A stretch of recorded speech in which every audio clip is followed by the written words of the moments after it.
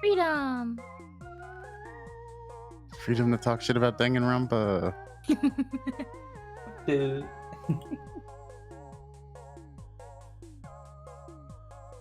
Hi everybody, hi. Also, you're not BRB. Why is the BRB up? Also, where's Boop? I gotta add Boop. It's all They're ruined. Subway Surfers, that's what matters. True. Everyone, look at Jammy playing Subway Surfers. Don't ignore the fact that I totally forgot to add Boop to the source. Do not look behind the curtain.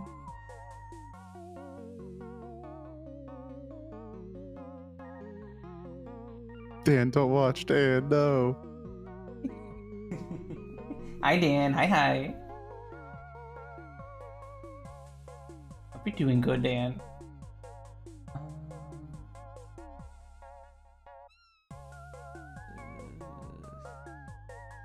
There you are.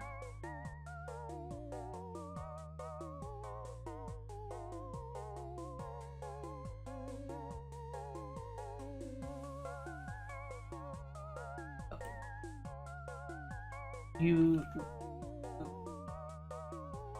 There we Live shooting, live.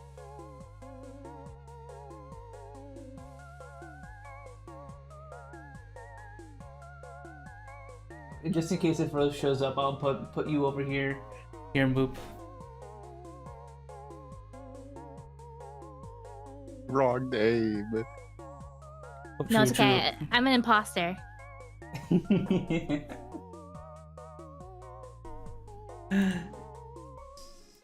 This is basically a Mogus. True. Yeah, well, your voice sounds so different today. Whoa. Crazy.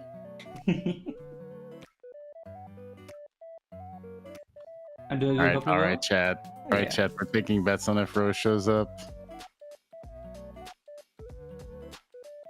Place your bets, chat. Place your bets. Send all your PayPals to me. I'm holding on to the money. Start a poll. Start the actual like poll. The gamble poll one. I forget what it is called. She is, Dan. It's true. Yeah? She is. She is.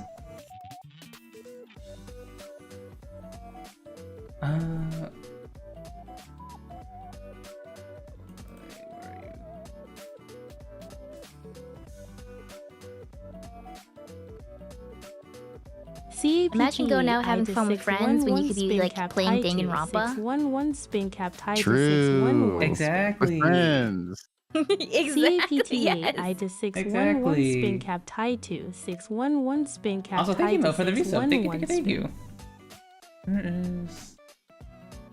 Huge resub. Wow.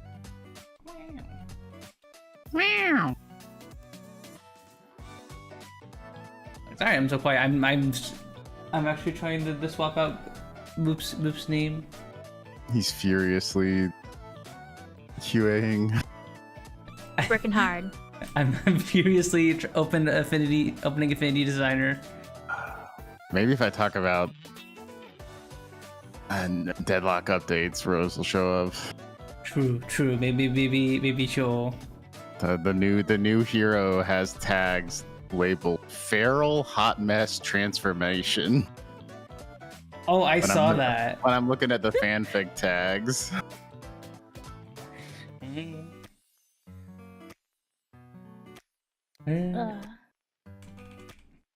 What a selection of tags. You play Deadlock at all, Moop? Nope.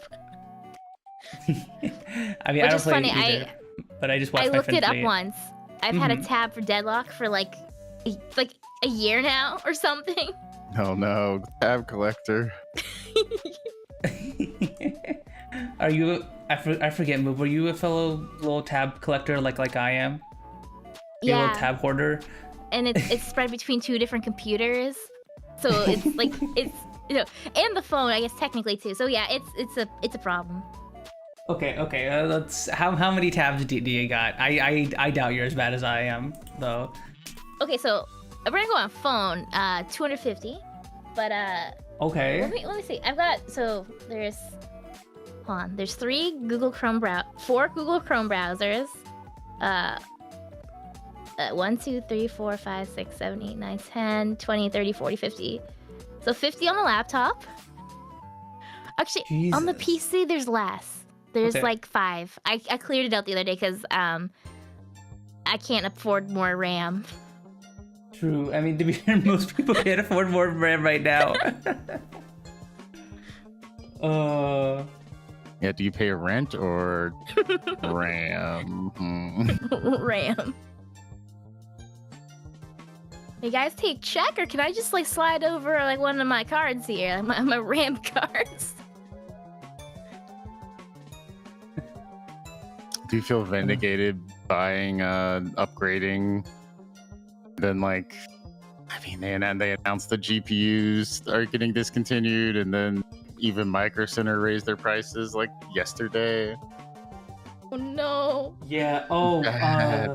My friend Cynthia tried to get a 5070 Ti from Micro Center, and in a day it went from like 16 cards to 0, sold out. Good luck. Yeah, and they just Yeah. increased the price too, like today or yesterday. I frozen. Yeah, it's insane. I recently got one for CL, and thankfully we got that all installed. Thank God we bought when we did. It is crazy how they're just being sold out everywhere. Crap, I forgot to post that we're live on Twitter. Twitter. Twitter.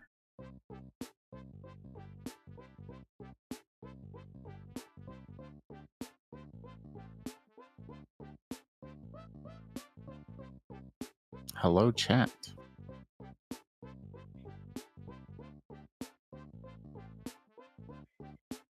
Right, I can say hello, chat, and make Dan angry.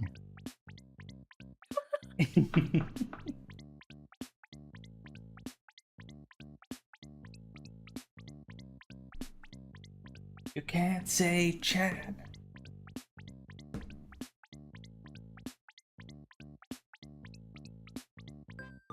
Would it be chats plural since there's also 2 streams? True. Hello, got- all chats. I think that makes it better. We don't talk to the YouTube. I love to hate on the YouTube. They tune in. I'm just like, hello. Oh, that's unfortunately we don't get a whole lot of chatters on YouTube. I've been multi-streaming for I think like half a year now. But unfortunately, I haven't been able to gain too much traction. I think Frozen is like my only YouTube chatter, and even he's moving over to the Twitch chat as of late. Although sometimes he watches on YouTube. They're like just like completely different like cultures. I feel like Twitch and YouTube. Yes, I've noticed that. Because like I've had like people be like, hey, it says this game, why aren't you playing the game? And it's like the first 30 minutes, like an hour of stream. And like, typically I think you do a similar thing where you yap for the first like 30 minutes of stream. And like that's like considered as like the standard thing on Twitch, right? You yap for chat a little bit and then you get to the game. But like I guess like the culture is different. They kind of expect you to get right into the game. Because usually I'm in whatever, I just start the stream in whatever category of the game I'm gonna play on YouTube. Because there's no just chatting category, so it's like, okay, I'll just put it in whatever game I'm gonna play.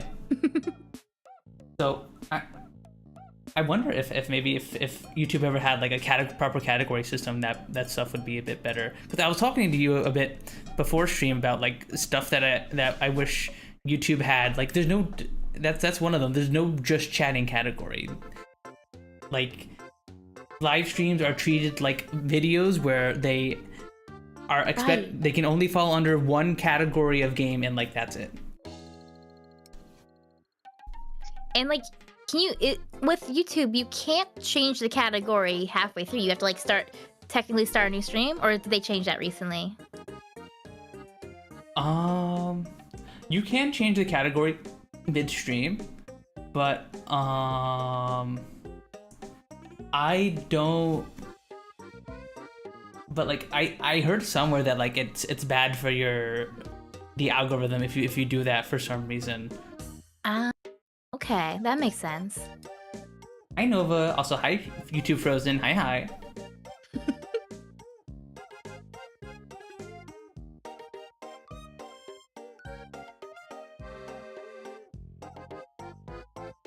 Whoa.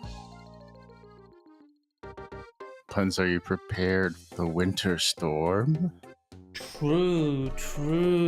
I'm sure everyone in the US has been hearing about like the freaking massive winter storm that's apparently gonna come on like Sunday around here in Delaware. Do you think it's gonna be as bad as everyone's saying?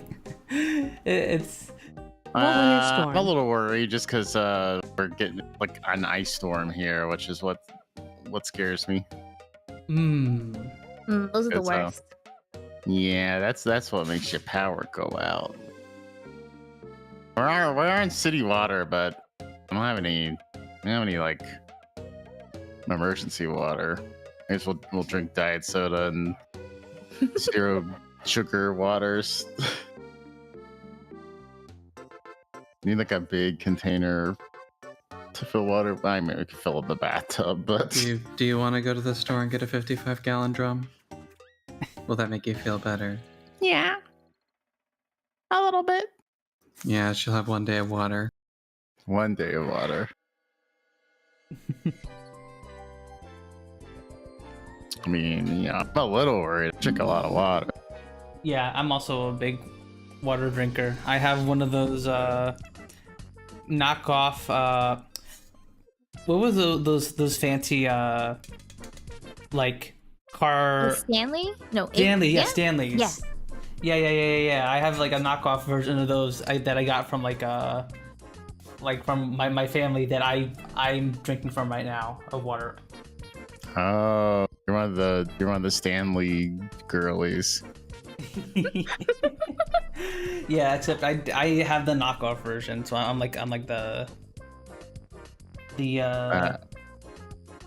you put all the like pumps? Do you do all the fancy stuff to gussy up your water like was popular at the time? Oh my god, no, I don't do any of that. Wait, how do you make water fancy? I have. So it was like the trend at the time was people would take their little Stanley cups and they would fill them up with ice and a bunch of like zero sugar like syrups, like Italian like syrups and various like Starbucks adjacent syrups and fill it with water. So you're like making like a flavored water, except it was, it's still water. It's just got a bunch of other stuff in it too. So That sounds kind of yummy. I mean, I'm sure it's kind of yummy. I'm a bit more of like a lime juice and some sugar girly if I'm gonna gussy up my water.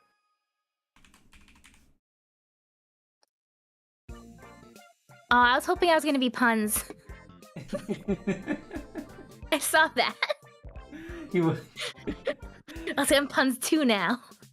puns too. No, you don't want to be me. Okay, it's got like it's close enough. Also, hi Fab, hi chat, hi Fab and chat.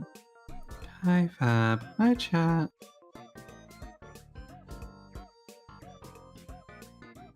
Hi Angel, hi. Hope you're doing good. Okay, you put Moop over Gowoo's name, but it just looks like Mood on the stream. Oh, Mood. that's what Dan was saying. I thought Dan was just saying boo to something we said. Mood. It is a mood. There we go. Okay. I'm cooking. Just And like then why we did. There we go. Being censored now. There we go. The black box.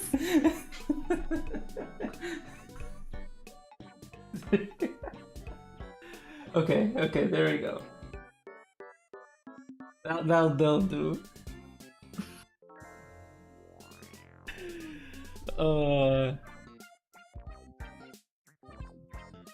Oh man, I was like literally sitting around doing nothing like 30 minutes before stream, thinking like, did I do everything? I'm on my pre-stream prep. I got the title changed. I got the thumbnail made. Like I think I'm good to go here. And then I just completely forgot about putting you in the overlay and stuff. No, you didn't. This was for the content. It was a calculated move. Yep. Totally calculated.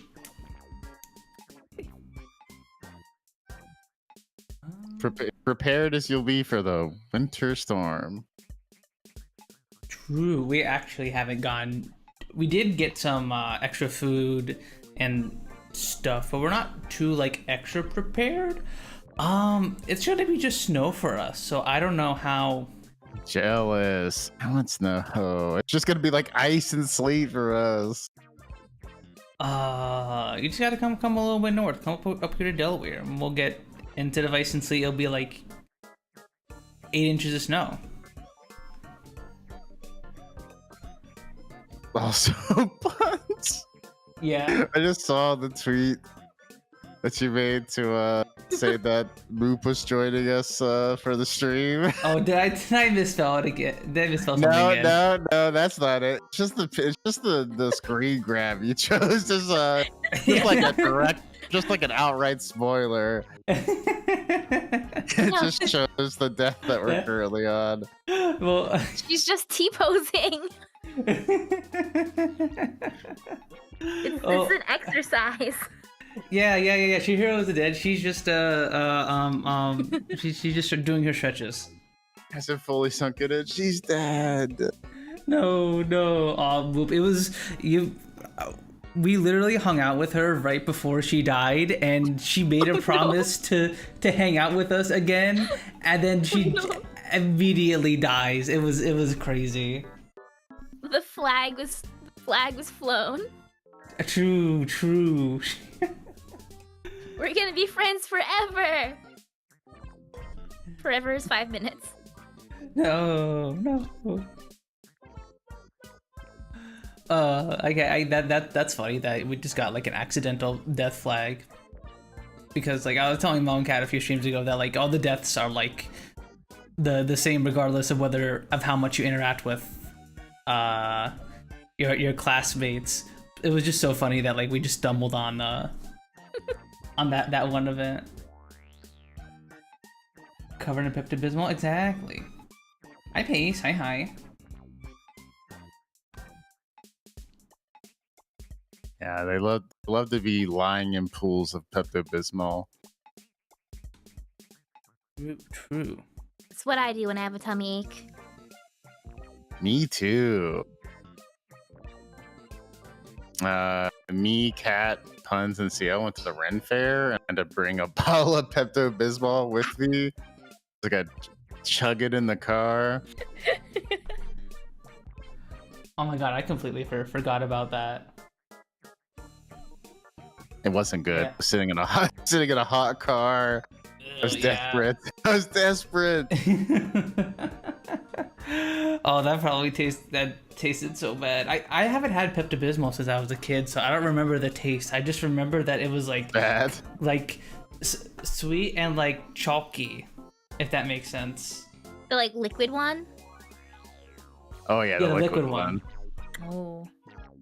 Yeah, just hot liquid Pepto. It's not good. I usually take a Tums nowadays. Although I typically don't get tummy aches too much. Yesterday I did have one though, for some reason. I had ramen the other day, and then I had blueberries for breakfast, and then I had a tummy ache for the rest of the day. I don't know why. What was the time you had ramen first, then blueberries? Yeah, I had ramen for dinner, and then I had blueberries in the morning. The next day, okay. Yeah, no, I didn't have a big bowl of ramen for breakfast and then eat some blueberries after. I was like, blueberries for breakfast is the ramen ultra breakfast? Pre-breakfast? Got it. Just a little ramen when you wake up, you know? Yeah. I used to do that when I was a kid. Oh, really? I was kind of like picky.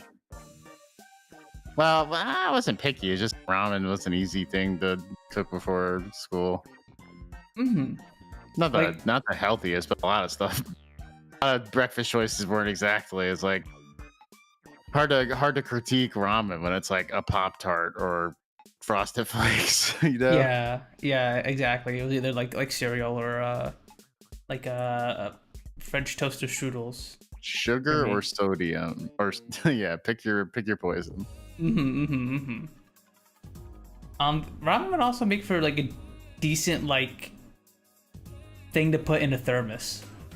In my experience, at least I preferred it to mac and cheese. Mac and cheese in a thermos? Yeah. My mom would do that sometimes. You put mac and cheese in a thermos, and it would taste nothing like it does fresh, because like the noodles like get all like hard and like yeah and I'm also imagining when you said thermos, I just imagined you like popping the top and gulping it down, which for ramen you make sense. It's still a little messy, but yeah but like I have like a fork, so it's scoopy it up. I'm just picturing like a mac and cheese soup. Like it's just very, very thin cheese that is just floating in. They souped up the Kraft mac and cheese. Yeah. Honestly, that would have tasted better, I think, because like it would have been fine. Yeah, because like the problem with the mac and cheese, it gets all dried out when it's in the thermos.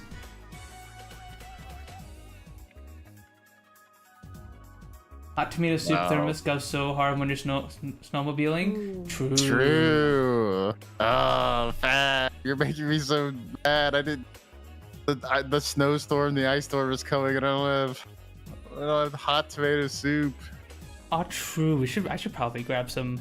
The stores are chaos. I had to go to Costco to get my medications before the storm, and it was a nightmare. It was awful. Oh no. But thankfully didn't have to like go through the checkout or anything. We just like pushed through and said, "Let us through. Let us through. We need to get stuff before the storm." Yeah, thankfully me and CL went on Tuesday, so it was just like a normal grocery store experience. What is the storm gonna hit you guys on Sunday as well, or is it like earlier? No, it starts Saturday. Yeah, it's coming from the south, so it'll hit us first. Okay, Terry brings up something that I am a Costco executive member. Hold your applause. I have I have the upgraded membership, but they have executive hours at like 9 a.m. in the morning. I'm just simply not going to the grocery store at 9 a.m. Yeah, me neither.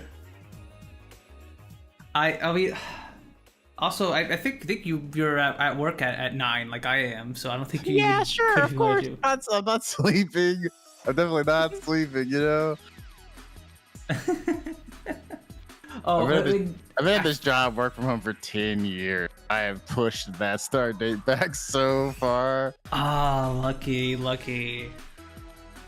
And no, I'm just a lowly software dev, so I don't get to decide when the meetings are. So they've always been like 8:30, 9 o'clock, around there. Oh no. Yeah.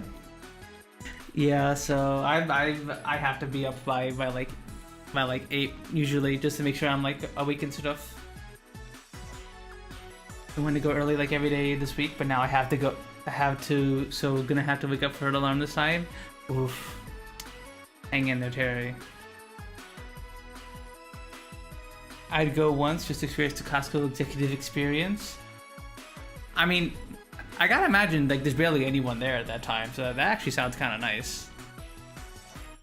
I've had a couple times where like not Costco, but just like my regular grocery store where I got there at like 7 or 8 a.m. like the first open, and it was kind of nice. It was just empty. Like I didn't have to like you know how people always block the aisles and stuff. Like I didn't have to deal with that. I just went in leisurely, strolled around, got everything I needed, and I told myself I want to do that more often, but I can't wake up that early. I've also found, like, I obviously think this depends on the area, but if you go at like 7, 8 p.m. during like the weekdays, it's very, very empty at the grocery stores, and that's what me and CL love to do, because it's like no one around. You don't have to, like you said, you don't have to like squeeze past people in the aisles. There's not people like talking all around you. It's just nice and quiet, and you can just go get what you want and get going, you know. Costco's not open late. No. Catherine converted me to be a Costco lover. I held her at gunpoint. I mean, I do like it now.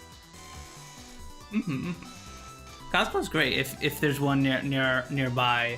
Unfortunately, there isn't one nearby us, and otherwise we would probably go, because it's just so nice to be able to buy so much stuff in bulk, and then you don't have to worry about it for a while.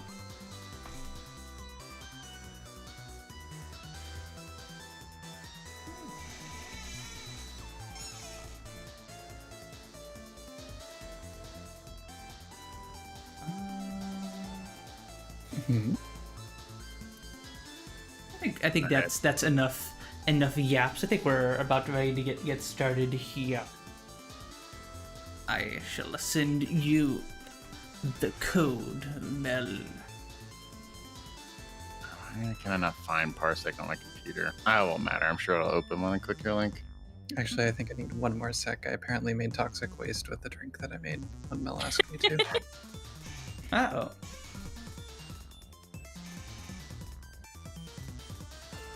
She's making a funny face and a noise every time she sips it. We got this non-alcoholic aperitif to then mix with alcohol, and it's very overpowering. What's an aperitif again? I don't think I've had that in my mixed drinks. It's like a bitter floral kind of liqueur, basically. Also like a gin. No. I mean, gin is described as floral. How do I describe an aperitif? Negronis, like cocktails that have aperitifs are like Negronis, Aperol Spritz. Aperol itself is one. A French 75 is like a aperitif cocktail. But yeah. I mean, maybe a gin is an aperitif. So,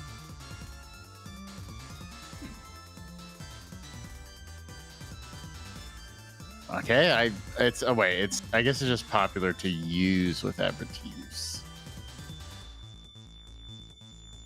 Yes, okay, yeah. I was like, gin's not an aperitif, but vermouth is. You commonly combine gin and vermouth.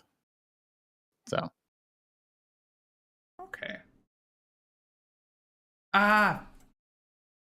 Every time I boot up this game, I keep forgetting that it's at max volume every time.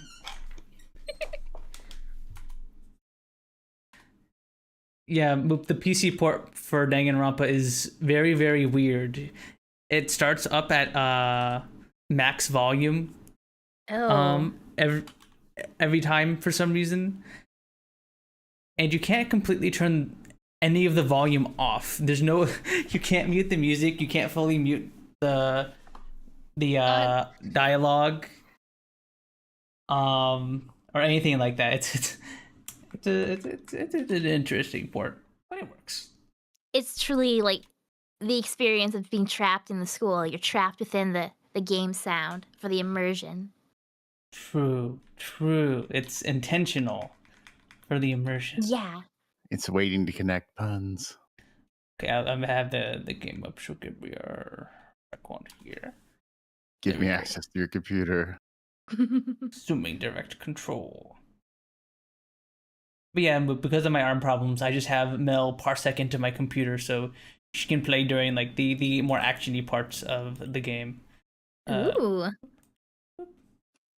There we go. Alright, you should be in Mel. Oh, the game's not displaying.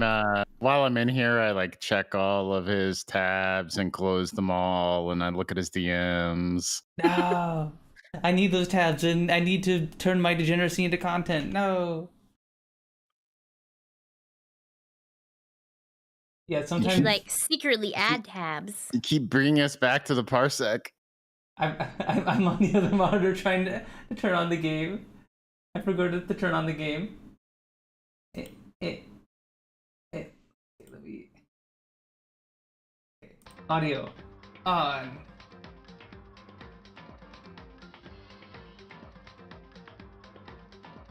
Danganronpa on. Okay, we should be good. Yippee! Hey. Alright, let's get right back into it. So for those who weren't here last time, we discovered that Chihiro was the next person to be murdered in the game, and we started the investigation into her death. We finally got to go into the room Byakuya wouldn't let us go into, and which is a little suspicious. Yeah, it was very, very sus. We tried to get into the room multiple times during the free time last stream, but he would not let us in. He was watching it like a hawk. Which I was expecting a little bit more in here than it just being like an actual archive. Mm-hmm. Expecting like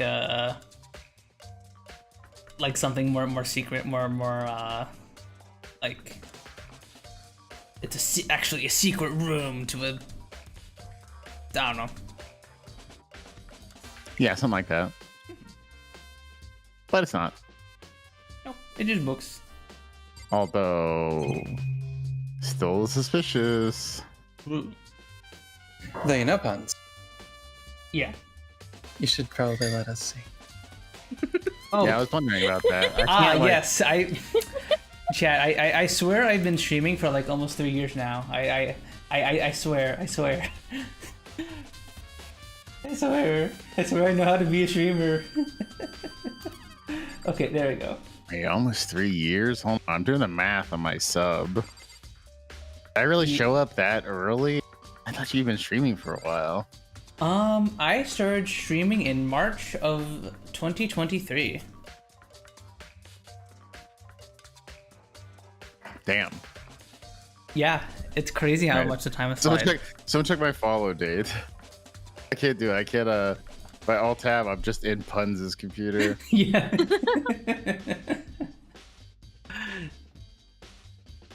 Locked in here with you. You're locked in here with me. Honey, you can Tapped in my talk. computer. You can talk to Dan direct. Y'all are talking about things that aren't related to that. I'm letting the conversation not have to go back to that. Fair. Hey, will you check my follow date, honey?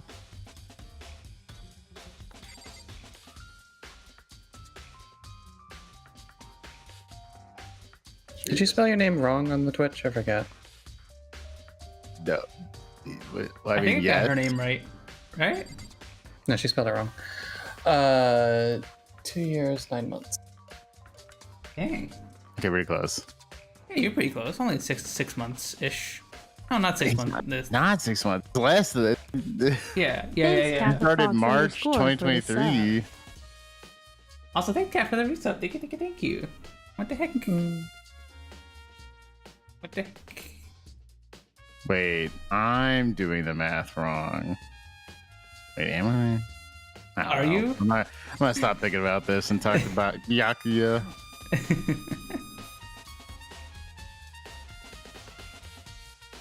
Oh yeah. So how do we want to divvy up the characters here? Gawu was doing most of the men, so we've just kind of been. Well, he hasn't been here. We've just been each of us just been taking turns with them, and then, Rose's characters.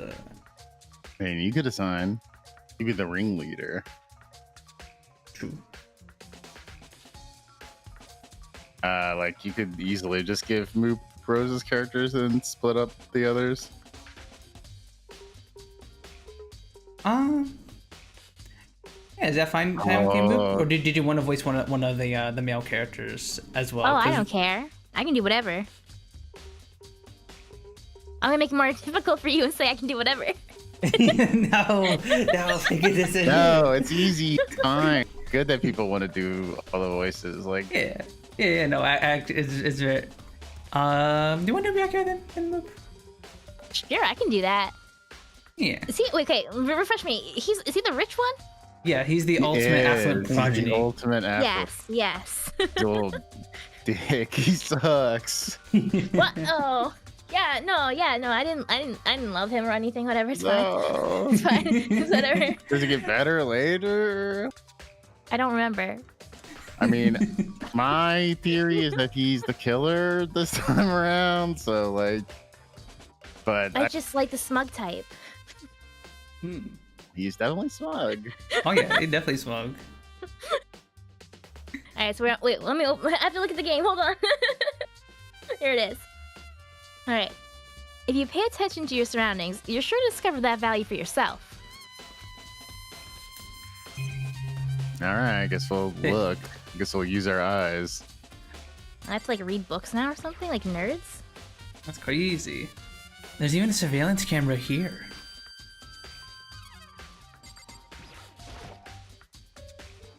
There's so many files stuffed into the shelf. What's in all these things? Those documents are dangerous. Dangerous? He's taking turns with the men? Home. Hell yeah. They detail all the people who control the world from behind the scenes. Dangerous truth for a commoner. You mean like members of the Diet or something? No, I mean the ones with the real power. The secret council controlling everything from the shadows. If you're ready to be disappeared for it, take a look. There's some very interesting people in there. You're kidding, right? Am I? I'll just let it go for now. Is that true, Fab? I thought it was diet. Is it diet? Like deity? Diet? Interesting. Wait, really? Diet? I wasn't steeped in the Catholicism. Diet Coke. Eat the Coke. Diet Dr. Pepper. This shelf is stuffed tight with files. But without really thinking about it, I picked one at random. Ah, you have a sharp eye indeed to select that file. Huh? That's the report on a presidential assassination. The original is kept at the National Library. It won't be declassified for another 30 years. You sure you want to look at it now? Forbidden knowledge. There's no telling whose crosshairs you might wind up in for peeking at it. Without making a sound, I returned the file to the shelf. I mean, is he saying he's gonna snitch on you? True. No one will need to know. Yeah, Well, they're being monitored at all times, and Monokuma could leak that. That's true. That's true. It was It could supposed be to be Makoto's new embarrassing secret. elite high school, but so it's a lot of compromising information. Huh? It's a desk lamp. Oh yeah, it's the same one I saw Byakuya using in the library before. Do you have a problem with that lamp? Yeah, I got beef with this lamp. It was here before, then I moved it over there. It's too dark over there, so I thought I'd put it to some good use. Nice. Yes, we used all our gamble coins. True, we're gonna have more coins after this to gamble with. There's a wooden box. It's empty. Although, judging by the smudges on the dust, it looks like there was something inside. I wonder what it was. It's like rope.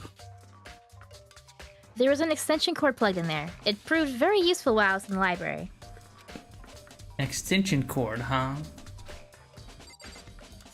Like, I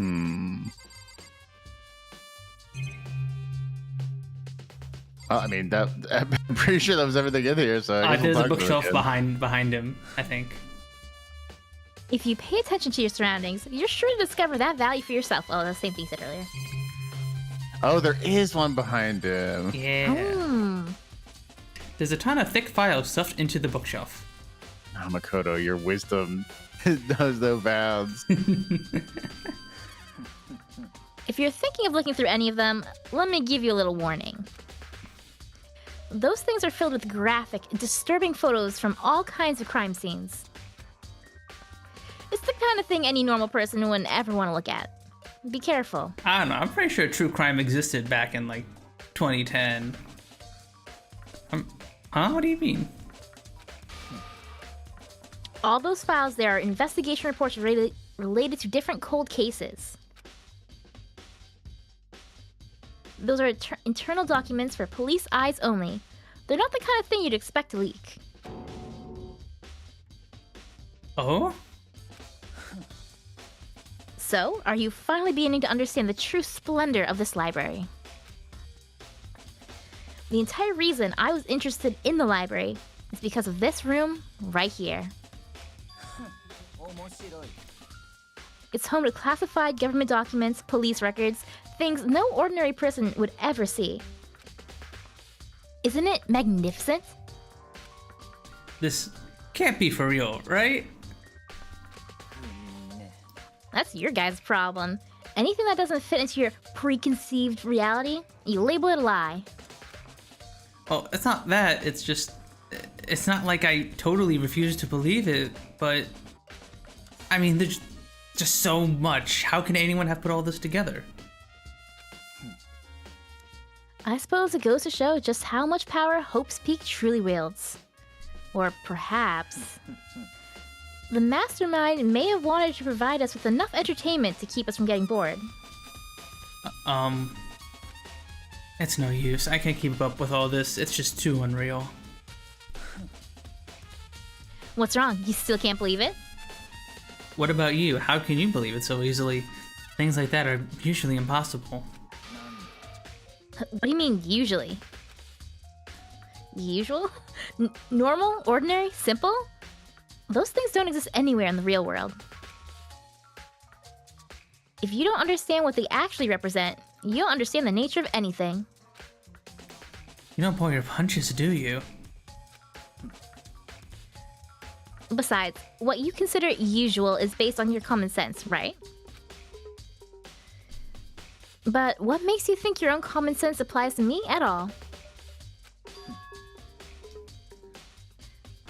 The documents gathered here are genuine. I have reviewed them multiple times, so there is no doubt. Hold on a second. You're saying you've read all these documents? And more than once? Nerd. But all of this has to be, like, top secret confidential stuff, right? So why? My family has a reading room just like this at our home. Ours is bigger, of course, and not as dusty. Huh? Members of the Tagomi family have access to any variety of government-related documents. That includes foreign powers as well as domestic. How's that possible? I already told you, there's a secret council that controls the world from the shadows. My family's a member of that council. And I have within me the bloodline that will allow me to one day bend the world to my will. But to become a ruler, I must know all levels of this world backwards and forwards. So whenever I have time, I like to review whatever documents and materials that interest me. Which is why I can proclaim, without a doubt, that the materials gathered here are the real thing. This is beyond believing or not believing. Becca's actually starting to scare me more than the actual mastermind. And what always interested me the most were the cold case police investigation reports. Reading through those reports have always been a hobby of mine, ever since I was little. Huh? True crime podcasts. Oh, yeah. It's excellent mental exercise. I've more than a few of those cases just by reviewing the reports. And among all those reports, one of my recent favorites is the Genocide Jack case. Yes. As he talked, Byakuya grabbed a specific file from the shelf. This is the complete case file. Every single report surrounding the Genocide Jack cases have been compiled in here. Because there's so many, allow me to quickly summarize the main points. To begin, there's two notable characteristics in every Genocide Jack murder. The first characteristic is that every crime scene, the word bloodlust is written in the victim's own blood. And the second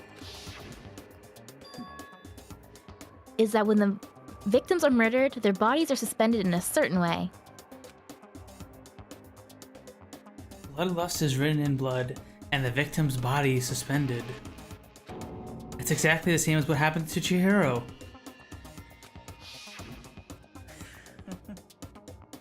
Save your surprise, the best part is yet to come. For the second characteristic, where the victims are suspended. The only ones who knew about that particular fact were members of the police and other higher-ups. Oh. By all accounts, nobody in the media ever found out. Huh? In other words, no one on the news, no one online, nobody knew about the aspect of each crime. Only key officials and the killer himself knew about the act of mounting the victim. Oh. Now, if you recall Chihiro's corpse, her body was most certainly mounted in this fashion.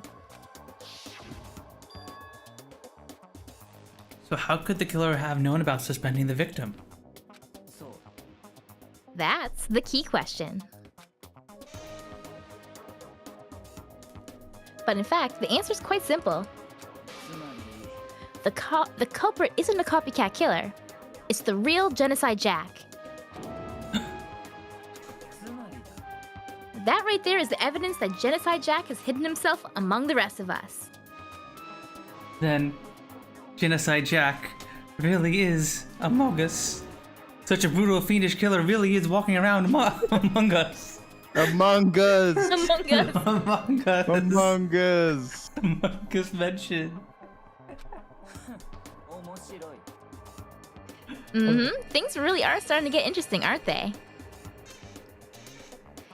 I never imagined a killer with such a reputation would become part of our little game.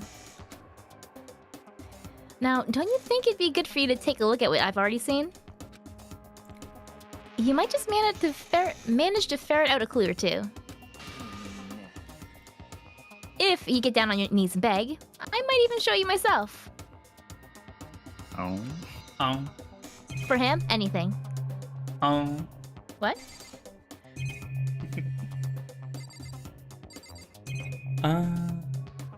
I think you just have to click on the bookshelf again.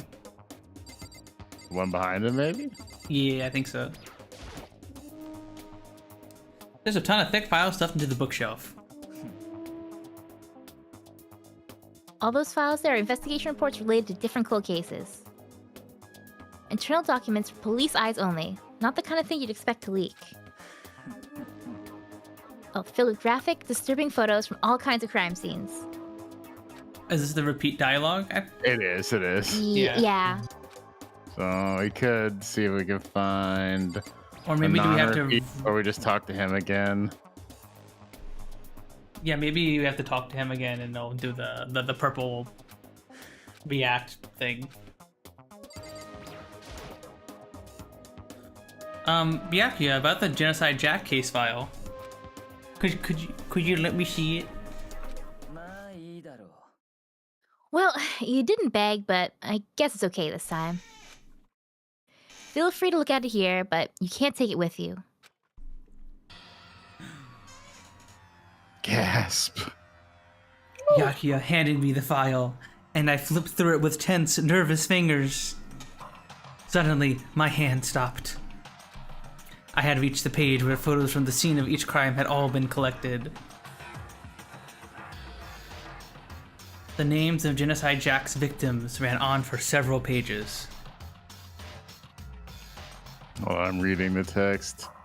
The victim suffered multiple stab wounds across his body, believed to have been inflicted with the same scissors that were later used to attach the victim to the wall.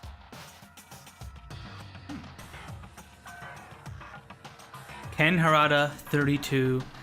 Tetsuhiro Honda, 17. Shoji Gaku, 23. Kano Issei, 14. Takeshi Yoshida, 30. Those are all male Japanese names, right? I think so, yeah. I think so. Oh, Komatsuna Taro, Takefumi Gano, Uchida Naoshia. I totally botched that one. Sasuke? Takeshi Masume, Yuto Yumejima. There was no end to it. But one thing became perfectly clear as I read. All of the killer's countless victims were killed and suspended in exactly the same way. With custom scissors. True. And at the scene of every murder, the word bloodlust was left in the victim's own blood.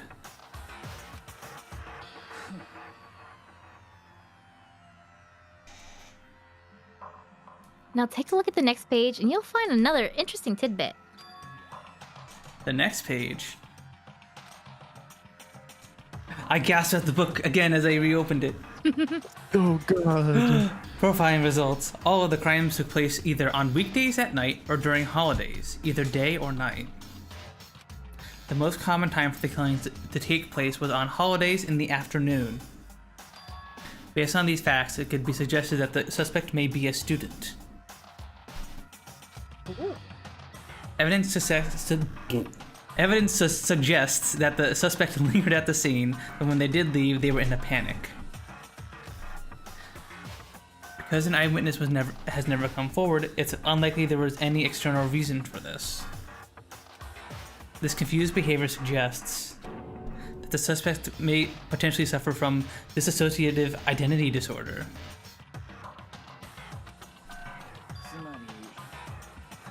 Key point here is that the culprit may well have a split personality. What was that? Personality? Like the kind of thing you see on TV? So I'm part of another totally unbelievable story. But this one is way more unbelievable than anything else up to now. I don't know. I think the thing being kept in the school by Robo Bear is a bit more unbelievable than a split personality.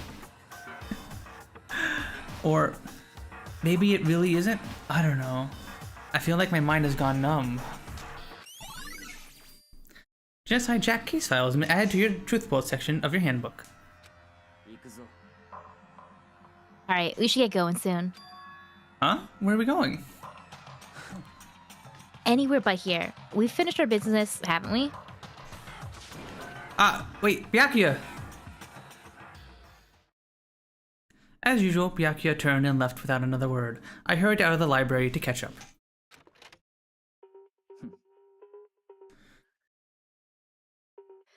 Well, this is where we part ways.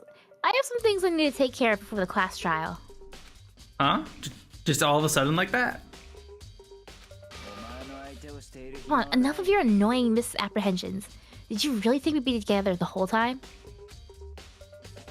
Take responsibility for yourself and do something useful. Move the investigation forward on your own. Well, goodbye. And just like that, he was gone. Just as quickly as he'd asked me to join him, he'd cut me off. In the end, I felt like I was just some plaything getting tossed around. At the same time, I'd uncovered some really important clues thanks to him. Genocide Jack, he's the one that killed Chihiro. And that murderous fiend is one of us. But who is it? I have to find that out no matter what it takes. And to do that, there's somewhere I have to go investigate one more time. I have to go back to the crime scene, the girls' locker room. I should check the boys' locker room too. And the others might have come up with some info I might find useful while I'm at it. Need to find out everything I can. There's a few sussy things going on here. It's like Among Us. Bogus. Oh yeah? What's sussy? What do you think sussy? I mean, all those murders were men, it appeared. It's possible. I mean, we did speculate that Chihiro, it could be like a gender bender situation going on here. And although I don't think I'm not confident that that's the case, it could also just be a copycat killer and they're fucking it up. I mean, I have theories. I don't know if it's worth talking about them, you know? Okay. Let's head on back to the crime scene and see what our classmates have to say. Leave the logic here. Trying to remember, so I can't teleport to the gym second floor. I see if you can teleport to Hifumi there, because it had the go thing pop up, or did it not work? To Hifumi? Yeah, like there you go. Oh, okay, there you go. There he is. There he is. One of the characters of all time. The characters. I might as well. He did have his right. redemption arc, though. He did. I mean, I did enjoy that part. Did enjoy the part where Hifumi says "A cab." Forgot about that. He said the police suck, and we're like, let's go, Hifumi redemption. Hifumi says "A cab," let's go. Who was doing Hifumi's voice last time? Was he? I was, because yeah. Do you want me to keep doing Hifumi? I could try and do Hifumi since I guess I'm technically down a character. I can try and do a nerd voice. Try. I'm sure it's gonna be so hard for you. You're not dirty at all. Yeah, totally. Ding ding ding! Hifumi has discovered evidence revealing the identity of the culprit. Another stat increase for me. Grode. Evidence? What did you find? I cannot reveal that just yet. But I guarantee that what I found will steal the killer's breath from his lungs. Are you sure about that? Oh yeah, Miss Lunenburg said she'd witnessed something worthwhile too. Really? What did she see? She refused to tell me. It's like when the girl bullies the boy she likes, right? Right? Okay, so where is Celeste now? The warehouse by the dorm. She was there, but at the same time, not there. What's it gonna be? Thanks, Afemi. No problem.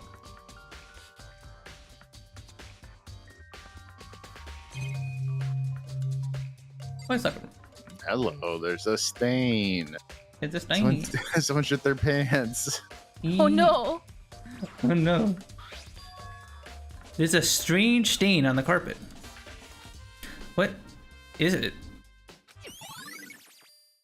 Boys' locker room carpet has been added to your truth post section of your handbook.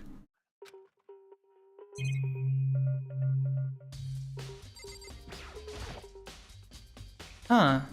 This poster. It's a popular boy band called Tornado.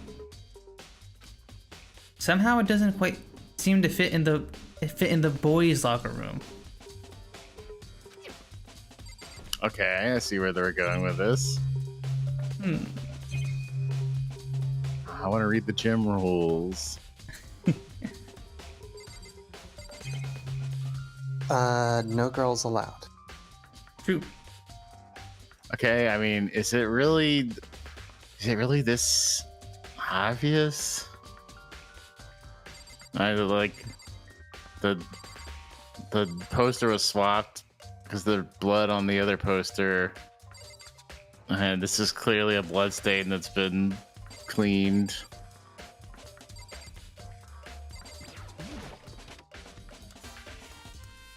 Off to the pool. Oh right, it's the pool. Well, I don't think we need to be in here. No? Why not? I actually forgot if there's anything in the pool or not.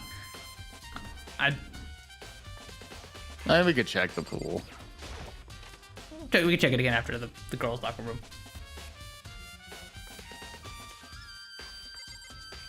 All our friends are here again. True. Do they want us to check it again? And maybe check the poster again. It's a blood-stained poster. The blood is the most noteworthy part, but the big-breasted swimsuit model is pretty noticeable too. A girl's locker room doesn't seem like the kind of place you'd find something like this. Oh wait. Oh, but wait, that reminds me. The poster in the other locker room is... That's right, there's definitely something strange about this. In the boys' locker room, there's a poster of a popular boy band. In the girls' locker room, there's a poster of a big-breasted swimsuit model. Could the posters have been switched? But if they were, why? What reason would anyone have? Maybe I should talk to someone who knows a little more about the locker rooms. 2 locker room posters have been added to your truth bullet section of your handbook.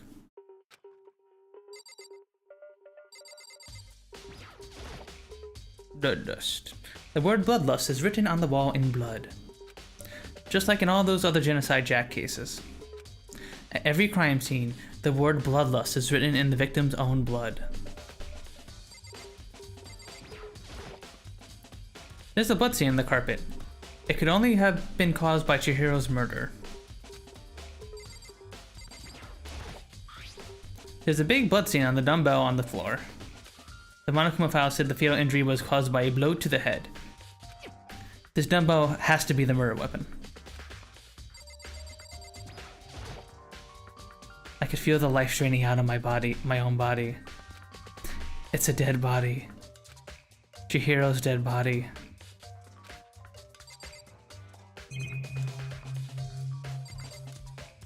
Guess we'll talk to some of our other favorite characters. Hey Kyoko, have you made any progress on your investigation? Generally speaking. But I have to get going. I have something unrelated to take care of. Something besides the investigation? What is it? Nothing you need to worry about. Just concentrate on the murder. But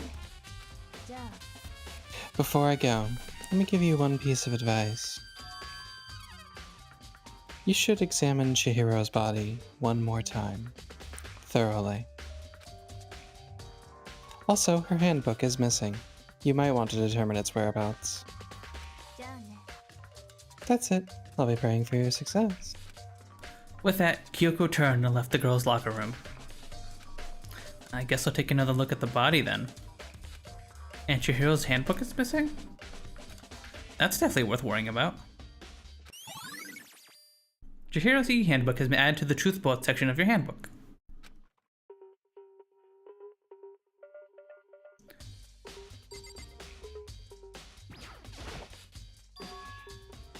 Dude had a real complex about being weak. You heard Chihiro talk about it, right? All I need to get stronger. Yeah, I do remember she said that more than once. Sure did, which is, I guess, explains the trip down here. But did she really need to get stronger that badly? You all already mentioned it, but she was a girl after all. Most girls aren't all that strong. Jeez, Makoto. I don't know, man. Haven't really thought about that stuff. Yeah, it's only like strongest woman ever among your cohorts. True. In the same room. Literally right over there. Literally right there. Staring daggers. Chihiro's complex. Going to bench press him. Where did it come from? I wonder who. I wonder. Feel Would like it be Moop. Sakura Moop? Feel like Moop should do this. You spend a lot of time exercising in the girls' locker room, right, Sakura?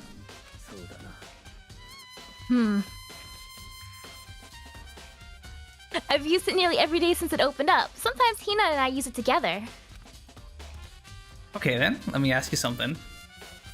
Do you think the posters in the boys' and girls' locker rooms could have been switched? Sorry, I can't really say. I've never really paid any attention to the posters. I see. But there is something that's been bothering me about the locker room. You see, I like to drink a little protein coffee every time I finish exercising. We have protein coffee? In the warehouse. It's not the highest quality, but I don't have a lot of other options. I mix protein powder with coffee and down a glass of it after exercising. That sounds like the most vile thing ever created. Yeah, that sounds awful. Yeah. Yeah, but that's how you get strong. Who cares about flavor when you can get buff? True. Also, hi Manu is a butter boy. Hi.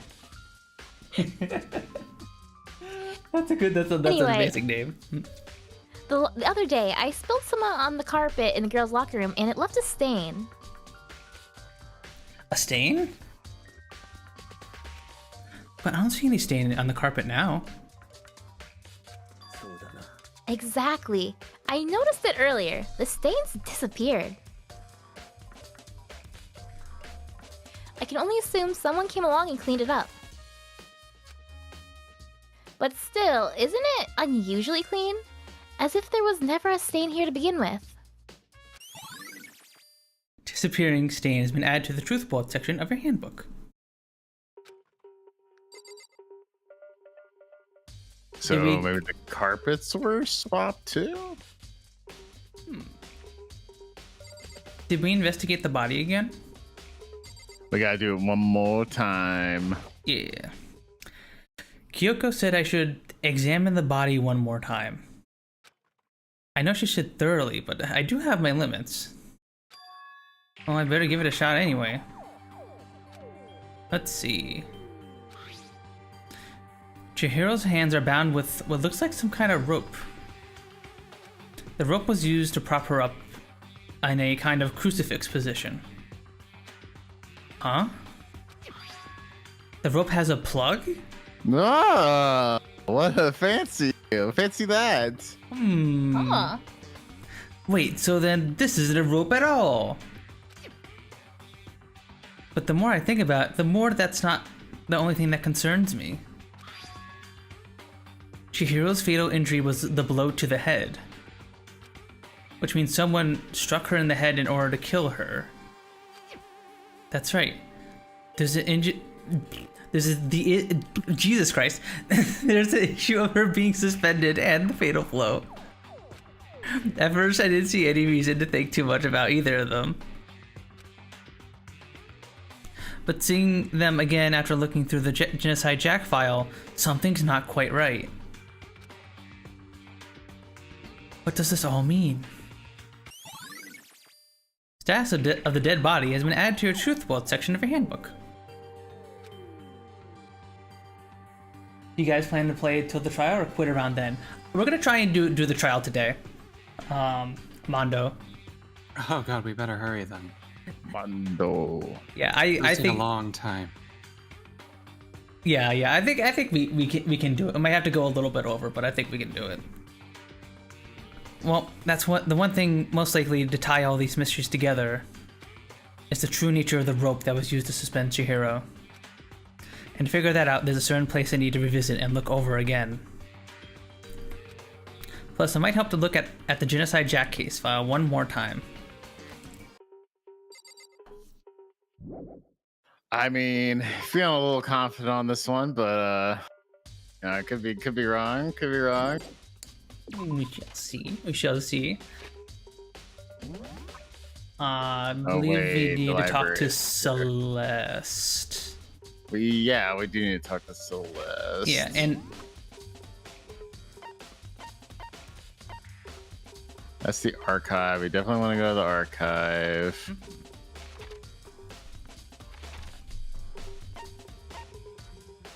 That's where Celeste is.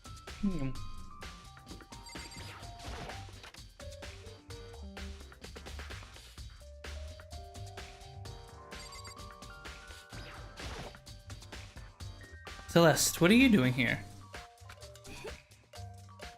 This warehouse is amazing. It absolutely has everything one might need to live a full life. From food to clothes to towels, there's an endless supply to choose from. I see that, but have you found anything related to the case?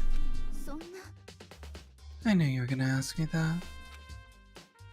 I thought talking about the warehouse itself might misdirect you, but I see it was pointless. Then, did you find something? Very well. I will tell you and only you. Last night, I saw her here. Chihiro was in the warehouse. What? Really? This was right before nighttime. What are you doing out this late? Oh, I was just... Are you planning to go exercise, perhaps? What? How did you know? Because I can see a blue track jacket sticking out of that duffel bag you're carrying. Oh, you're right. Thanks. Well, I better get going. I'm kind of in a hurry.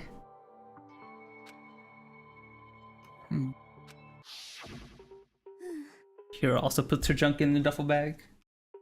She stuffed the jacket into her bag in a hurry. It was almost like she was trying to hide it. And just like that, she was gone. I assumed she was merely stocking up to go exercise in the morning, but it would appear she ignored the nighttime rule and headed directly to the girls' locker room. If she hadn't broken our rule, none of this would have ever happened. You get what you deserve, I suppose. Dang, Celeste. So apparently, she went to the girls' locker room late at night in order to exercise without anyone knowing. But the strange thing is, there was no trace of the track jacket or duffel bag Celeste said she saw Chihiro carrying. Which would mean that the killer would have gotten rid of it somehow. Celeste's account have been added to the truth bullet section of your handbook. We did see someone at the trash room.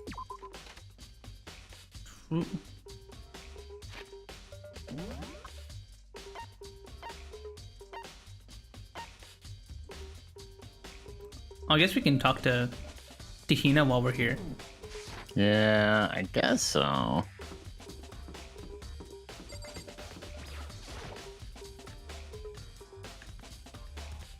She's checking the non-binary locker room as well. Ooh. Oh, Hina, how's Toko doing? Same as before. She won't come out, and she just keeps on mumbling something about Genocide Jack. So I just left her there. You left her? My head was all swimmy, and I was getting pretty hungry. Oh, but don't worry. I'm gonna head back as soon as I'm done eating. Toko's not exactly pleasant, but I'm still worried about her. Speaking of which, what are you eating? A donut, of course. Of course? Of course.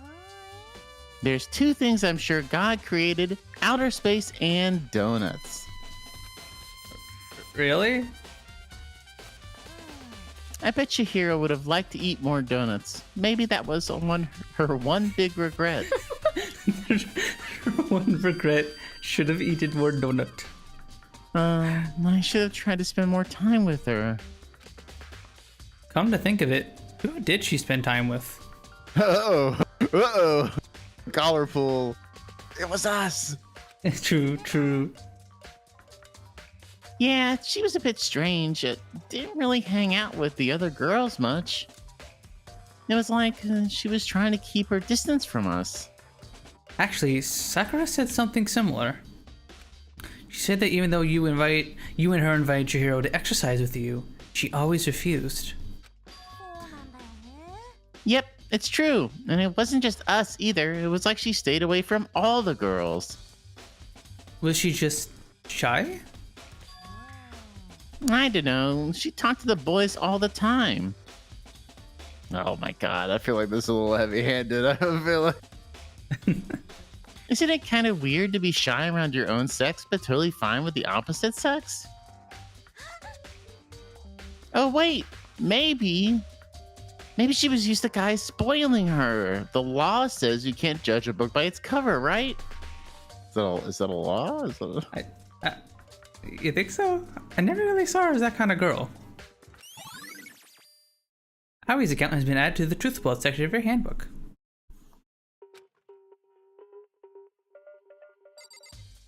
Yippee! Yippee!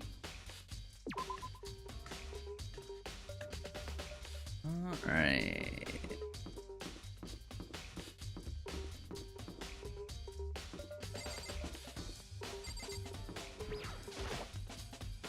This is Toko's room. I should probably just leave her alone for now. ... Even though she was talking about Genocide Jack. Mm-hmm.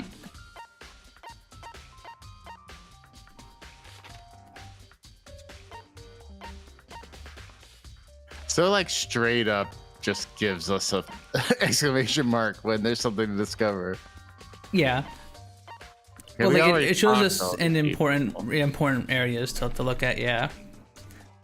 Alright, I guess it's time to go back to the library and stuff.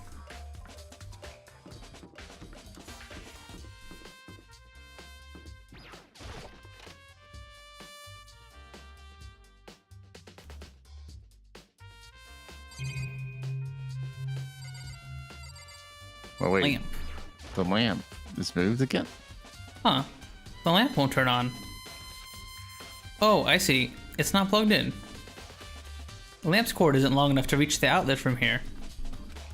But last time I saw it, it was definitely on. And it was definitely right here. Oh, that's right. Byakuya was using an extension cord. But there's no extension cord here now. I wonder if... Library disc lamp has been added to the truthful section of your handbook. What could it mean? What could it mean? There's a thick layer of dust on top of the desk. Maybe there's some kind of clue here? Guess not. I don't think there's anything important in the rest of here, but I'm just going to check in the archives.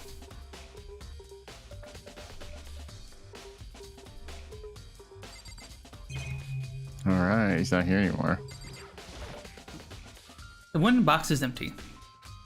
Extension cord that was in there before.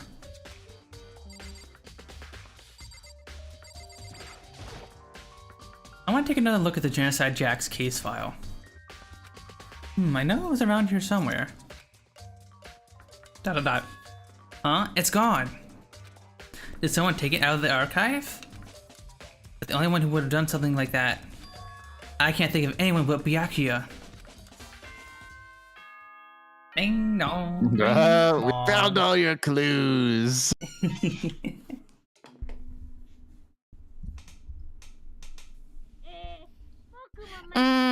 So I'm getting tired of waiting. Shall we just plunge right in?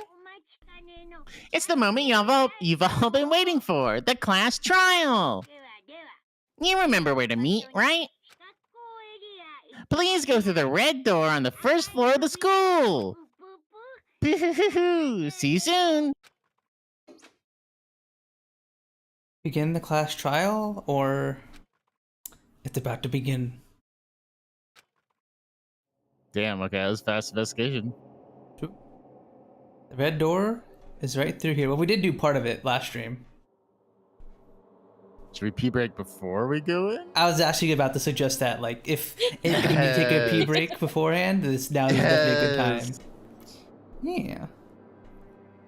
Alright, everybody. We will be back in a few minutes here. We're going to take a quick break for the class trial, and then we shall begin the trial of Chihiro's murder. Dun dun dun. Dun, dun, dun. I'm gonna run some ads on Twitch so that way you guys don't get them later during the trial. Which I mean, probably might get them in the trial anyway, but at least you won't get it as early. There we go. And yeah. Alright, I'm gonna go to the bathroom real quick, and then I will be right back.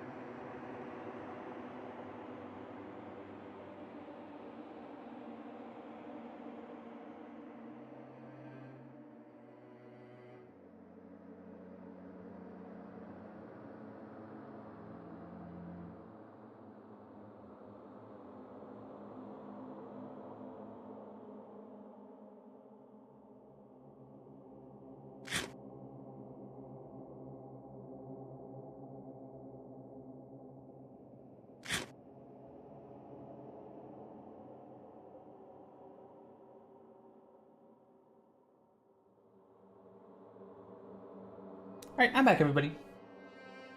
Welcome back. Thank you. Would you do that to Peter in class trial? Does Monokuma allow piss breaks or what? Would you be screwed? I think you just have to hold it. You just have to hold it. No piss breaks allowed. Not allowed. Monokuma would probably do something to cause you to piss yourself because then he could mock you for it. True. Oh, yeah. He, it, they, whatever.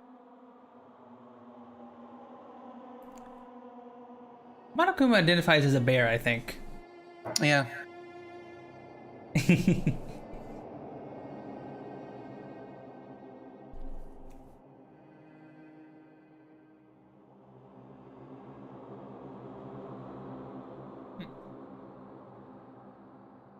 Now that we have a few minutes, I get to munch on my McDonald's nuggies. Nom nom nom nom. Nom nom nom nom nom.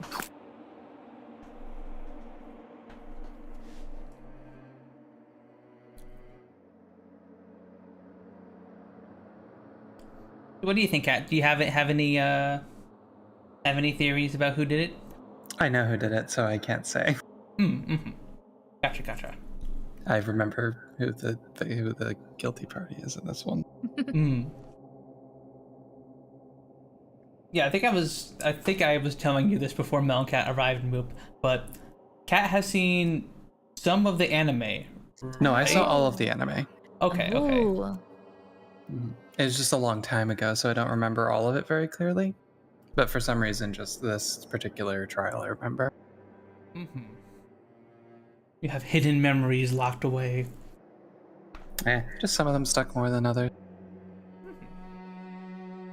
I think Baseball Boy getting pelted for some reason wasn't very memorable to me, so I didn't remember exactly that he was the one that did it, but it became pretty obvious pretty quick, though.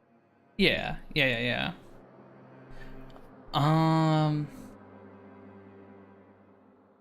Him getting pelted with baseballs, I remember, just because, like, if you go back and watch the opening of the game, you realize that it shows him being pelted with the baseballs, like, a few times in it, and it's just like, oh, they just show in the opening.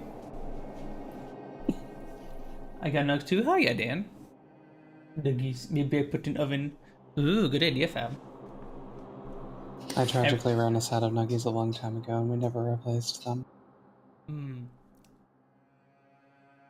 My parents replaced chicken nuggets with like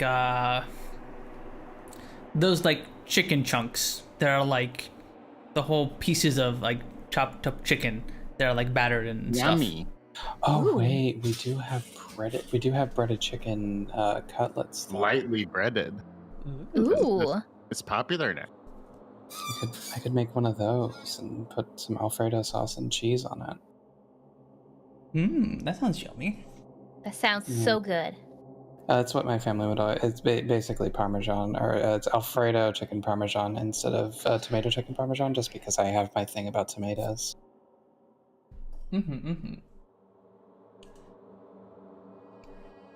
She got that sensitive tummy.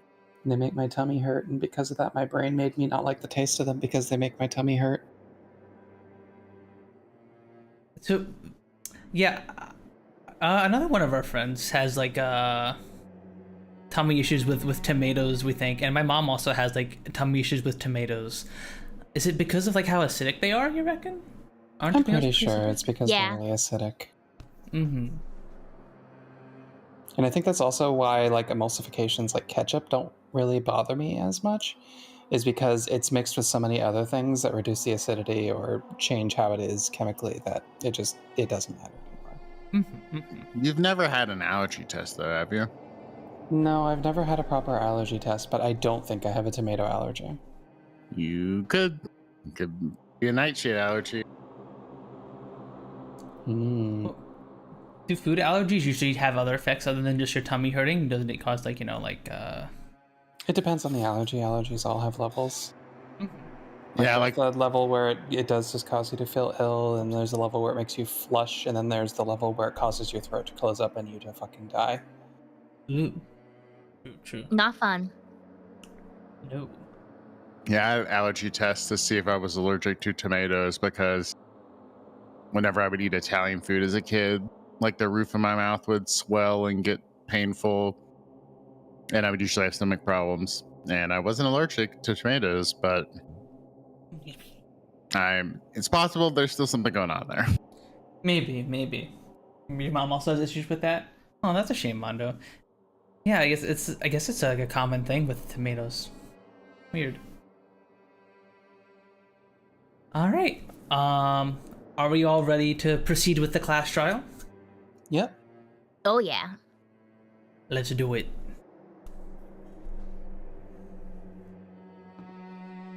She's inching towards the door. The anticipation. She's gonna do it. She's gonna click the door.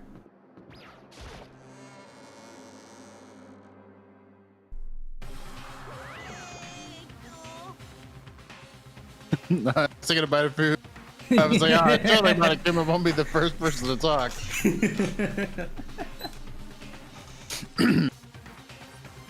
Ahem. Ahem. So, is everyone ready to do what? Am I blind or are we missing someone?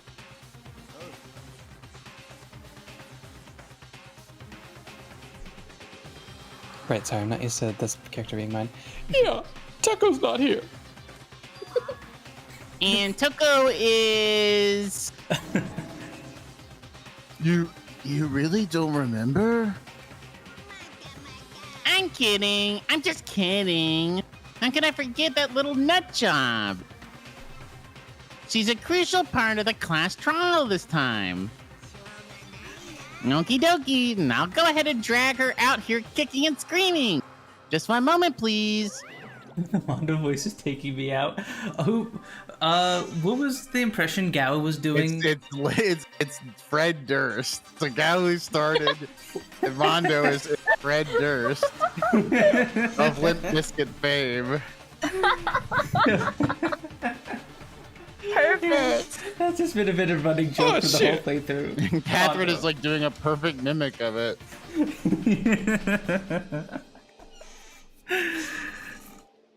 Just like that, a few minutes later, he reappeared, dragging Toko behind him.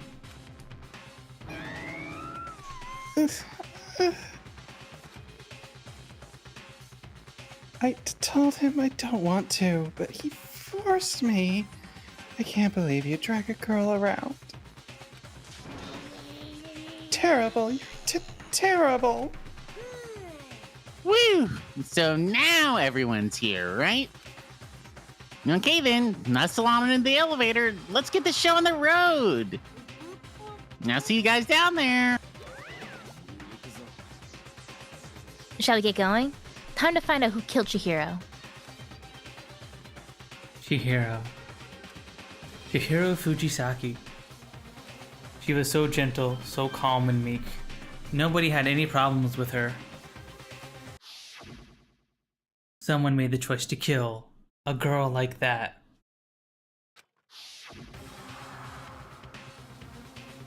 And that murderer is one of us. Someone standing right here.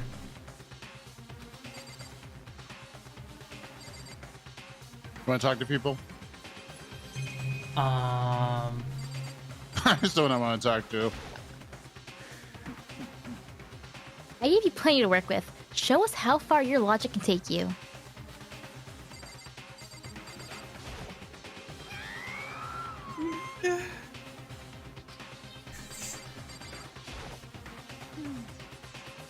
There's something odd about Toko's behavior. You think so? I do not think mere shock is enough to explain it.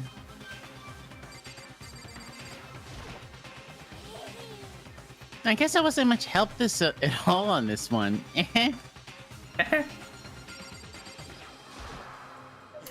Miss Fujisaki, I must admit, for being 3D, she was quite remarkable. Of course, just the idea of 3D makes me cringe. Same. So true, movie. True movie. Toko man? What's got her so worked up? What do you think Hitler thinks? I don't know why the killer did what they did, but I'm sure it'll work itself out. Justice always prevails, right, bro?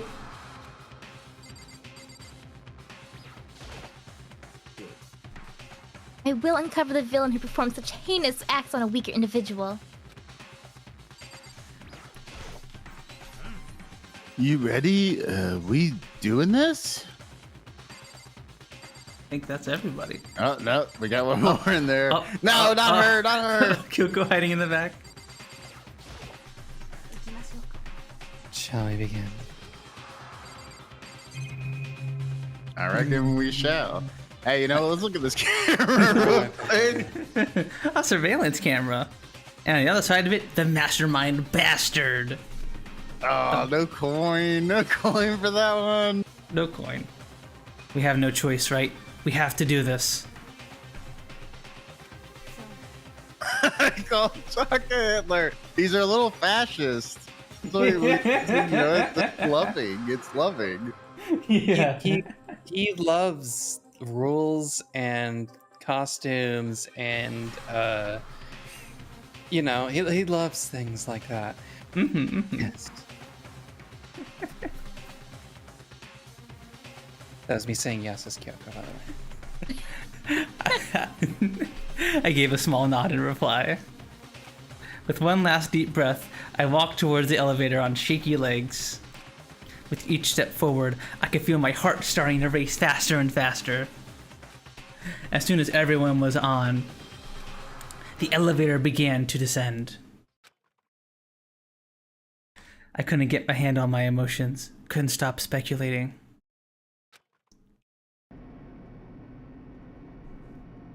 The steel box sank with heavy clunking sounds deeper and deeper into the ground. And as we went deeper, the uneasiness in my heart grew bigger and bigger. The elevator was unaffected, however, and continued to descend without hesitation. Until finally, it came to a sudden stop. What do you think? I redecorated. Isn't it so fresh? Isn't it so exciting? Don't waste our time with stupid questions. Let's get this over with. Good. You're rip raring to go. Gotta say, I don't hate it. Not at all. Okay then, let's get this show on the road. Everyone, please find your assigned seats. Just as a quick forewarning that you gave us last time, Puns, Moop, do you know how fast this sequence goes? Oh, yeah. So Yeah. if you don't get your character lines, it's okay, but you can try if you want to. I believe this Puns is... That is a good warning. That's a rule. We try to read It's out especially the hard argument for at least me once. because I have to read and do the fucking mini game mechanic. Yeah. But it's like no pressure if you don't want to or if you can't do it. It's I literally want whatever. to. It's fun. Is it? Yeah. So, but is it every trial mechanic or is it just the like fast mini games that I can't remember? It was like the whole time, like anytime you were going through anything actually in the trial, it was going so fast. And then anytime it was a pause, it was just Makoto's inner monologue. So it would just be Puns reading anyways. Yeah, for the most part, yeah. And so the curtain opened once again. A deadly judgment, a deadly deception, a deadly betrayal. A deadly riddle, a deadly defense, a deadly faith. A deadly class trial. Seems like something that Monokuma would say, not Nike. Namakoto would A monologue deadly about. class trial. You want to save the data? Probably. Yeah. Yeah, you can write. Glad a new person. All my person in monologues are Pun's voice nonetheless. Am I your personal voice, Squeezy? Aw, I'm flattered, I think. I think that's flattering. Greasy Like- will remember that. All right, who can steal other people's voices and turn them into their inner monologue, and who can't? Let's hear it. I can. I certainly can. Who can picture an apple and rotate it in their mind? Yeah, who can picture an apple rotated in their mind? But make Can you taste the apple the talk like apple? Puns. Can you lick the apple and taste it? I can't do that. I can rotate the apple, but I can't do that. Yeah, there are lots of people that can't do it. And then there are people that actually straight up can't imagine an apple whatsoever that have aphantasia. Shout out Matheson. Oh, Matheson 5. Do we want to do these? Oh, open e-handbook. Do we really want to look at this? Probably not. Nah, you should add skills though. I mean, if you want to review stuff, you are free to do so. I I don't think we need it. Yeah. Be sure to equip new skills and stuff on the set skills. Yeah. Okay, we do have a few new skills. Ooh. Increasing the speed of memorizing a statement, effective during the non-stop debate. Cost 2 SP. Increases the speed of memorizing a statement. What does that mean? I think they introduce another they will trickle in new mechanics as the trials go on. I forget if this pops up here or not. Also, hi Greasy. Hi Greasy. Hi. Hi Greasy. I feel like Mondo is our first category frog. We already have Melodious Voice equipped.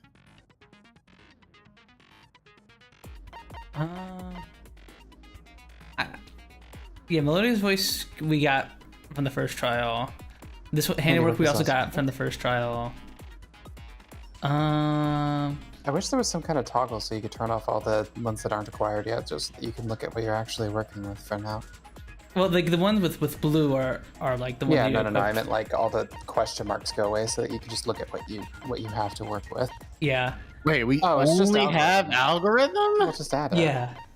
We got really unlucky because some people you gain SP for their first event, some people you gain a skill, and like 3 out of 4 of the people we decided to talk to just gave us the SP increasing thing. So yeah, we have more capacity but not skills to equip.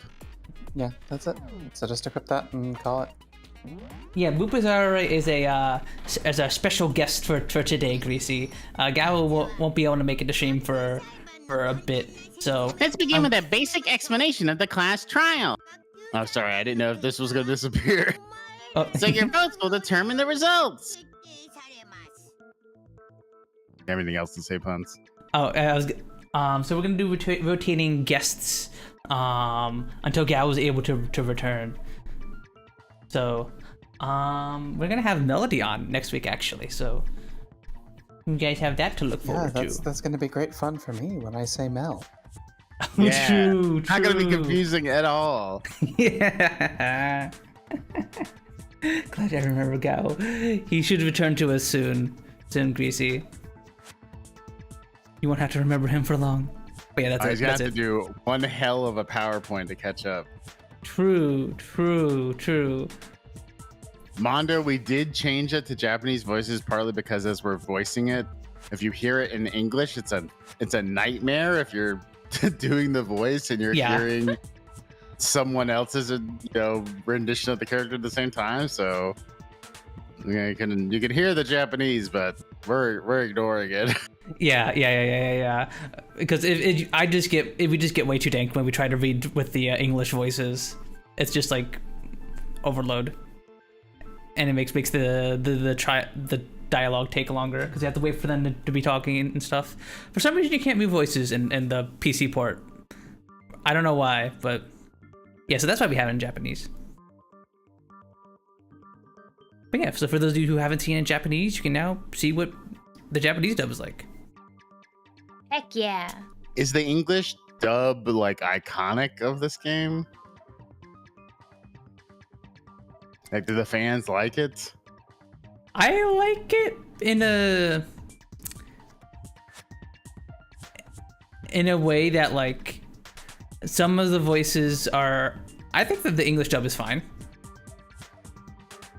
I don't know if it's as good as the Japanese dub because I haven't watched a full playthrough of the Japanese dub. I think they had some pretty decent VAs for the time. Did you watch in the English dub, Moop? I can't remember. If I had a choice, I'd probably play Japanese, but I don't remember if I had a choice on it. I like the dub. I don't remember. I like the dub. But it's not bad. It's not a bad dub by any means. The localization for this game was a little bit weird though, because like they changed a few things. Like they changed super high school level to ultimates, for example.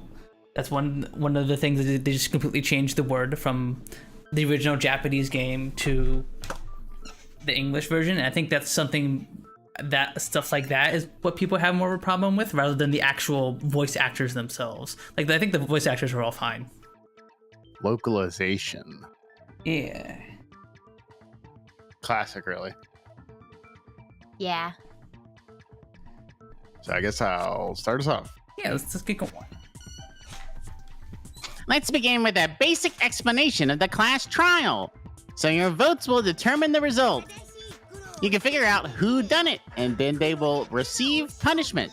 But if you pick the wrong one, then I'll punish everyone besides the blackened, and that one, the one that deceived everyone, will be graduated.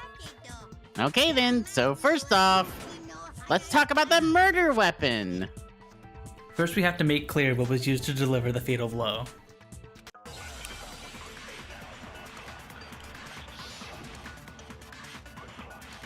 I'm not gonna remember any of the. I'm not gonna remember any of the mechanics. It's been a long time since the first trial. I think it's been like 2 months. No, not 2 Here's months. Like at least 1 month. Injury. It appears to be a head wound. According to the Monokuma file, the killer used a blunt instrument, but what kind of blunt instrument could it have been? Interesting. It certainly would make it for a powerful weapon. Poor Chihiro. The weapon had to be at the scene of the crime. There was something with a blood stain on it.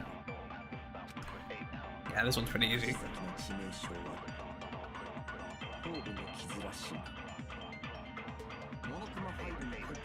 It's the iron pipe, right? Yeah, that's what he says, iron pipe, probably. Yeah.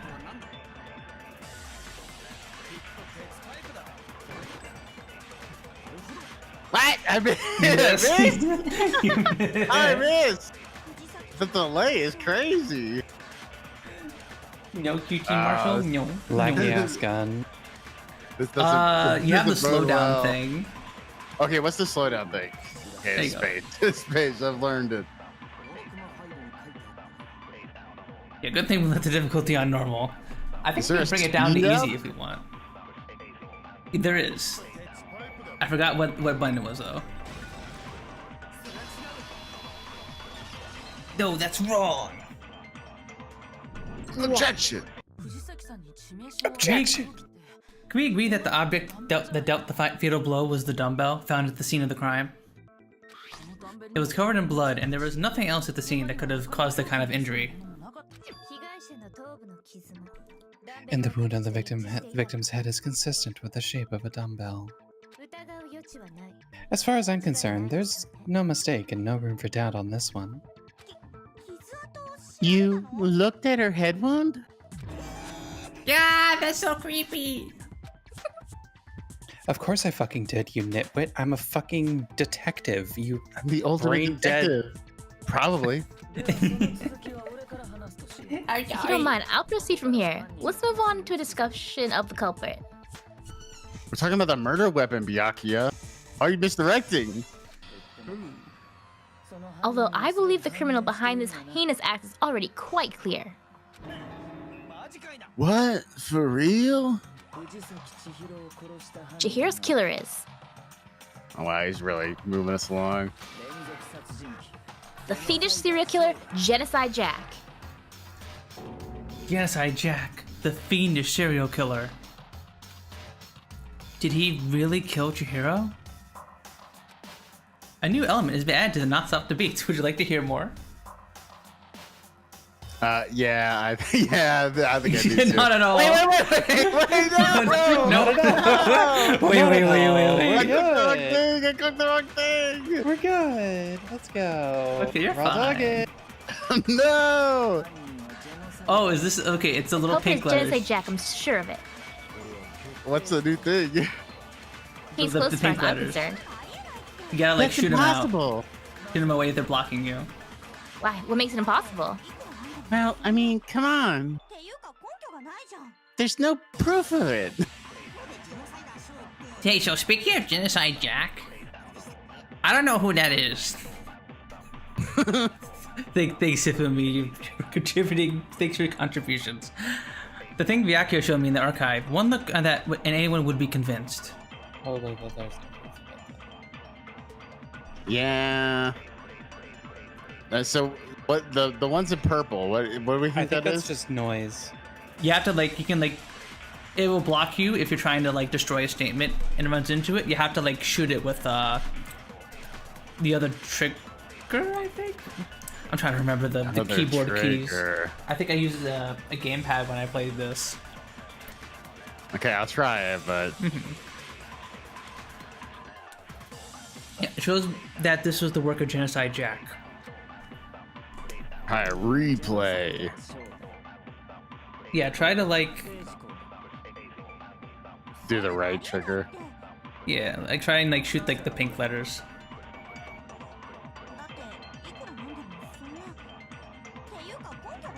Yeah, there you go. No, I didn't try to shoot the big one, but whatever. Yeah, it's fine.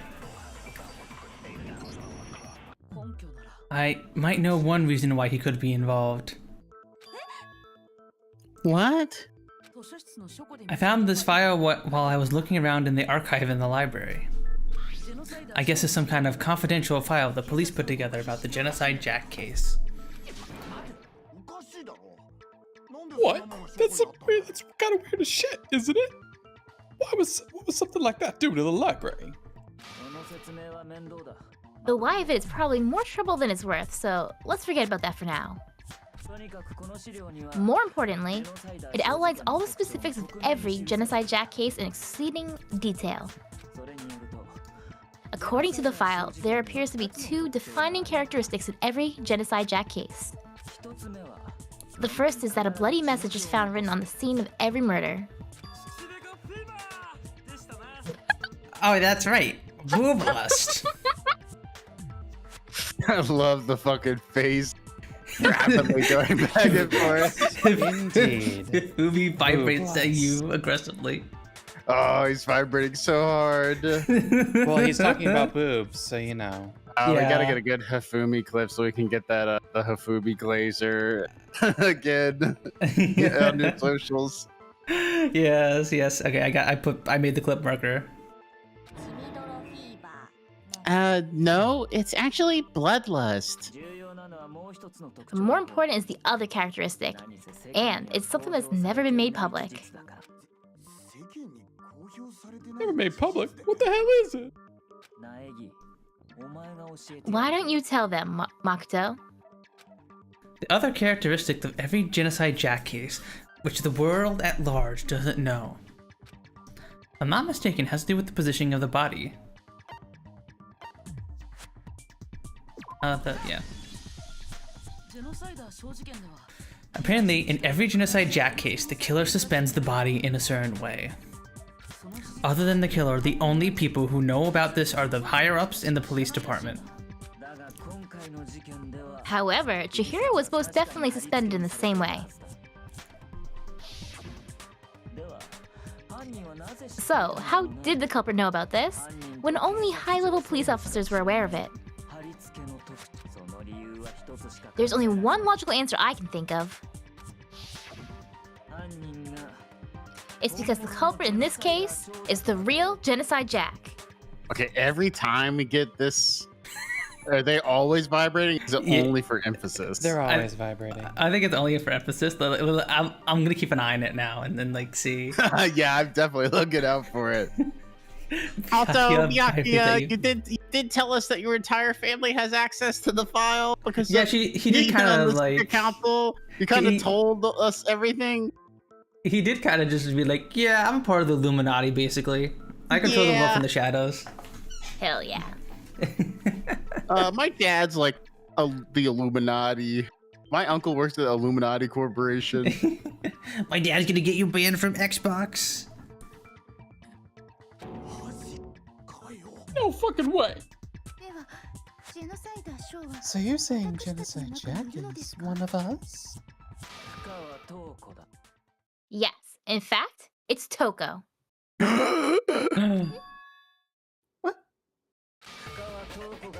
Genocide Jack's true identity is Toko Fukawa.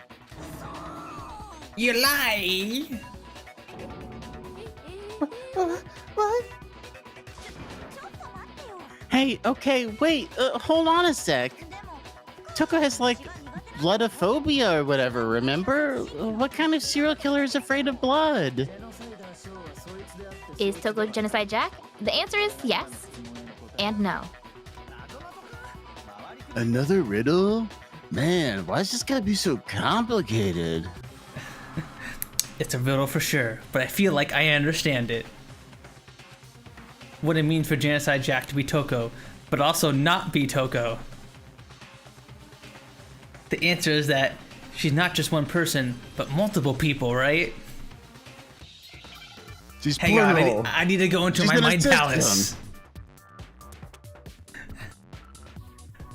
I forget. What are we doing in this? Oh, God. What are we? What really are we wants to give you an S. Yeah. What are we looking for here, folks? Go with the S. You know what? Fine. S it is. You gotta shoot it multiple times, I think. What? Really? That's an A.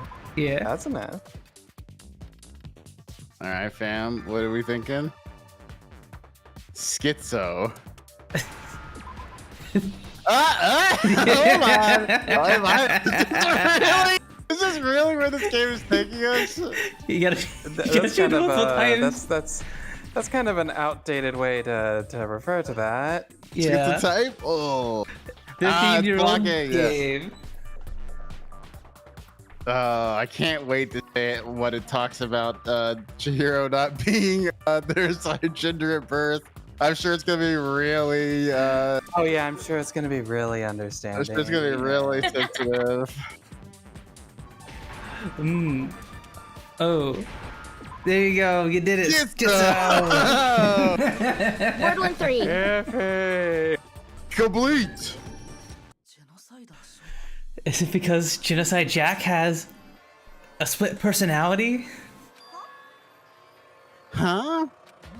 I think I read somewhere in the file too. They thought that the suspect might have, what did they call it? Dissociative identity disorder. Okay, but still, to go and say that about Miss Fukawa is... Perfectly acceptable.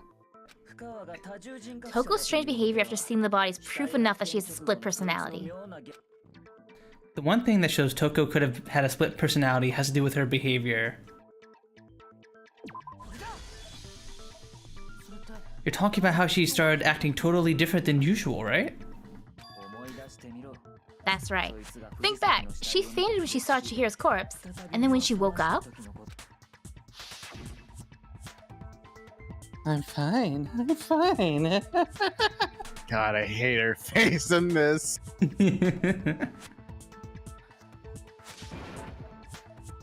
Whoa, is that a dead body? Hey, are you dead?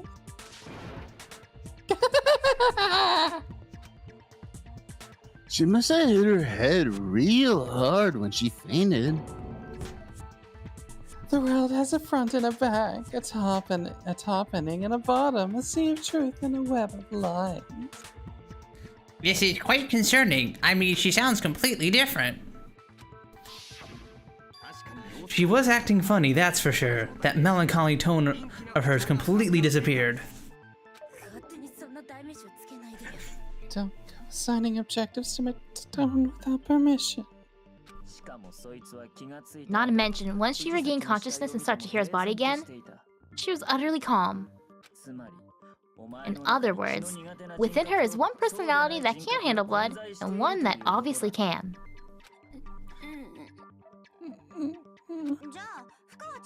So when Toko trapped herself in the room, it's because she was scared of Genocide Jack?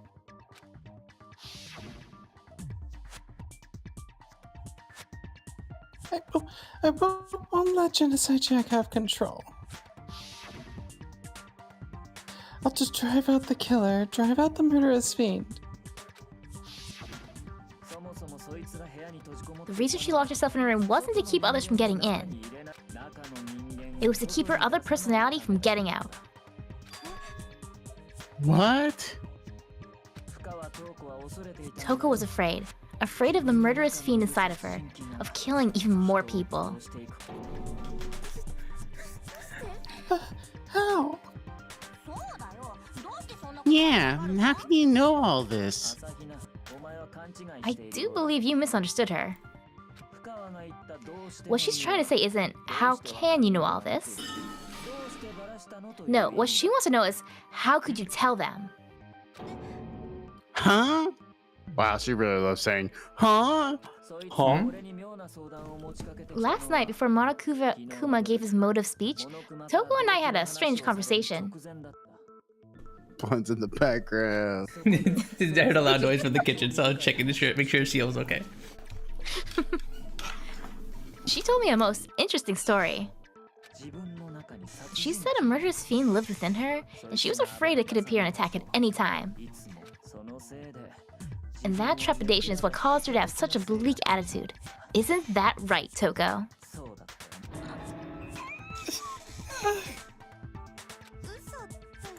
This is all a lie, right, Toko?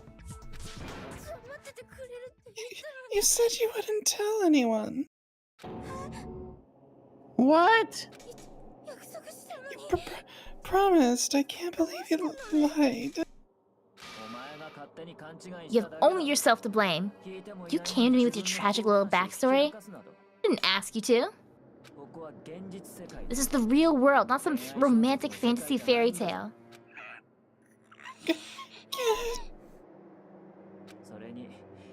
Besides, you broke your promise first. You said as long as you were here, no matter what, you wouldn't let Genocide Jack kill anyone. But in spite of that promise...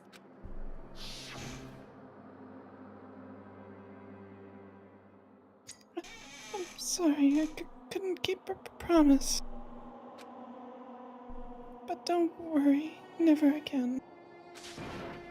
I won't let Genocide Jack ever have control again. You said if I kept my promise, you wouldn't go out with me. That's the only reason I promised. How many times do I have to tell you? I never said that. How many times do I have to tell you? I'm gay. Yeah. I like men. Oh. But you weren't able to do it. You just couldn't resist the rush you got from killing, could you? I tried, I swear I tried, but to control it. But your efforts were useless. What a disappointment. I hate you. Aww. Well, the opening act is nearly finished. All that's left is to hear from the person in question directly. Person?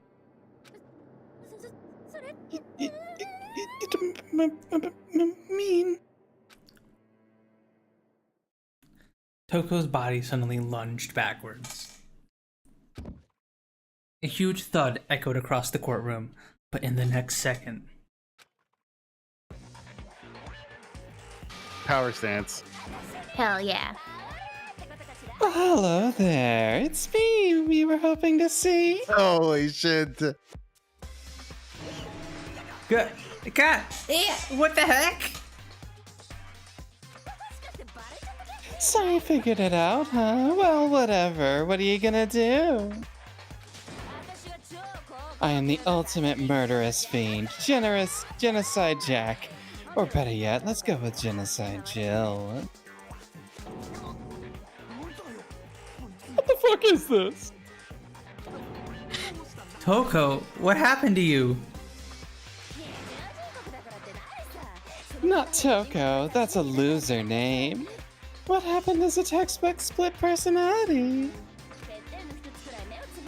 So what if one of them happens to be a serial killer? You should turn a blind eye to one's faults.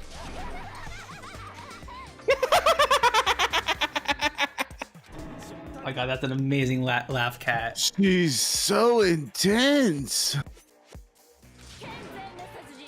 Like they say, sound in murderous mind, sound in murderous body. What is so different from the one we've come to know? Yes, well, the world is composed of a front and a back, you know. Okay, fun fact. I had to look this up later. I think Genocide Jill is a direct reference to a Stephen King novel called The Dark Half, where a writer, because she's the ultimate writer, is she not? She's the ultimate novelist. Yeah. And the ultimate novelist has split personality, and his second personality is a serial killer. Oh, interesting. It's called cool. The Dark Half. It's not a. I think I had a movie adaptation in the 80s. It wasn't very popular, but I have a feeling it is a direct reference because there's some other weird references in Danganronpa to like Western media. Yeah, we were talking about that a bit in one of the earlier streams. I forgot exactly what it was though. It was Hifumi talking about God, it's like a random 80s movie. okay. Yeah, that makes sense. That makes sense. Like Hifumi's made a couple of references to American media that was like kind of strange. JoJo's Mondo. I got responded about JoJo's Mondo. Fucking Sakura is JoJo. Sakura is just an outright JoJo. I think he talks about it in his event when you talk to him, but he does have a few JoJo references. Yeah. Oh. Well, maybe Sakura is Baki. I talked about previously, I thought Sakura was a reference to Baki because she talks about her father being the strongest man in the world, which is the most Baki thing ever. True. And she's like clearly incredibly strong. She's like, I can't defeat the one man. It's obviously going to be her father.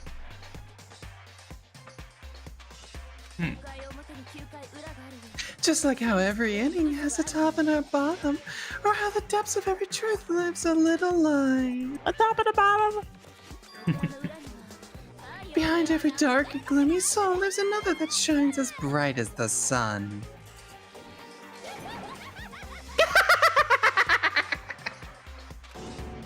This is the murderous fiend, Genocide Jack.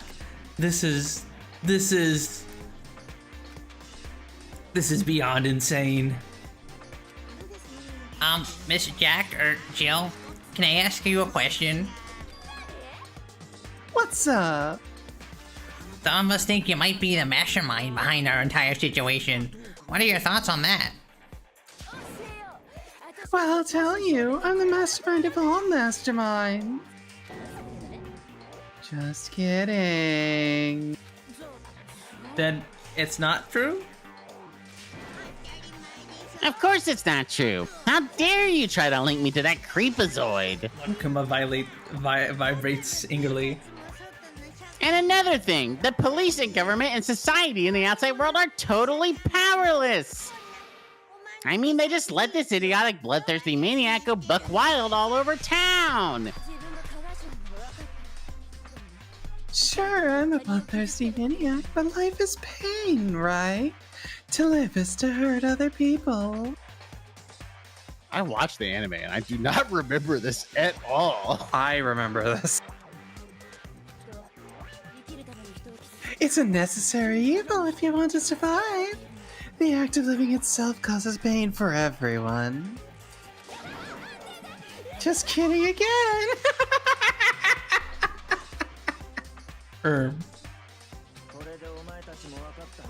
That should be enough to convince you. This murderous fiend is responsible for Chihiro's death. There's clearly a motive, so there should be no doubt. A motive? Remember what Monokuma told us? If someone didn't murder and graduate within 24 hours, an embarrassing memory or secret would be revealed. Well, let's assume Matoko's secret was about Genocide Jack. If a secret like that came to light, Toko's life would have undoubtedly been forever ruined. So, she had a very clear motive to never have that side of herself be exposed. Interesting. Very, very, very interesting. But sorry. As much as I hate to admit it, I'm not the culprit. Huh? But I can't imagine anyone other than you could murder someone such in bizarre fashion. Maybe so, but nevertheless, it's the truth.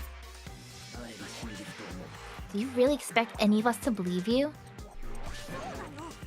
Yeah, I could never believe a word you say, you monster. Maybe she's totally right about that, but something's still bothering me. Well, she said, I need to get some more details about all of this. Make it time. Hell yeah.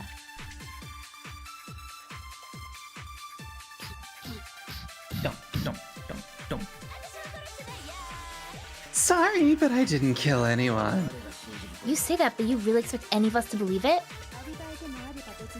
Perhaps if you had an alibi, this would change things. Oh, an alibi, huh? Now we're talking. When you compare your past murders to this incident, the modus operandi matches completely. What more proof do you need?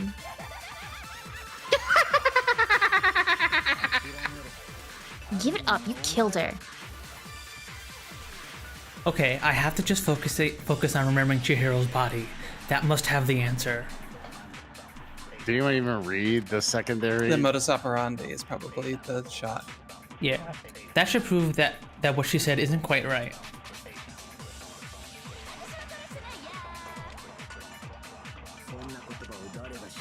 I don't remember the fast forward. I think the help thing shows the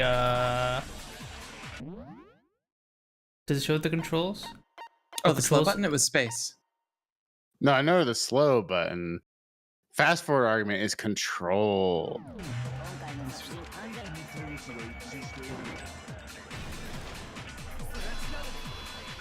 Objection! Objection! That's wrong. Are the methods of murder really exactly the same? I'm not so sure about that. I think there's a slight difference between the Genocide Jack cases and this one. Huh? How's it any different? You don't know? Well then, human garbage, let me tell you. I murder with passion and conviction. I consider myself a professional and I have a very particular way of doing things. Imagine you go to a fancy Italian restaurant. They're very picky about the noodles, the sauce, everything. But what happened to Chihiro?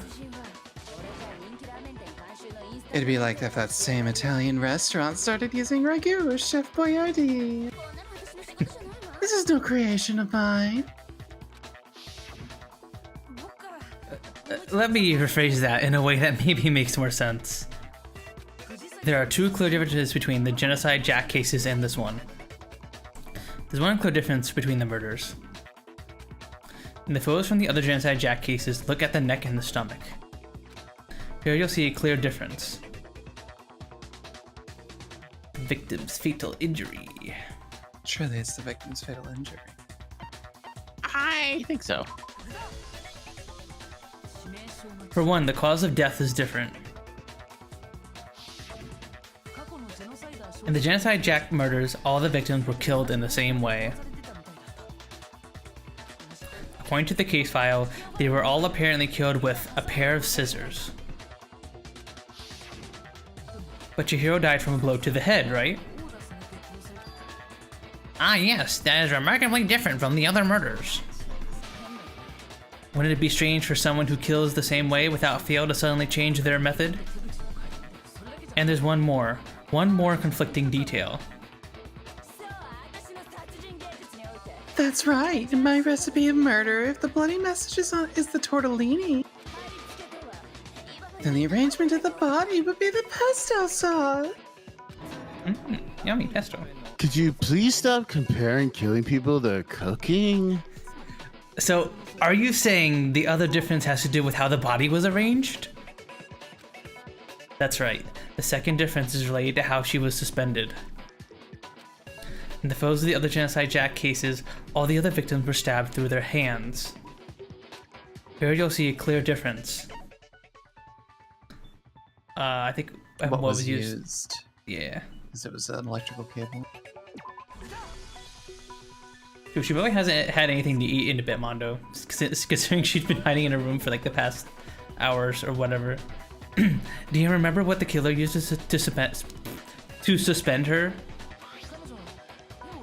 They used some kind of rope to hang her up by her wrists. What is your point? Knack31 rating us with a party of 4. Okay, thank you so much for the raid. Thank you. Welcome on in, raiders. Welcome. My name is Puns. I'm a femboy vtuber, and I'm playing Danganronpa with my friends Mel, Cat, and Moop. And we're right in the middle of the second class trial, investigating the death of Chihiro. Hope you had a good stream. What'd you guys get up to? What do you end up playing in, okay? Well, in all the previous Genocide Jack cases, something else was used to suspend them. Specifically, pairs of razor-sharp scissors. And guess what? I used my own specially designed scissors for the murders and the arrangement. Like I said, I'm a professional, so naturally I'm very picky about the tools I use. And, you know what else? Big Mac said there's 2 differences, but he's wrong. Big Mac? Are you referring to me? I love this nickname. Big Mac. Big Mac. I betrayed you nicely. NK played modded Minecraft. All the mods. Hell yeah. 10 mods. No, ATM 10. Yeah, it's all the mods 10. Oh, okay. Gotcha. It's a little more than 10 mod. It's like it's more like 10,000. Jesus. Not actually. It's more like 1,000, but it's just that's still crazy. Wow. That must take so long to boot up. Might take a little. Listen up, Big Max. There's actually one more difference. Oh, is it just under 500? They've called it. Oh. I said it was hundreds. Huh? My word, you really didn't notice? Take a look at who the victims were in each Genocide Jack case. I called it. Pointed it out. There's a pattern there, just waiting to be discovered. Pattern? Figure that out, and he's plain as death why I couldn't possibly have killed that little lolly girl.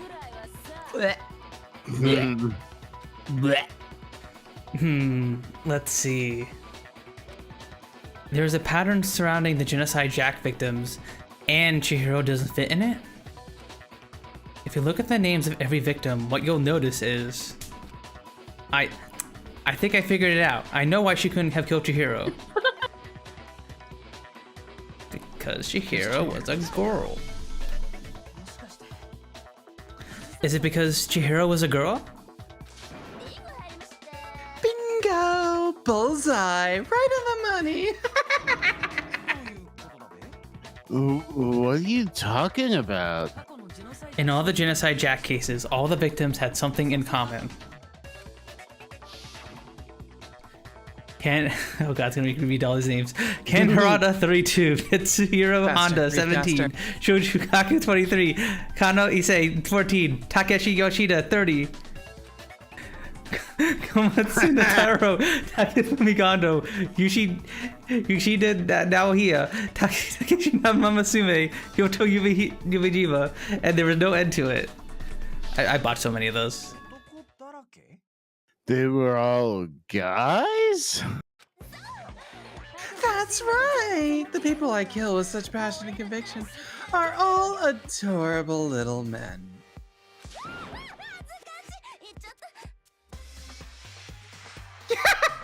I can't believe I said it. I'm so embarrassed. True, Mondo, true. What the hell is wrong with you? I can't help it. I'm just a full throttle boy-on-boy fangirl, and the mopey side of me just hates it.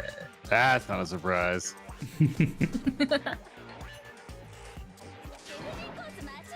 But now I'm on the fast track of becoming a full-fledged fan madam.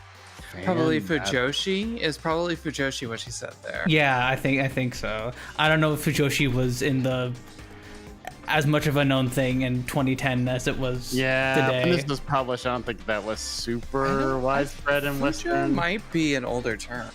It is. Like, I would have known what it meant in 2010, but maybe the wider audience wouldn't have. But fan madam is a weird way to put that. Well, it's just English, like localization. Oh, well, I mean, if he just to a random English speaking person said Fujo or Fujoshi, they'd be like, "What the fuck are you saying?" Mm-hmm.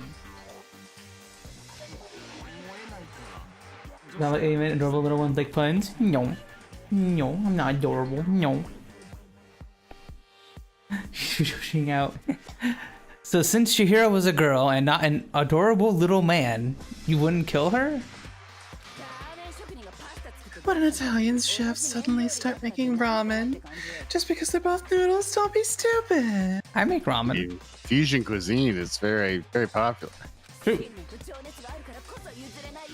I have too much passion and conviction to cross that line. That's the absolute reality of the one and only. We get it. You've clearly explained your hobby and your philosophy, but that's not all there is to it.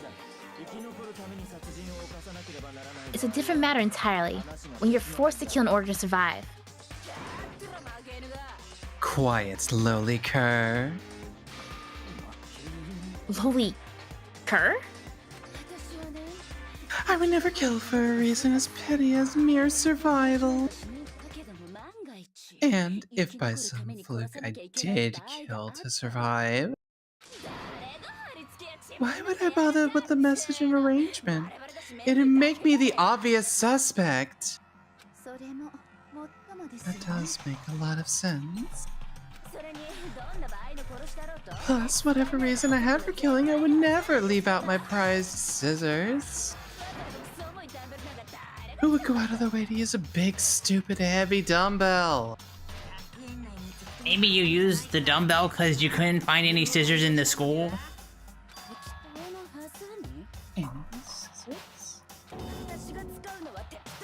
I don't just use any scissors. I only use my own set of high-class, envy of the entire world scissors. Okay, whatever. There still aren't any in the school. Are you sure about that?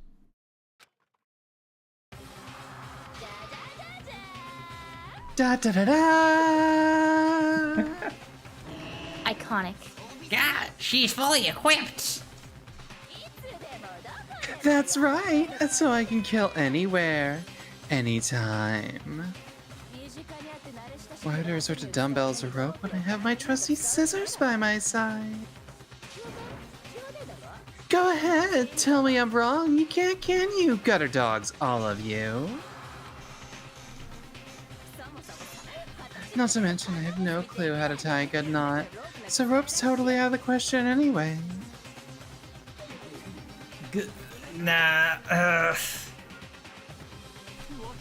I have no idea what's going on anymore. Could such a heinous villain really be innocent?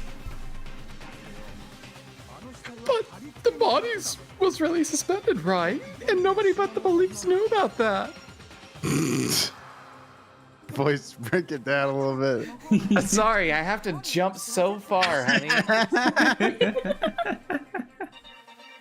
Yeah, that's why we figured it had to be one of the real deal and not some copycat killer or whatever. Actually, hold on. There is one person. One person who could have copied the Genocide Jack cases. Select someone. Who could have copied the Genocide Jack cases? I wonder. It was Junko. I who's wonder dead. It was Chihiro who killed herself. I wonder who. I wonder who it could be. I wonder who it is. I wonder who it could have been. Byakuya, it's possible you could have found out, isn't it? You'd have no problem with gaining access to classified government documents or internal police records. Plus, you already looked through the Genocide Jack case file before all this happened, hadn't you?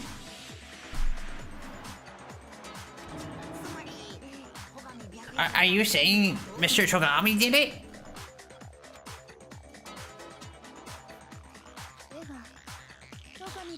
And the reason he was pushed to the theory of Genocide Jack being the killer so hard was because he wanted to pin the crime on her. So he rearranged the scene to disguise it and make it look like I'd put my stamp on it. The adorable glasses man was behind it all. I'm on fire. Well, Byakuya, what's your response? I see. So now the suspicion falls on me. Then I must ask, when would you say I began acting suspicious? Surely you must have an answer. Looking back and thinking about it now, the way you were acting right before we discovered the body was a little strange. In the locker rooms. They're suspicious. Very suspicious indeed. When you agree? Huh? Suspicious? It seems nobody searched the locker rooms. Let's start with the girls' room. You wanted to go to the girls' locker room right away, right? But since you're a guy... I should have naturally thought of the boys' locker room first. Is that what you want to say? The victim was Chihiro, a girl, hence why I said we should check the girls' locker room. Nothing strange about that, I say. On the contrary, there's something very strange. But then, what's so strange about it? Go ahead, share with the rest of the class. There is a clear contradiction in what Byakuya just said. I need to make it clear to everyone. No, I did not stop the Not base. at all, right? I won't be confused this time. Oh my god, good girl. Now we're gonna add something called a truth flashback, which is a chicken nugget app.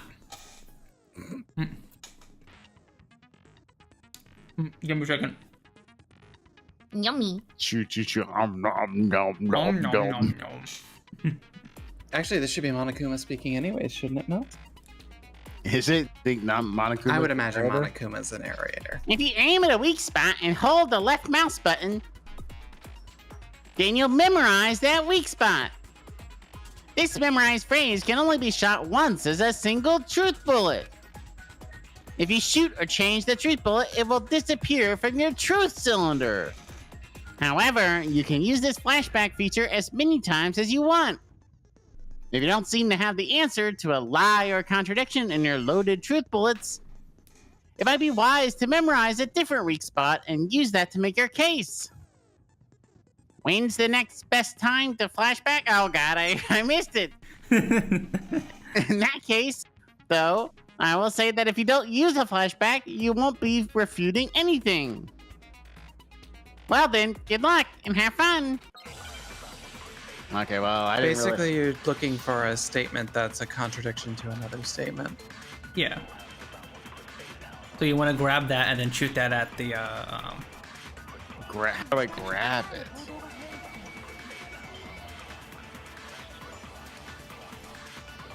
You hover over it and it said left. But he was mouse, acting right? weird, huh? If you're presented with the opportunity to check out the girls' locker room, you absolutely take it. Oh my god. Jesus, a movie. It's a natural reaction for any guy. Disgusting. The victim was Chihiro, who was a girl. So of course I'd suggest we check the girls' locker room first. There'd be no more time for pointless distractions. What's so strange about that? I wish you take me with you. Hearing Byakuya's comment about Chihiro being a girl, I realized there's a clear contradiction there. Because it doesn't make sense how we could have known before we'd even found it. Okay, I need to make that contradiction clear.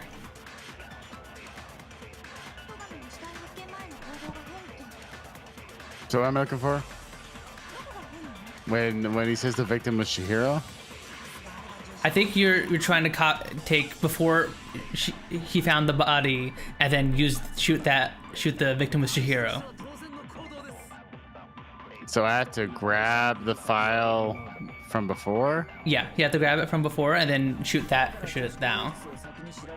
Okay. Let's just fast forward.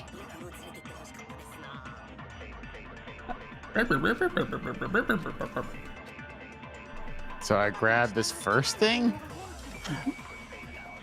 So how do I grab it? You're fine, Mondo, don't worry. It was like left click or something like that from what it said in the tutorial, Left click right? is how you shoot. I think you hold it. Okay, we'll try it again. Yeah.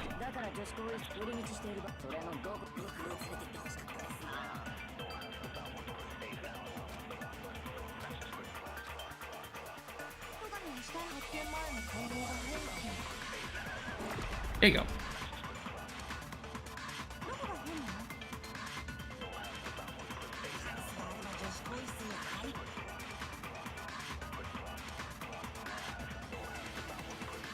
Why is it so slow now? Are you holding space, or maybe it's just making sure you know? There you go. No, that's wrong.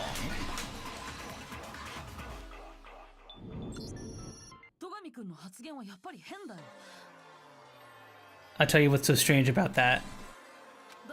Because until up until recently, we actually discovered the body. We couldn't have known who the victim was. Yeah, Nightbot's a little aggro, Mondo. Don't worry, you're fine. Because up until recently, we actually discovered the body. We couldn't have known who the victim was.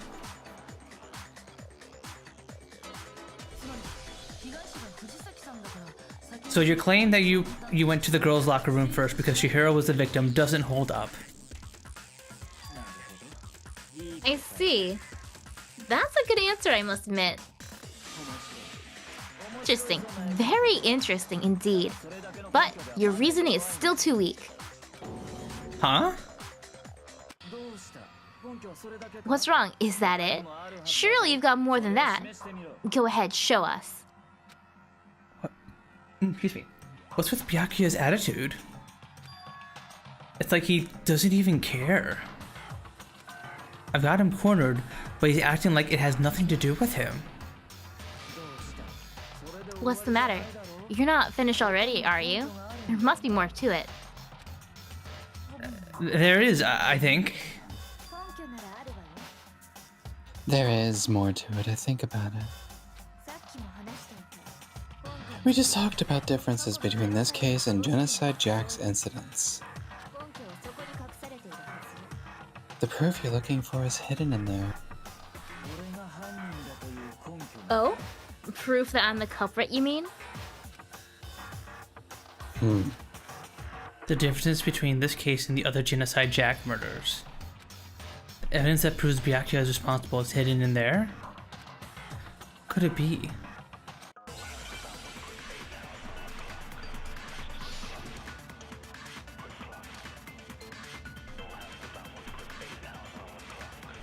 Desk lamp. Desclumpe. What's the difference between the cases? You want me to explain it again? Well, when I kill, I use my very own special scissors, and then I use the same scissors to arrange the body. But Chihiro was suspended with? It was some kind of rope, was it not? That's right, it absolutely was. Then there must have been something very fishy indeed about that rope. Hey, Byakuya, where'd you get it from, huh? I'd never seen that rope before in my life. That is Obviously, somebody else must have had it hidden away somewhere. Yeah. The proof that Byakuya did is hidden within the rope? I guess it's possible, but first, the item she had been bound with was used like rope. Was it actually a rope? No, it wasn't. Byakuya didn't use rope. He used a very specific object. So is this like where I have to pick it again, or do I just shoot him saying I've never seen it? This is just a shoot. This is not a pick.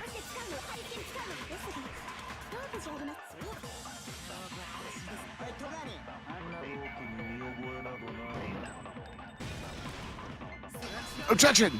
Objection. Objection!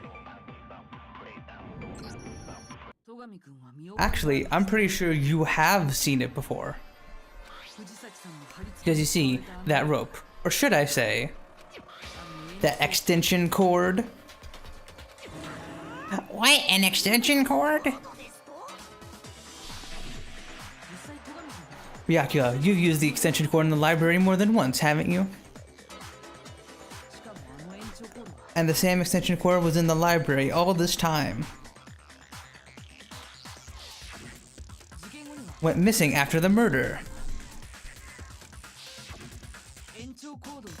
And there's no way someone who uses that extension cord as much as you wouldn't discover that fact. The Byakuya must have been the one who took the extension cord. I can't imagine any other possibility.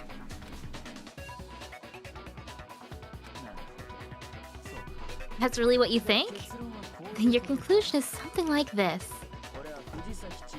I killed Chihiro in the girls' locker room, then hung her up and wrote that bloody message. I intentionally made it look like Genocide Jack was behind it. Is that about right? ... He's doing it again. He's totally calm, totally unconcerned. As if he's not even involved. Wait, not even involved? What's wrong? I asked you if you think that's what happened. Hell yes, that's what happened. So that's it, right? Byakuya's the killer. I don't disagree with not disagreeing. He kept calling this a game, right? So he'd be totally willing to do something like this to win. Sorry, but can we hold on just a second? I think we need to talk about this a little more. Huh? Do we really need to? We've already decided who did it. I know, but still, there's something that's still bothering me. Is that right? And what, pray tell, is bothering you? I killed her in the girls' locker room, then disguised my crime. Specifically, I dressed it up to make it look like it was the work of a homicidal psychopath. What about all that bothers you? Wait. What was that just now? Something's not right. Isha's body was definitely found in the girls' locker room, but does that mean... Can I really just accept what Byakuya said as the truth? No, I don't think so. There's definitely something off about what he said.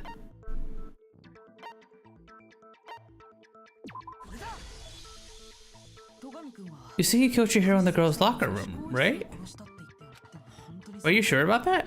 Isn't it possible that the murder took place somewhere else? How disappointing. What kind of question is that? Even in the world of disappointments, this is a true letdown. She was found dead in the girls' locker room. There's absolutely no question about that. How could the scene of the crime have been anywhere else? Well, I think it's entirely possible that she was killed somewhere else, then carried there later. Along with the rest of the murder scene. The rest of the murder scene? That was awfully specific. Please, tell me a reason for saying all that? I believe I do. Hey Byakuya, did you just... Did I just take you off guard? When the story suddenly moved to the crime scene, Byakuya, who had been so confident up till now. Maybe Byakuya never even realized that the actual scene of the crime could have been somewhere else. Hey, don't just move on without permission. What do you mean she was killed somewhere else? Come on, Makoto. If there's any chance the murder took place somewhere else, let's see the proof. Evidence that shows the murder took place somewhere else. There was something that was switched between the boys and girls' locker rooms.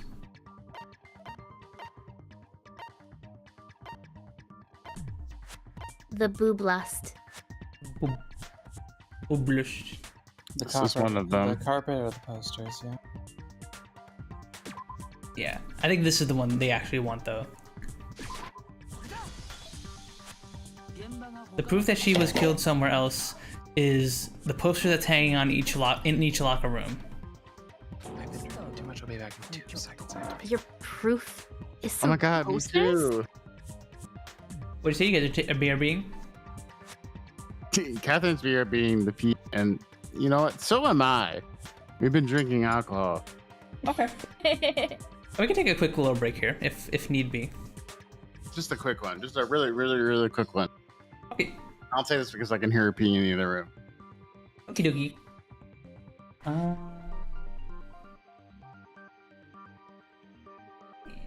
Hang out here, everybody. Everyone else here just a wee bit dense, but it's okay. Yeah.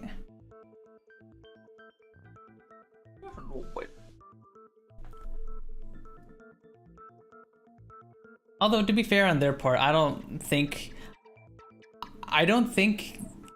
it's ever explained exactly how the evidence is like shown to everybody during these trials. Like how it's physically shown, like when Makoto is bringing up the case files, is he like actually holding it up and like showing it to everyone? Or I don't think it's actually physically explained. You're good, cat. That's a good point. Or are they like all just taking Makoto at his word? I don't know.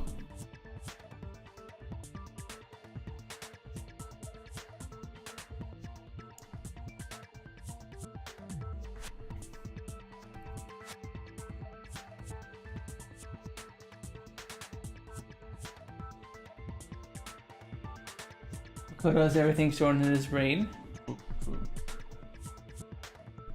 Oh yeah, fair. Although I guess I would assume they'd always investigate that stuff themselves too. I don't know. For some insane reason, it seems like the only people that actually do any kind of investigating are Makoto and Kyoko, and nobody else does anything. Yeah, I mean, some of them Everybody are else just stands there picking their nose. Like Sakura and then Mondo, were bodyguards, so they were supposed to just sit there. But yeah, most of the people just don't investigate at all. Or Celeste would just Celeste for some reason would just like, I have this very important clue about seeing Chihiro before she was murdered, and I'm not gonna tell anyone. Unless asked.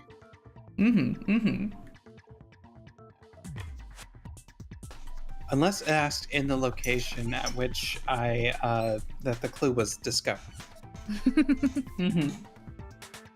So everybody else come to me in the warehouse, and I'll tell you the clue. I'll tell it to you. You just have to come to me, okay? Find me in the warehouse. Come find me in the warehouse. Don't you love just standing around in a big closet, waiting for someone to approach you? Like an NPC ready to give out a quest? All the time. Hello, traveler. Hello, traveler. Some boars have been eating my crops. Could you kill all 10 of them for me? Moop, did you already read your proof of some posters? I might have. Your proof of some posters? The poster in the girls' locker room was a picture of a big boob supermodel. But don't you think that's kind of strange? Why would the girls' locker room have a poster like that? Well, they should. I I bet those massive jokes of hers were totally fake. Meanwhile, the boys' locker room had a poster of the super popular boy band Tornado. Again, that doesn't really seem to belong in a boys' locker room. So you're saying the posters were switched? And there's one other thing I noticed about the locker rooms. You know what I'm talking about, right, Sakura? You're referring to my protein coffee, aren't you? Protein coffee. While I was in the girls' locker room earlier, I spilled some protein coffee on the carpet. But I noticed that after the murder, the stain had been totally scrubbed away. No, it's not that the stain was scrubbed away. It was moved.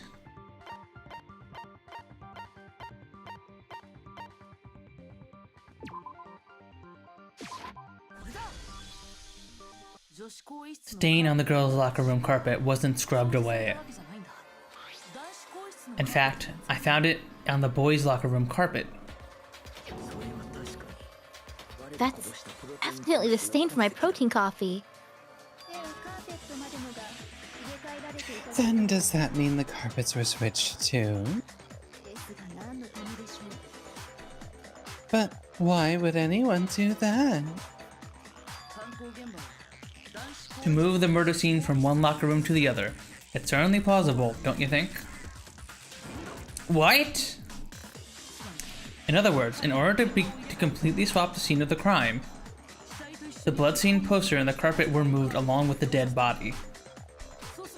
By doing this, the killer was able to change the entire room where the murder took place. I can certainly follow your reasoning, but why would the culprit bother doing that?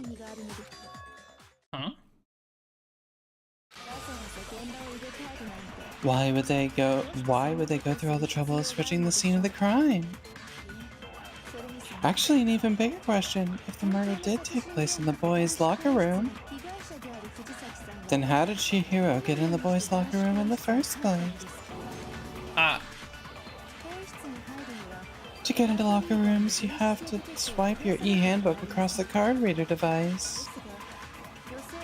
But Chihiro's handbook should have only allowed her access to the girls' locker room. She had no way to get into the boys' locker room to begin with. No, she did have a way. Oh, fuck. I highly doubt that.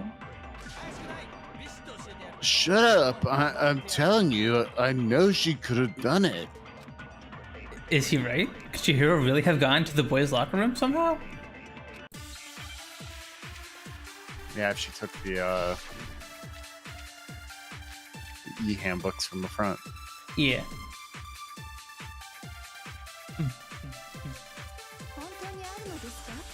Is it really possible?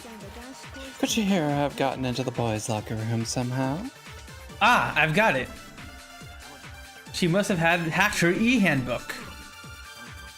She was the ultimate programmer after all. I'm sure that would have been no problem for her. No, I don't think that's it. She used the thing that was in the main hall. Huh? What thing? I'm talking about Leon's handbook, of course. If she had that, she could get in the boys' locker room no problem. Theoretically, if Chihiro was able to use Leon's handbook, she could get into the boys' locker room. But when we found Leon's handbook in the main hall, there's no doubt that it was... In which case, can we really say that she used it?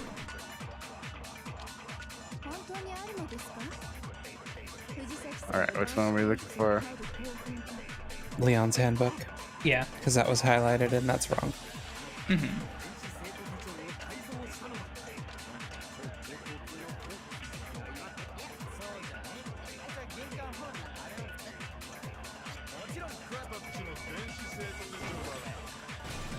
Nice. Attention! Let's roll.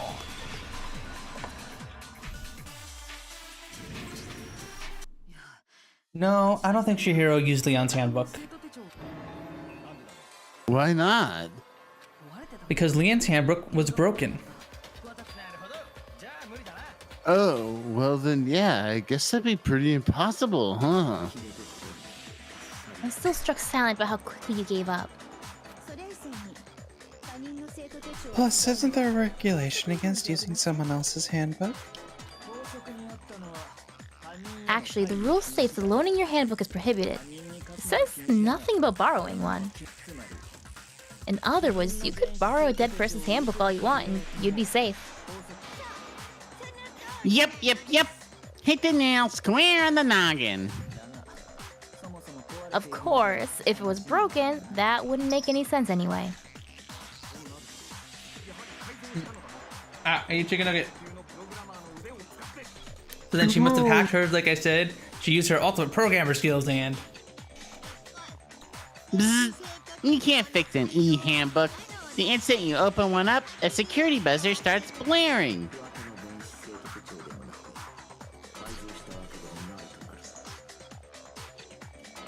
So if she didn't use Leon's handbook and she didn't modify her own handbook...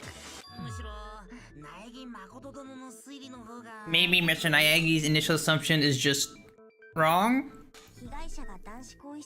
It seems like there's no way she could have gotten into the boys' locker room, so I guess so. Okay, then I vote for Byakuya.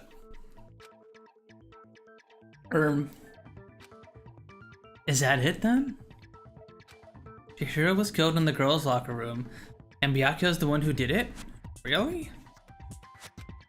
But still, I don't know what else I can do. Hold on a second. I agree with you, though. I think you're on the right track.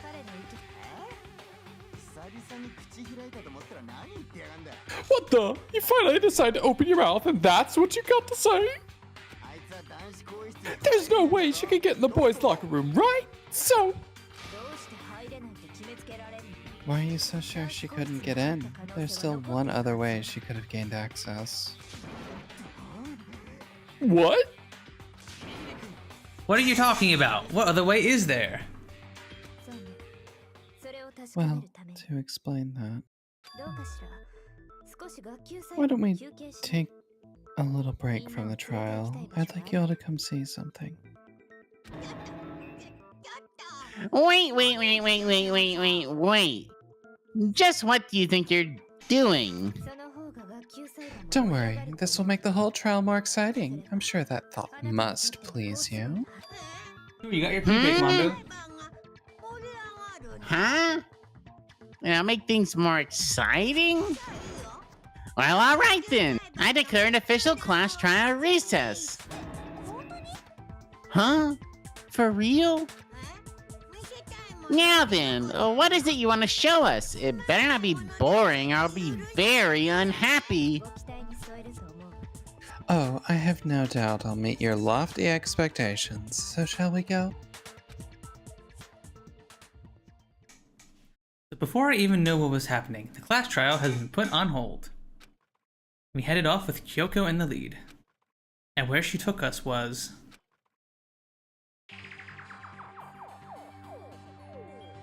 scene of the crime. The girls' locker room?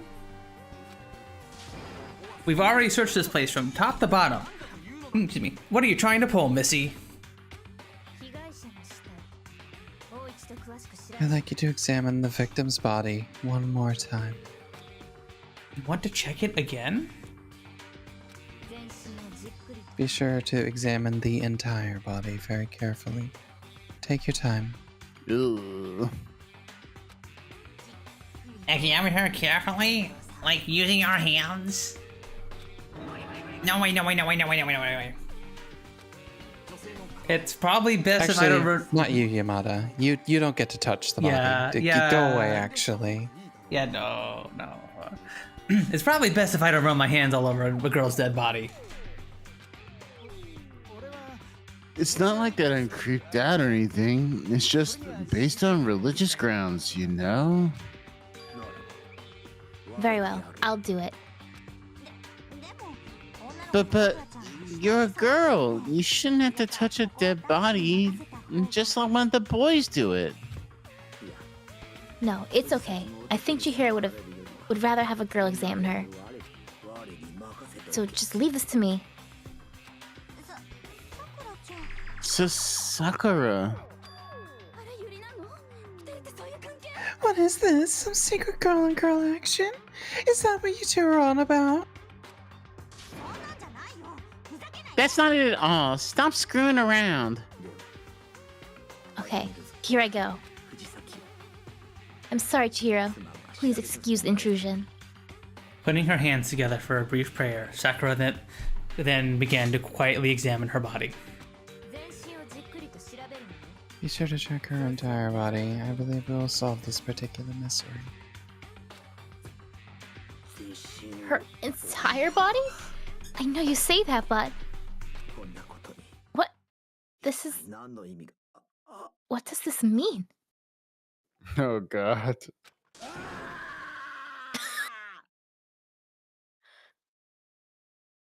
Did you read it, Boop? Oh, I think it just didn't pick up the mic. Oh, I had such a wonderful hua. Hua.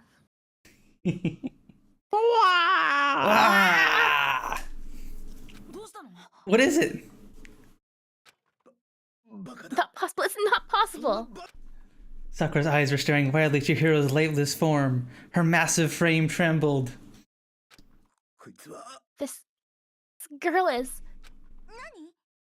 Is what? Boy. Oh god.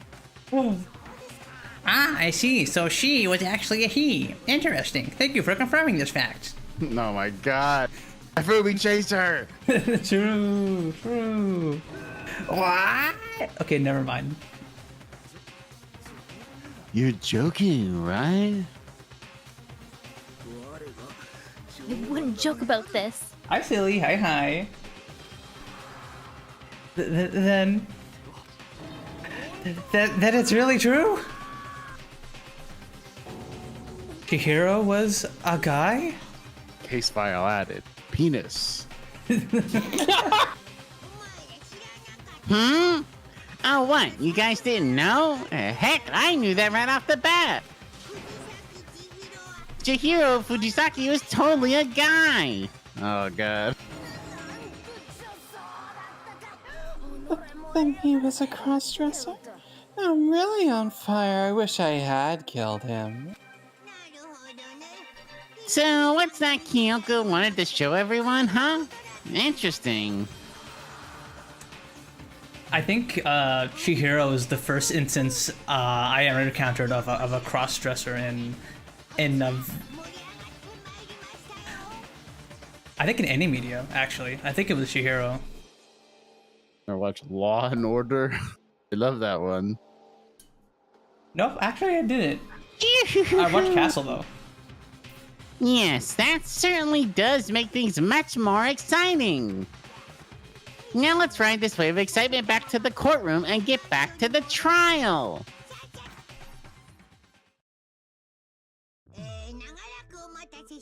Ahem. I do apologize for keeping you waiting. Now then, let's resume the class trial. We've all just learned of the shocking revelation that Chihiro was actually a boy. Let's pick up from there.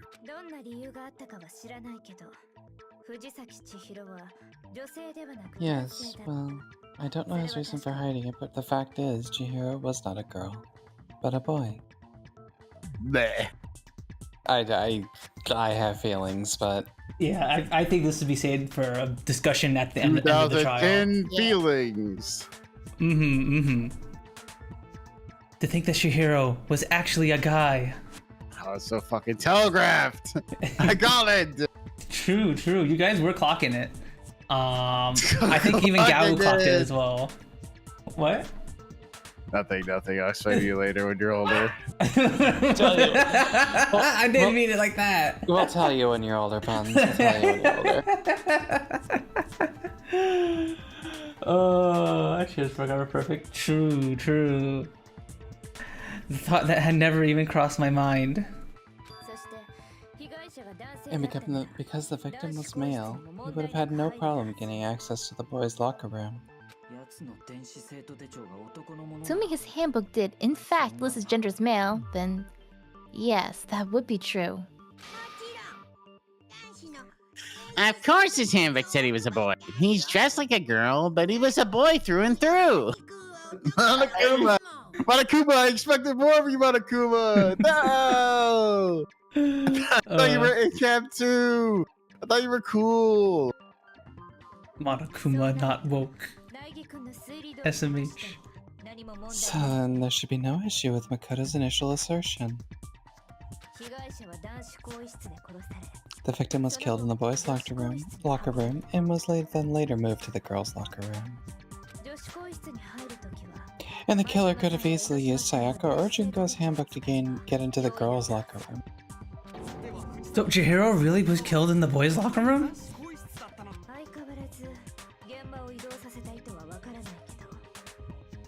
I still don't understand the motive for moving the body, but yes, that does seem plausible. Well, I must admit I did find it rather odd.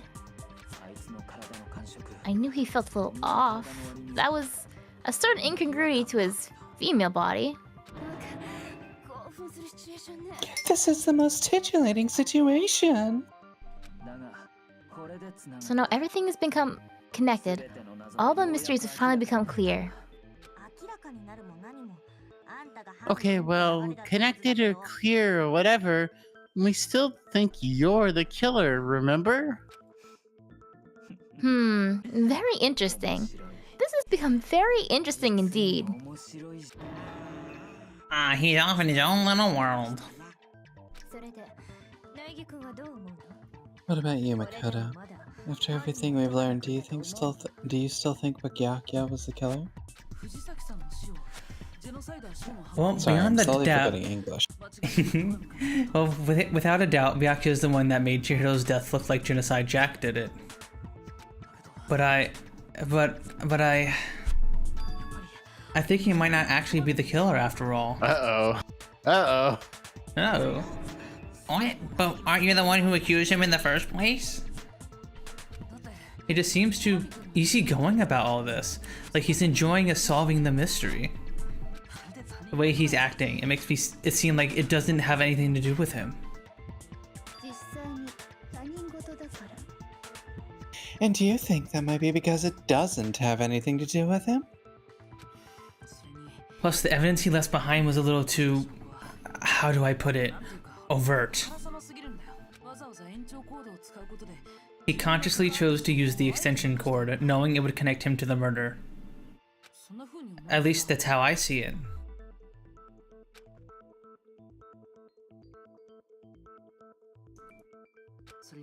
And Byakuya, when you found out the murder took place in the boys' locker room, it seemed to rattle you. And then again, when you found out Chihiro was actually a guy. If you really were the killer, that stuff wouldn't have any effect on you. So that's your thinking, huh? Well, it bothers me that you don't have any more concrete reasons, but it's fine. I guess I'll mark it as correct. Time being.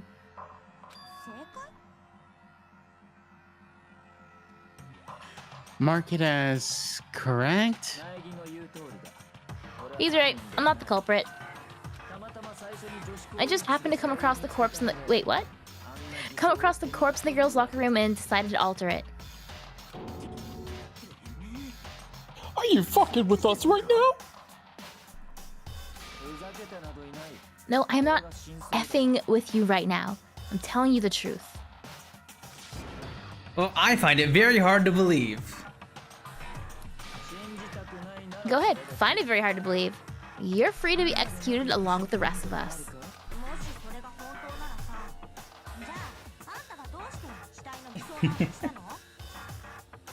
If you're really telling the truth, then why? Why'd you do that to his body? My reasons hardly matter right now. Uncovering the culprit is much more important, wouldn't you say? Now then, if it wasn't me, who was it? Well, I don't think I could say for sure without talking about it a little more. We're seriously gonna keep going? We're all good, aren't we? I thought it was clear Byakuya did it. No, I'm with Makoto. If there's any doubt whatsoever, we need to explore every possibility. Because if we're wrong, we all die here. That's true. Very well then, I'm with you too.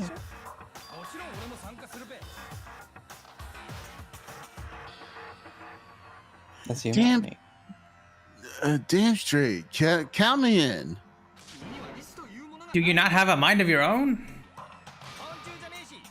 Of course I do. What am I, an ant or something? Anyway, let's discuss this all as a group one more time. We still have time to make our decision. That's very true. Our lives are on the line. Excellent.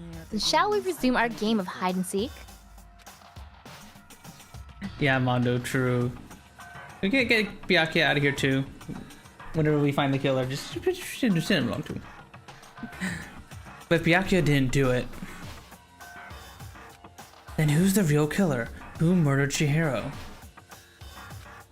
There's one thing that we can be sure that we know about the killer.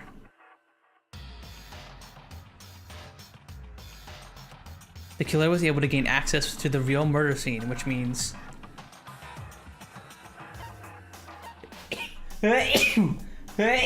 Alright. Yeah. Since the crime scene was the boys' locker room, you would need a boys' handbook to get in. Since Leon's handbook is apparently broken, the killer would have had to use their own. Jesus. Thank you, Mondo. In other words, it had to have been a guy.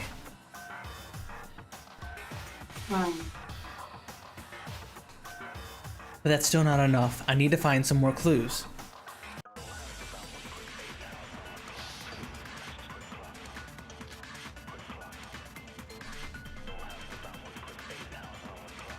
Best account. Is there a single clue that might lead us to who did it? Well, clues are one thing, but did nobody here look at the killer? Sure, if someone saw the killer, they would have said something by now. Perhaps someone saw the victim at some point. Even that bit might be enough for now. Yeah, but all we need right now is any kind of new info. It's over. It's all over. You want to know who saw the victim? The killer, and only the killer. And it's not like they're just gonna turn themselves in. Game over, man. Game over. Yeah, no, not game over. No, as a matter of fact, there is an eyewitness account regarding Chihiro. She has more information about that, and for some reason is just not saying it. Emphasis. Why are they like this? Okay, what am I looking for? It's saying no further information. Yeah, no further information. It's like the 8th one. If you look at the little dots on the right. Oh, there it is. Okay, right there. Right there. Oh. No. Come on, Makoto. Don't scare me like that. Makes me think something weird is going on. I need to think about it one more time. There's a contradiction there somewhere. Ow, I took damage. I think that's the first time we've taken damage this entire playthrough. It is, yeah. Is it just a single clue? What'd you say, Kat? No, it got blocked by the pink.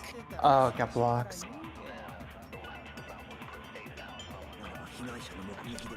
You can shoot down the pink. It's a I forgot what button it was though. Is this it? No. Okay, no, that one's just wrong. Uh-oh. Taking damage. Do you think it's the first one? I think it's the final one. Was there something about like not seeing the victim?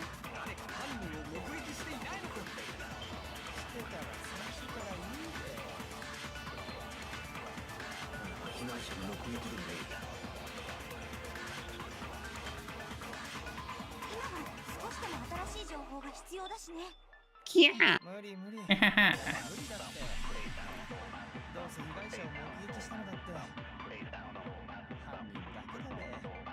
I think that one's it. No, you missed it. Oh, so quickly. Remember, everyone, Mel is parsecing into my computer to play this game because of my arm problem. So she is playing this game with a bit of a delay. And it doesn't help that they only have the word up for like half a second. Yeah, it's really delayed with the It's shot. small. And also, I'm falling asleep. Hanging out. I'm fucking dozing off. That's why I keep. Yeah. There we go. Objection.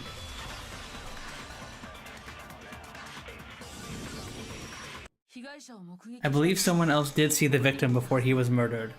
What do you think, Celeste?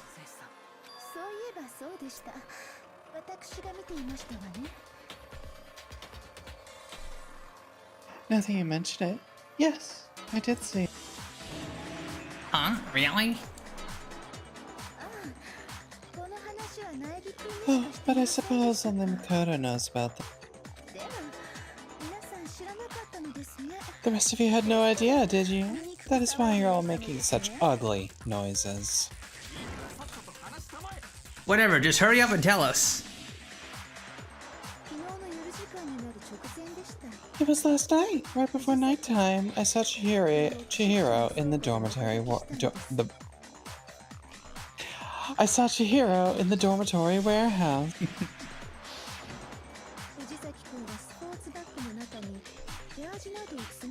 I saw him stuffing a track jacket into a duffel bag.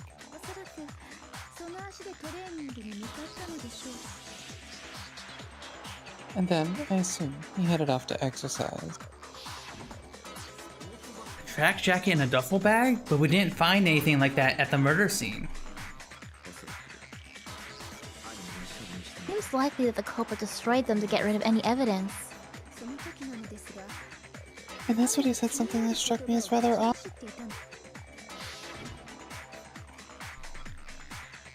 Oh, I better get going. I'm kind of in a hurry. Chihiro told me that they were in a hurry. Why would they be in a hurry? Only if someone were waiting for him, I think. So, Miss Fujisaki was on his way to meet with someone, and then they were going to work out together? But Hina and I had invited him to exercise with us plenty of times. He always declined.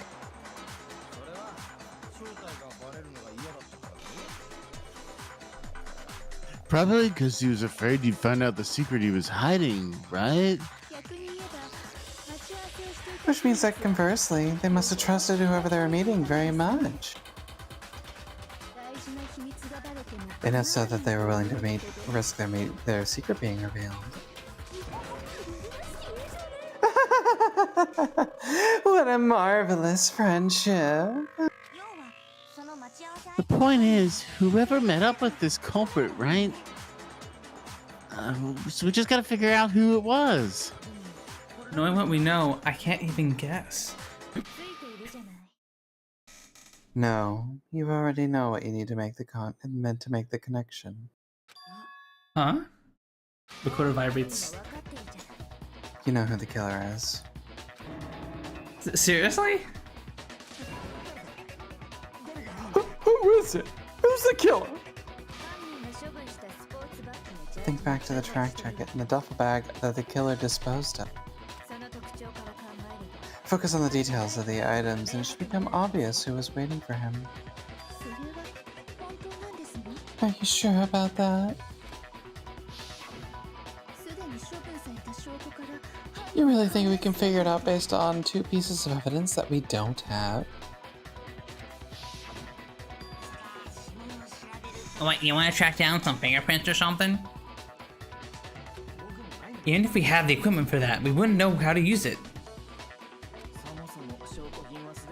As is noted, the evidence is already gone. There's nothing to get fingerprints from.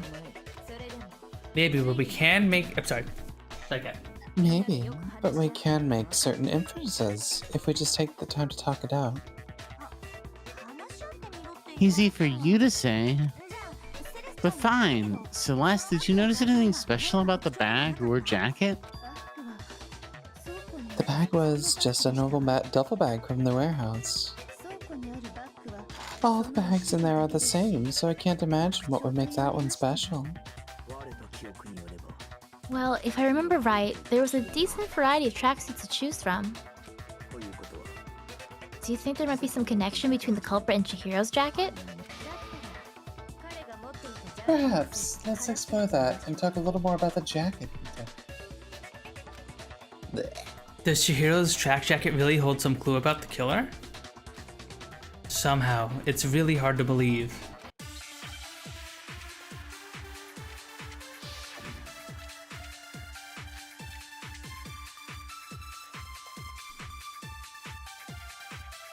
Boom, boom, boom. First of all, we know where Chihiro was headed. They were on their way to go exercise. So we have to ask, why did they choose the specific tracksuit that they did? What do you mean by the specific tracksuit? I got it. He picked that tracksuit because it matched the one the corporate was wearing. So what you're saying is, the killer was wearing the same blue tracksuit, see? My tracksuit's black. I don't even have a tracksuit, because exercising sucks. I have a white tracksuit personally. I got it in the warehouse, if you must know. Did any of that really help us get any closer to figuring out who the culprit is? No way, not a chance.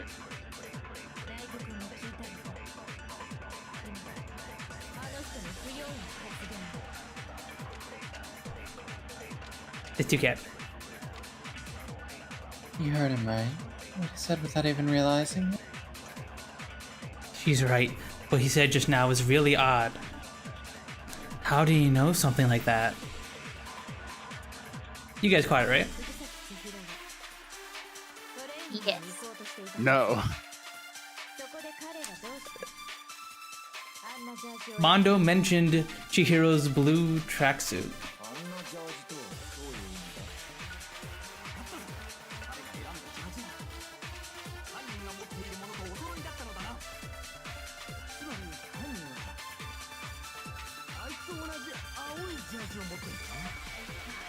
This? Yeah.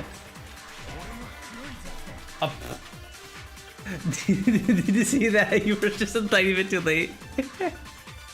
Yes, you were right. You were right though, but like you were just a tiny bit too slow. Wait, what? But it hit the right frame, No, did it not? No, it hit the other one. It disappeared, and then the other one popped up, like What? right as it happened. I'm going back and clipping that. That was like a frame perfect thing. That I've was never seen that close. happen. That's bullshit. But yeah, it was what Mondo said. The blue tracksuit.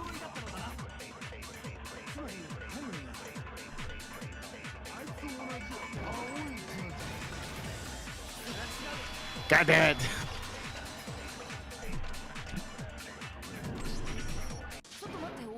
Hold on a second, Mondo. What did you just say? Huh? What'd I say? When Celeste testified a few minutes ago, she said,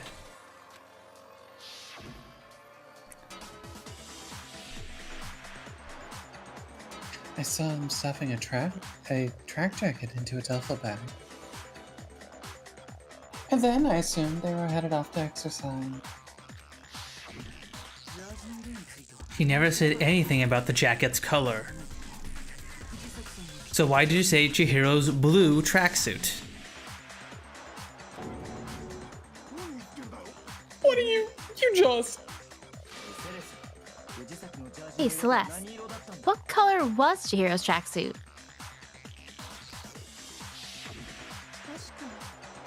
As a matter of fact, it was blue.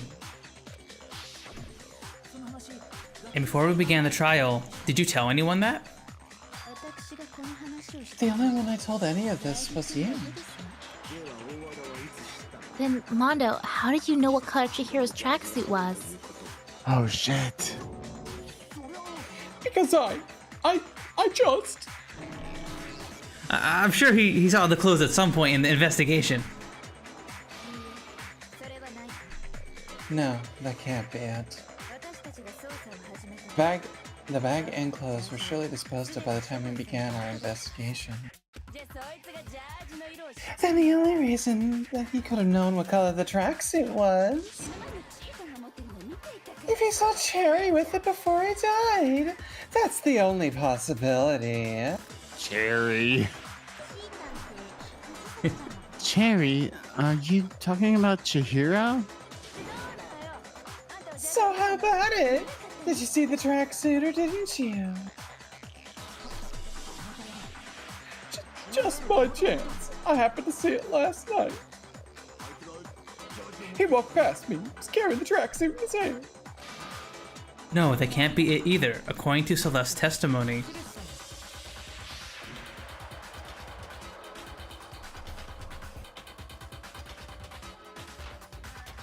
She stuffed the jacket into her bag in a hurry. It was almost like she was trying to hide it. And just like that, she was gone. When Celeste noticed it, Chihiro made a point of making sure the jacket was completely in the bag. If you just ran into him briefly, you couldn't possibly have seen what color the tracksuit was.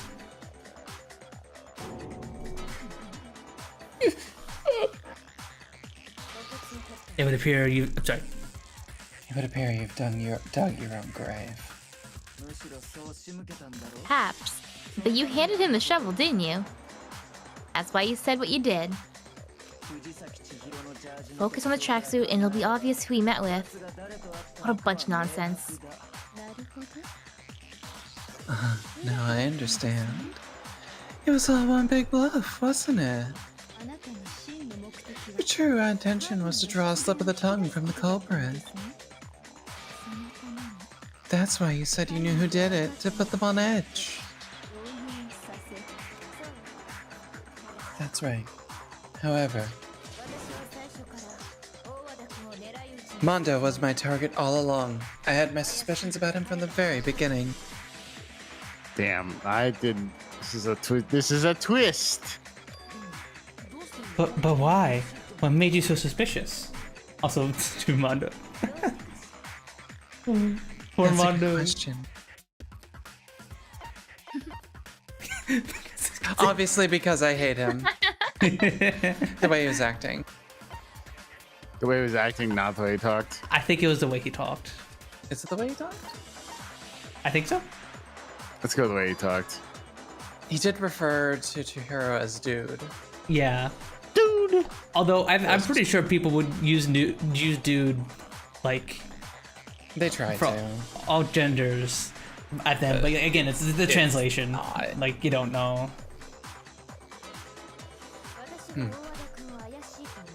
There was a certain turning point that tipped me off.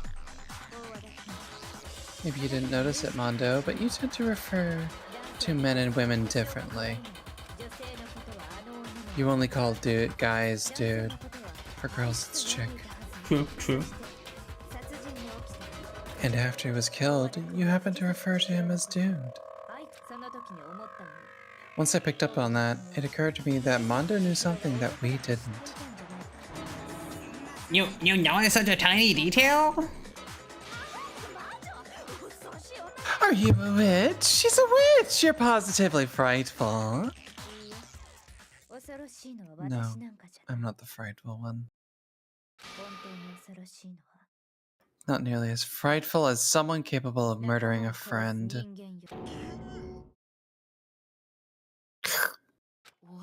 Mondo, was it really you? Did you really kill Chihiro? I didn't kill anyone. You've been all over me, judging everything I'd say, put words in my mouth. What gives you the right to treat me like a goddamn criminal? Yeah, he would never do something like that. This is a false accusation. It's true, my reasoning on that is pretty shaky. That was fast. Well, this does present us with a problem. It seems we're all out of leads. My time has nearly come. That's what my little ghost friend is telling me. What? Oh yeah, that reminds me. Hifumi, were you telling me you'd found some evidence?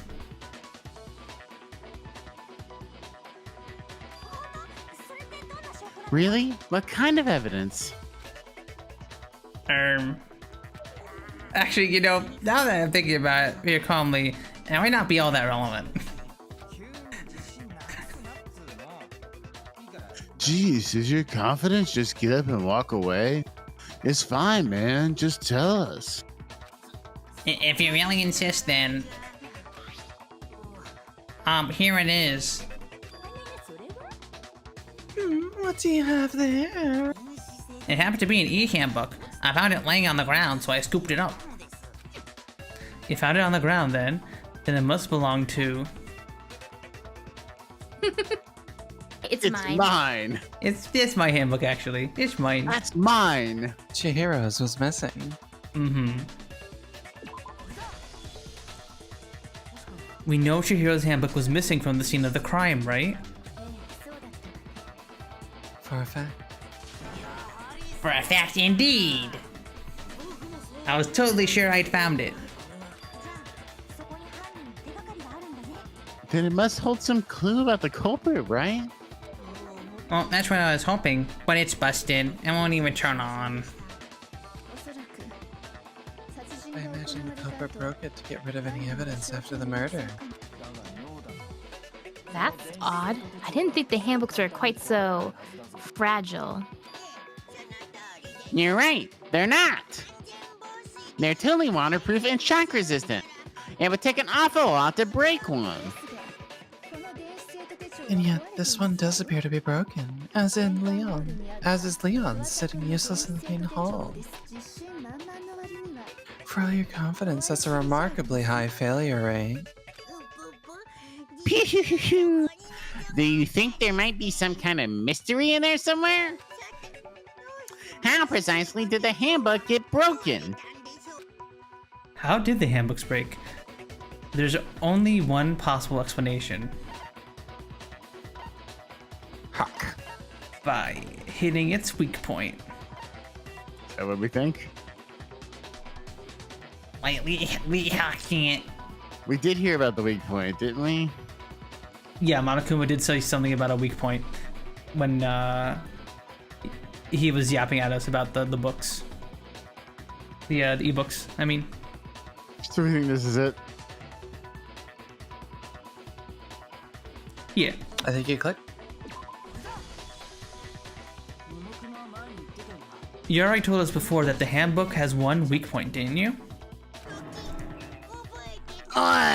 You remember that? Sure, maybe I let that slip, but I never told anyone what the weak point actually was.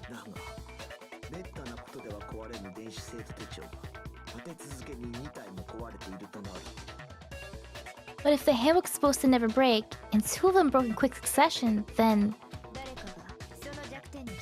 Then we can only assume that someone figured out its weakness. You know what its weakness is, right, Monokuma? So what is it? Huh? You're asking me?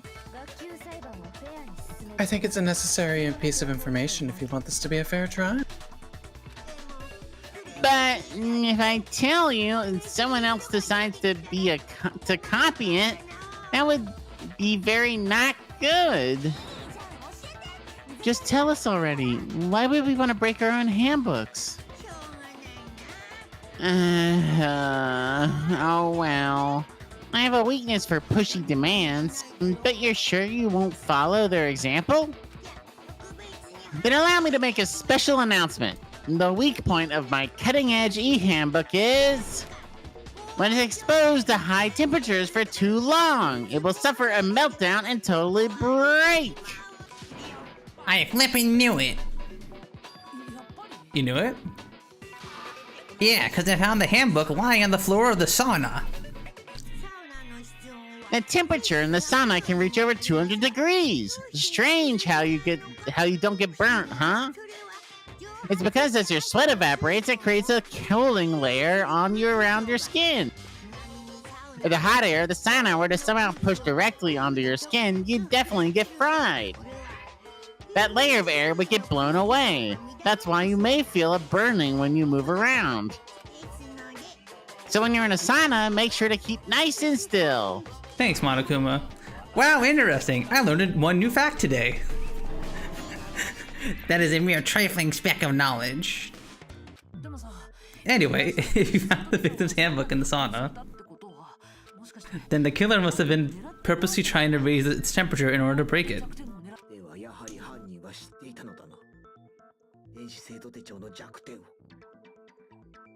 Meaning the culprit somehow knew its weakness.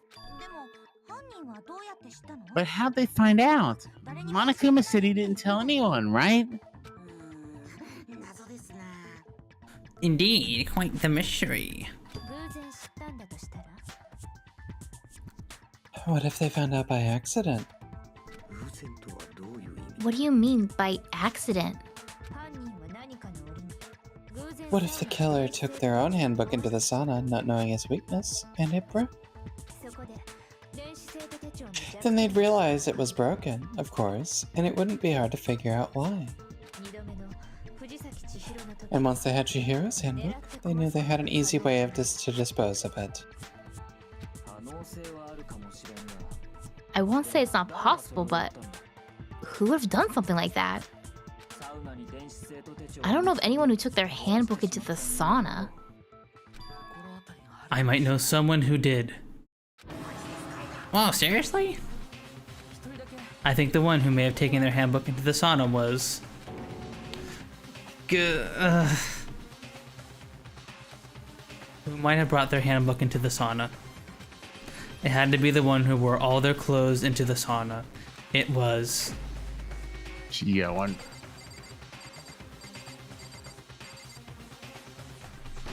What a twist! No more Fred Durst!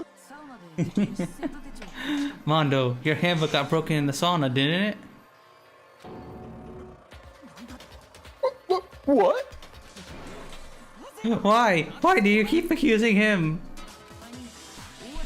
Mondo and Taka had an endurance contest in the sauna not too long ago, remember?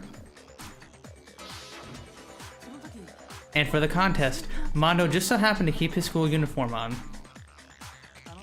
But little did he realize, he'd also left his handbook in one of his uniform's pockets. And when it was all over, Mondo discovered that taking your handbook into the sauna could easily destroy it.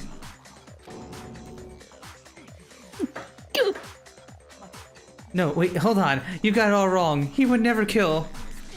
I don't accept this. Show me the proof. The actual solid proof.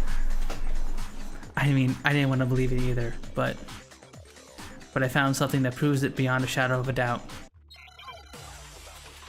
I'm not sure what it is.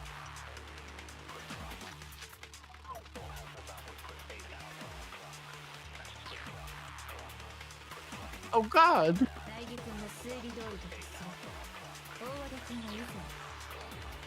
If what he says is correct, then Mondo, you broke your own handbook. In other words, Mondo's handbook is actually broken.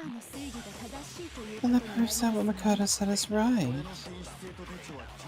Well, my goddamn handbook works just fine. See? Look! Makoto was wrong after all. Mondo wouldn't hurt a fly. I'm sure Mondo's handbook broke during the sauna showdown.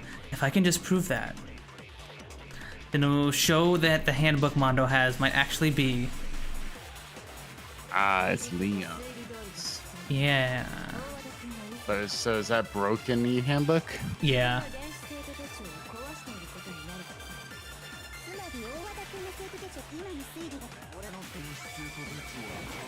No! Okay. Got it. Objection! That's wrong.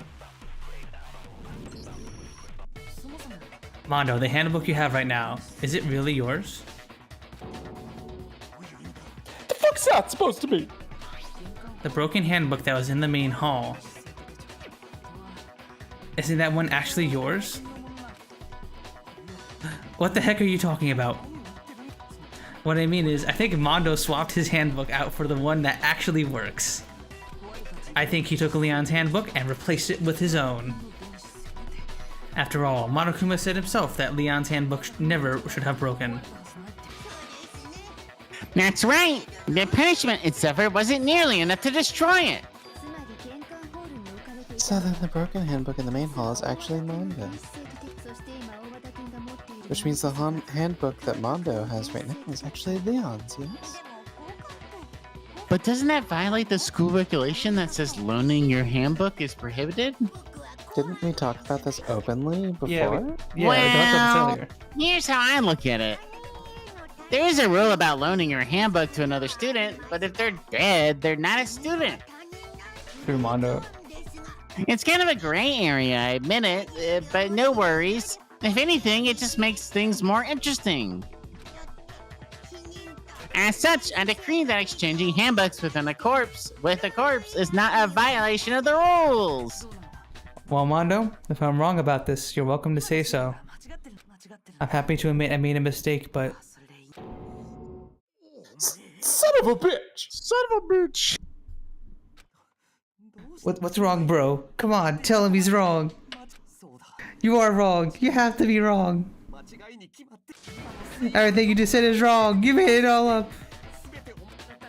Okay, why don't we look back on this case one more time from the beginning? That way, everything will become clear and we'll all see if I was right or wrong. Oh my god, I have some fucking questions. Because Mondo isn't the one who made it look like Genocide Jack, right? That still was Byakuya? Mm-hmm. So was Byakuya just doing it to be a fucking jerk? I don't understand. We'll have to see. We'll have to see. Ah! What? Oh, okay. You remember how to do this, right? Okay, start.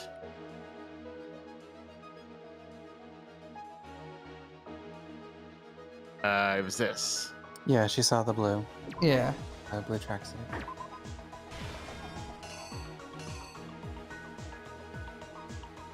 Turns away. There's that scene. So probably somebody went into... Has to be this, right? Mm-hmm. I think so, yeah. But would it be girl? Let's see, look at the other options.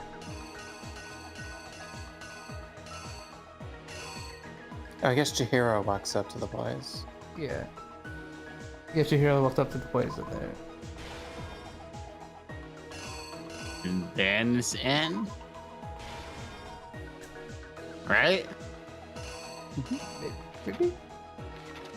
If not, we can just swap it around.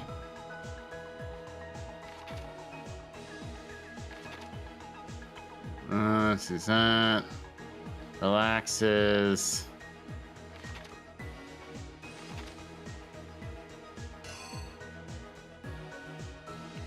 Must be this, right? Mm-hmm. Ah! Splatter.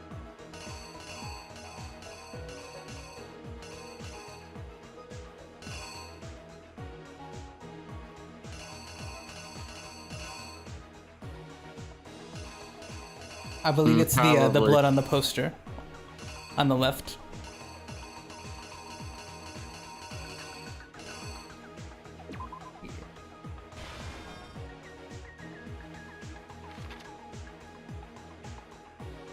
This hits the floor. I love the style. Oh yeah, the style for these comics is great. God, this is the second time I've thought to ask this. Is this what it looks like in the original material? Or playing the original material? Yes, the original material. Oh, is this what it looks like in the manga? There are a bunch of manga of the original games. I have not read them, so I cannot say for certain. But they came after the visual novel. Yeah, they came after the visual novel. So she's down on the ground, they roll up the carpet. probably peeling the paper off or whatever. This one? Yeah. The body. Yeah, we skip we past missed the one of the face. previous. Yeah, there you go. Maybe the cables? Or maybe the girls. Yeah, it must be the girls, right? Yeah. To the girls.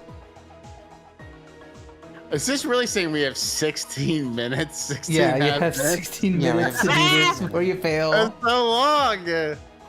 Oh yeah? On normal difficulty, they give you like a ridiculous amount of time to do everything.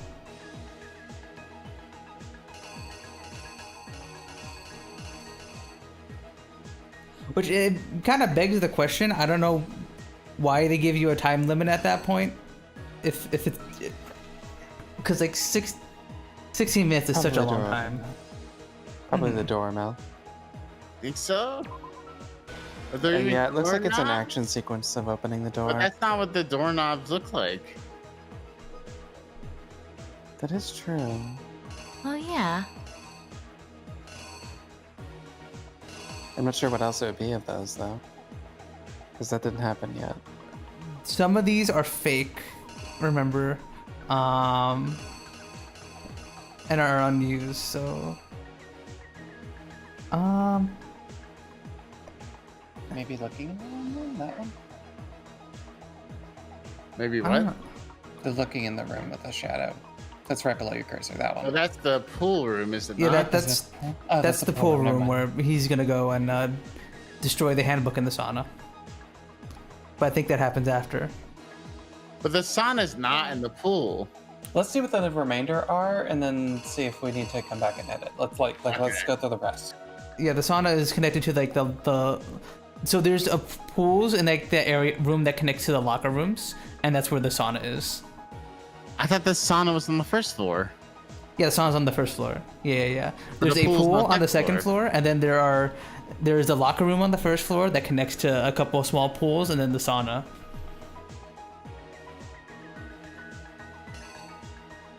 Okay, so then down, exhausted. There's the boys' locker room.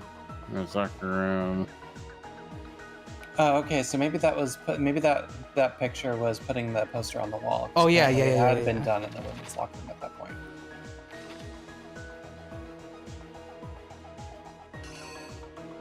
Yeah, there you go.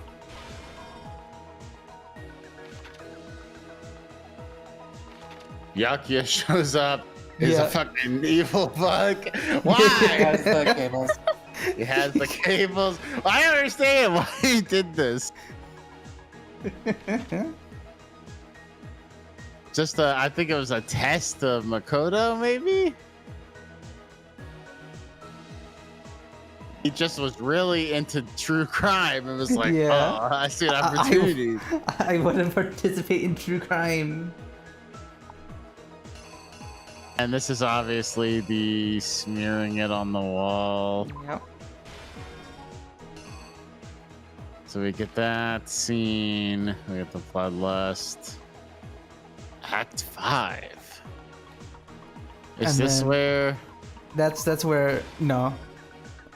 It's the him going to the sauna room. Yeah. And then So this one? yeah, that one for the last one.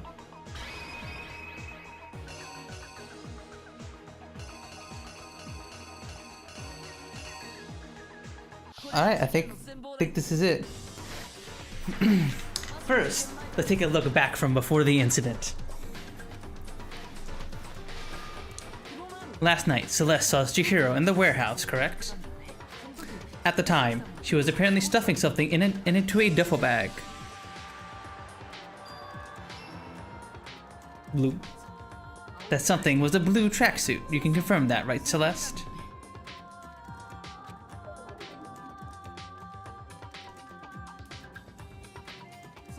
With the bag in hand, Chihiro headed out, even though it was officially nighttime. She made her way to the locker room, specifically the boys' locker room.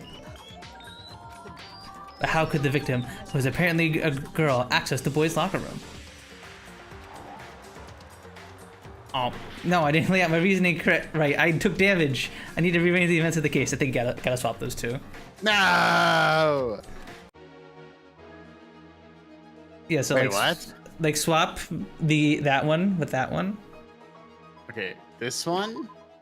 Yeah, and then the one of Chihiro entering the boys' room. There we go. There you go. I think that's it. That's it. That's the only mistake we made. I hope. What's him? With bag in hand, Chihiro headed out, even though it was officially nighttime. She made her way to the locker room, specifically the boys' locker room. How could the victim, who was apparently a girl, access the boys' locker room?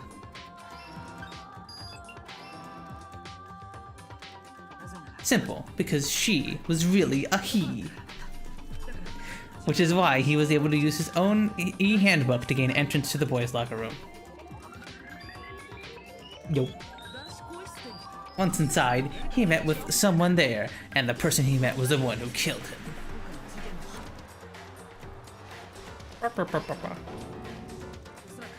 It seems likely that the killer grabbed the nearby dumbbell, approached the unsuspecting Chihiro.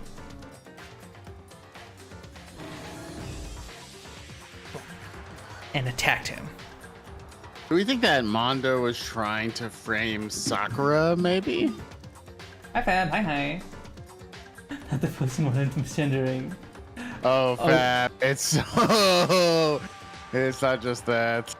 Oh yeah, you'll want to stick around, Fab. We'll talk. We can just once the trial's over, we'll have a little Chihiro discussion to wrap up the stream. And attacks him. And that's where the bloodstains and the poster and carpeting thing in the boys' locker room come from. Bleh. It was likely in the heat of the moment. The body was arranged, but the murder itself felt unplanned.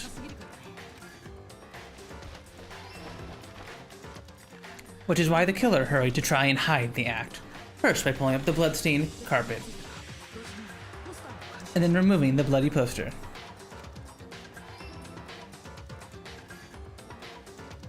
And finally, carrying the corpse to the girls' locker room. A girl's handbook was necessary to get into the locker room, of course. But this alone doesn't prove that the killer was necessarily a girl. After all, Sayaka and Junko's handbooks had been placed in the main hall. Using one of those, a boy could get into the girls' locker room without much problem. And that's exactly how the killer did it. With the carpet and poster they brought with them, they got to work.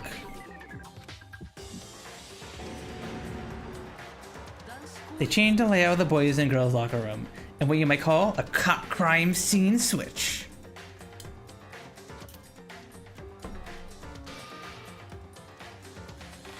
That could have been the end of things, but no. Byakuya discovered the body and decided to intervene in the situation, making things even more complicated.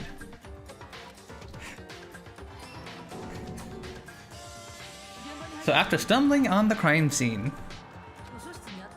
he went and grabbed the extension cord from the library, and then he got to work. He used the cord to string up Chihiro's lifeless body.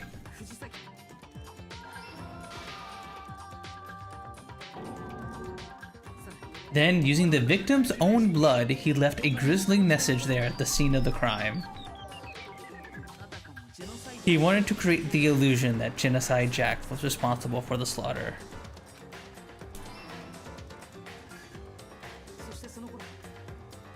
And around the same time that Byakuya was putting together this facade,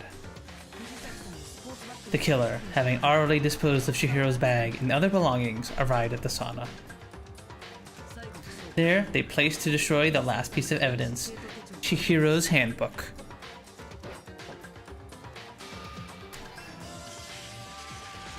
And just as the killer expected, the steamy sauna was enough to ruin the electronic gadget. Somehow, the killer knew that the handbook couldn't stand up to the heat of the sauna. And the reason they knew that is because the sauna had already wrecked their own handbook. And that's how it all played out.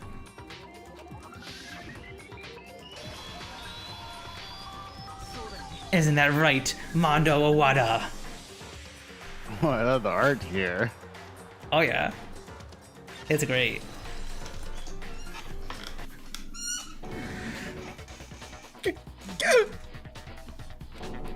Wait, no, this can't be right.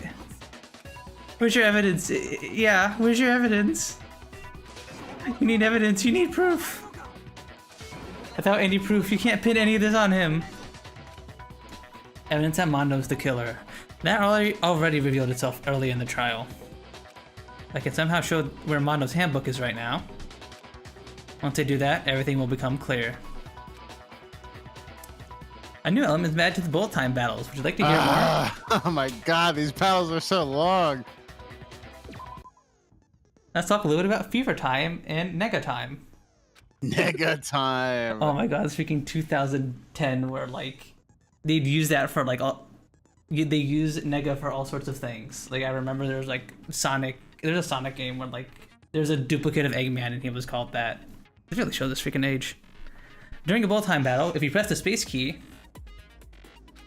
Fever Time will activate and the tempo will be forced to its max. Oh no! Is that one that gave me so much trouble last time? Yes. At this point, even if you push the buttons at random, you won't miss. So if you push right mouse button, left mouse button, right mouse button, left mouse button, however you want to destroy the opponent's verbal assault. This only lasts until your focus gauge runs out, so make the best possible use of your time. So spacebar to have enter super mode where you can just mash. Of course, it wouldn't be fair if only you got access to special time, right? We've also prepared something called Nega Time that your opponent can use. The opponent activates Nega Time during the bullet time battle.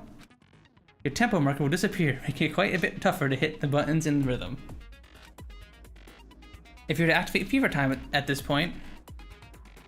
No, never mind. I'm sure nothing would happen. I don't know what I was worried about. Hey, does that mean we should activate it then? Not surprisingly, if your action difficulty is set to gentle, the opponent won't use Nega Time. Well then, good luck and have fun. If you wanted to drop the action difficulty to gentle, you want to remind me how I did this?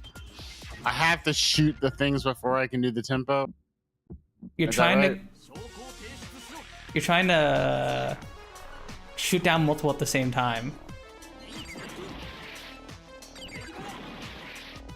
It's right click to select and left click to kill, I think.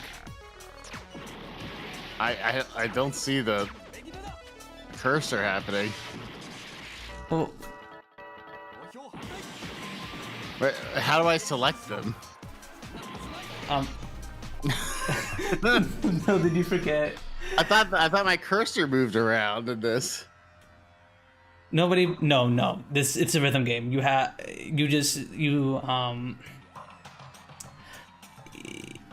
You basically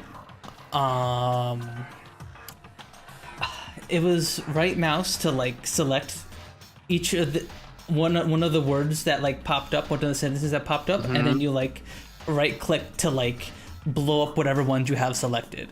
So you want to try and make like combos. Select multiple. So when does the tempo in the bottom come into play? I think that just is based on how if you're hitting the combo well.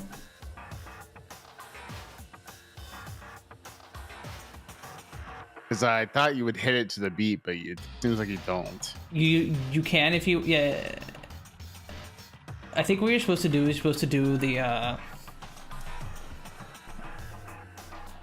you're supposed to select to the beat and then shoot, and then I guess you can shoot when there's nothing on to keep up the combo. Okay, I can try. Yeah. Uh-oh. Have we already come to the end of the debate? Well then, the class trial is officially adjourned. Now it's time to reveal who's the blackened. It's the same dialogue as the first trial where it's like, you fucked up, Makoto, so now everyone thinks you're the blackened. Ah, I see. Yeah.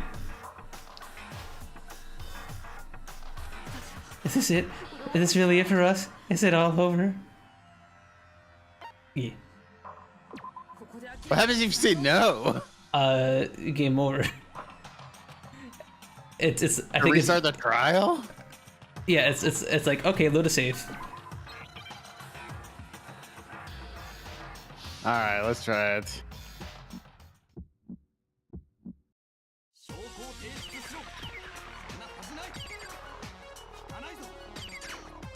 Here, so now, yeah. There you go. You got it.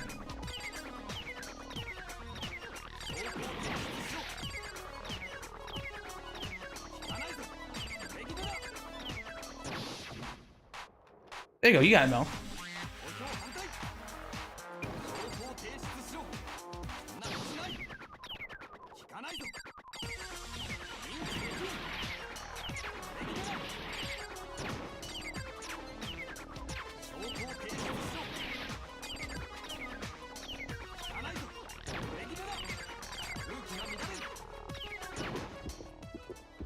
Final strike.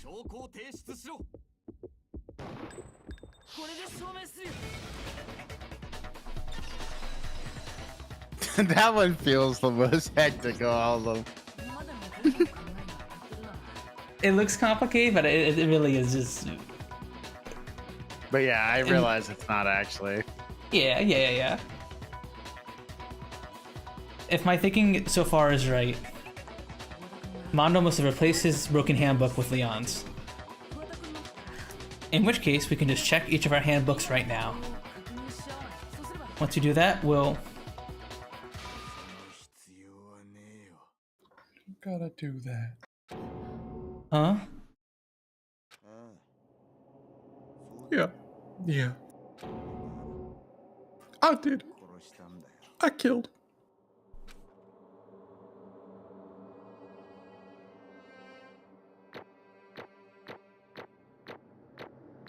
Why, Mondo? Why? Perhaps he shall tell us in the post-trial scene. Hey, we got an A this time. Yippee! That means we get more money. That means we can do more gambling. Hell yeah. 80 Mondo. Wait, no, 80 Monokuma bugs. Mondo bucks. Bro, what are you saying? I got no sorry. I got no choice, man. After hearing all that, I gotta just give up. Go ahead, Monokuma. Get it over with. Ask for the goddamn verdict. Roger that. Wait, hold on. No waiting, no holding on. Time for the moment we've all been waiting for. Grab your lever and give it a yank. Who will you elect as the blackened this time around? Will you make the right choice or the dreadfully wrong one? What's it gonna be? Who's it gonna be? Yes, who is guilty? The Yes, we get the reward of the Guilty. we get the reward of the cool ass cinematic. yeah. Uh-oh, this time it looks like you got it right again.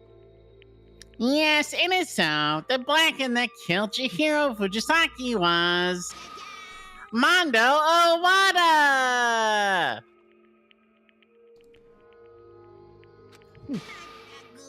In case you're wondering, the vote was not unanimous. Kiyotaka chose the wrong answer.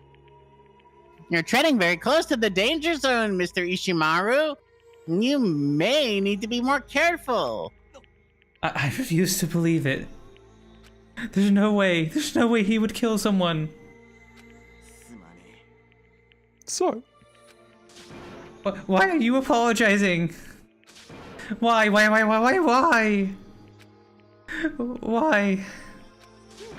did you do it? Well, it looks like Mondo's taking a vow of silence, so allow me to explain on his behalf. Please say it's not gay panic. Please! The story of the murder this time is the sad story of two men. Oh, God. Oh, but for anyone who doesn't really want to hear it, you can hit the control key to fast forward the text. Thanks, Monokuma. Thanks for telling us that 2 chapters into the game. We're hearing it all right. Oh yeah. Anyway, there was once a young boy, and his name was Chihiro Fujisaki. He had an extreme inferiority complex regarding his lack of strength. You're so weak, even though you're a boy. He'd heard things like that as long as he could remember, and he couldn't overcome his weakness. On the contrary, he tried to hide and buried himself further and further into that weakness, to take on the fragile form of a petite young girl. He had chosen that as his way out. Now nobody will be able to say about even though you're a boy. But no matter how tightly he wrapped himself in that shell, the inferiority complex had already taken root deep inside of him and was not so easily weeded out. As it turned out, the shell was completely empty. That complex didn't disappear. Instead, it only grew stronger and stronger. I'm weak. Weak. Once the killing game had begun here at the school, he had no choice but to accept his fate. Fact. After all, this world is survival of the fittest. If you're not strong, you don't survive. And then the lovely and hateful Monokuma announced the revealing of the embarrassing secrets. Which of course included Chihiro's embarrassing secret, which I was more than willing to divulge. Even though he dresses like a girl, Chihiro is actually a boy. Oh, God. Ugh. Oh, I'm pulling my collar on this one. And that was something Chihiro couldn't let anyone find out, no matter the cost. Never come out to Monokuma, true, Mondo, true. How do I not know about it? How am I transited into anime?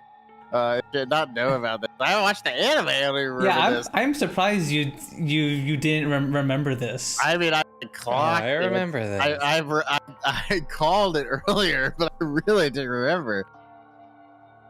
If that was revealed, it would be the end. The hardened shell would crack, the armor would fall away. Without a doubt, those around him would torture him more than ever before.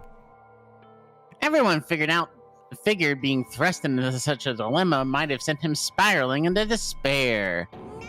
And yet... I'm sorry, I don't really want to talk about it right now. But I also don't want to leave things the way they are, so maybe I can talk about it later. After I try my best to become strong, then I can tell everyone.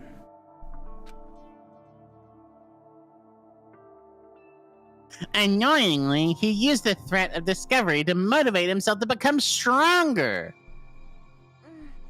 Now's my chance. I'm going to get stronger and accept who I am. Strong enough so that when someone says, even though you're a boy, I'll be okay. I'll get better.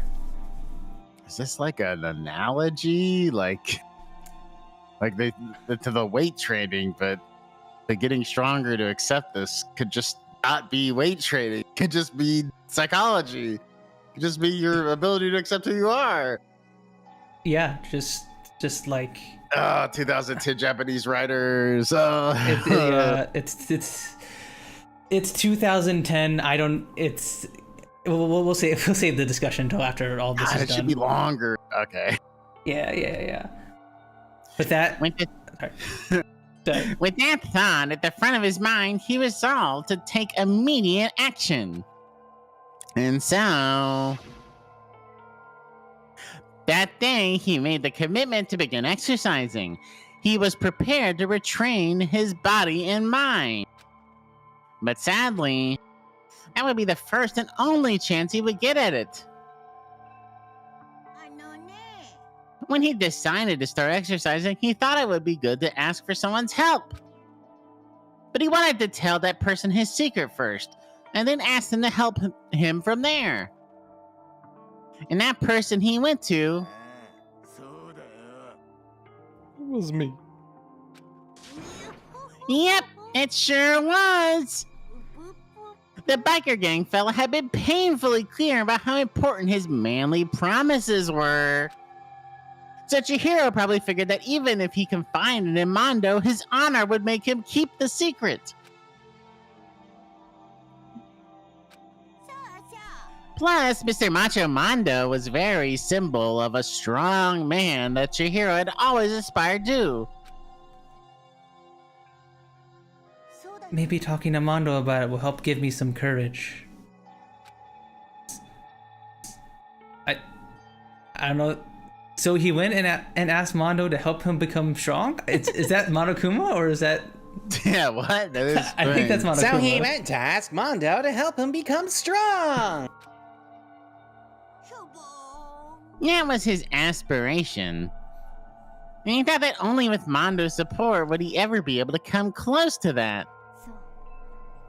So then, that must be why Mondo did what he did to keep the promise he made to Chihiro. Huh? Did what he did? You mean that's why Mondo carried Chihiro from the boys' locker room to the girls' locker room?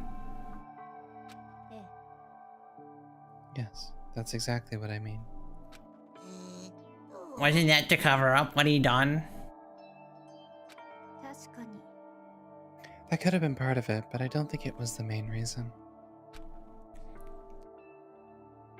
The real purpose was to keep the promise between men he made to Chihiro. But how does moving the body keep a secret? Because if everyone knew he'd been killed in the boys' locker room, then everyone would have been arguing about how she got into the boys' locker room, right? Once that started up, at least a few of us would have immediately begun to suspect their identities, so... Shut up. He tried to protect Chihiro's secret by putting him in the girls' locker room and stealing his handbook, see? Then... Gonna stab you, bitch. Just because I'm laughing off mic, come on. I'm gonna stab you. Then Mondo did all that to keep the promise he made to Chihiro, who he'd also killed?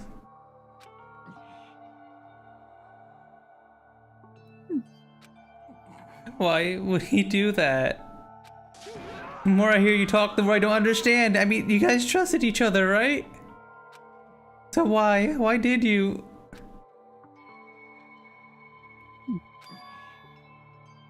Because no matter what, I didn't want anybody to know. So that's what triggered it after all.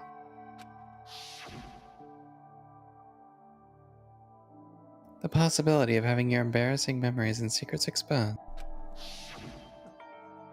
That's impossible. Nothing could have been that bad.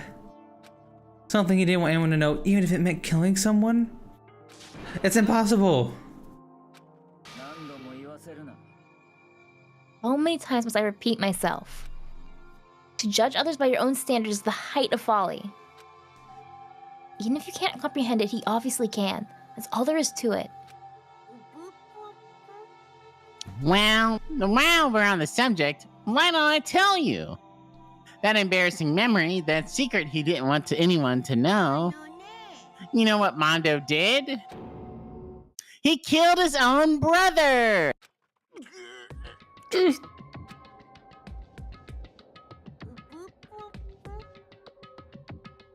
Mondo, the ultimate biker gang leader, makes all the hoodlums and riffraff across the country tremble. But the only reason he had the chance to join a gang in the first place was because of a certain someone. Mondo's older brother's name was Daya Owada. Mondo had nothing but respect for him. It was because of Daya that Mondo ever got on a motorcycle. Mondo's brother was his only family growing up. He was the only one Mondo could trust or respect. Also says Crazy Diamond on the back of his brother's. Crazy Diamond! Yes! There you go. JoJo's Bizarre Adventure! Found the JoJo! We found the JoJo! We found the JoJo! Also, hi Randy, hi. He killed Josuke! No! He wanted to measure up to his big brother, so he imitated him in everything he did. Mondo was the epitome of the starry-eyed kid brother. Meanwhile, that charismatic older brother had put together a local motorcycle gang. And before anyone knew it, he had grown into the biggest biker gang in the country. Daya, the older brother, number 1 in the gang, and his number 2, the younger brother Mondo. In the beginning, everything was peaches and gravy. Ugh.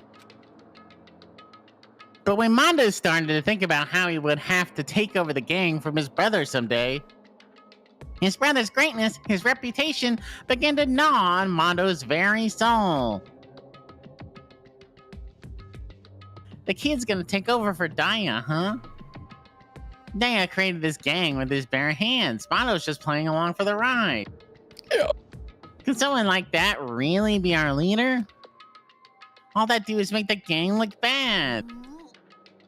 Almost every day, Mondo heard the gossip and whispers of the other gang members, which is why... I gotta get stronger. Stronger than Daya. Once. Just one time. No matter what, I gotta win.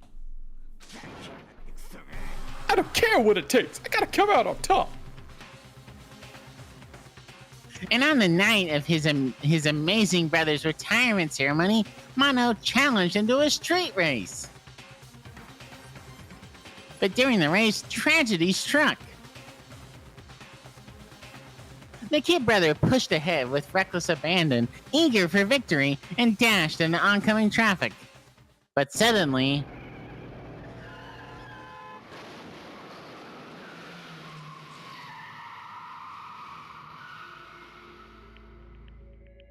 laying in his kid brother's arms, the older brother delivered his final words.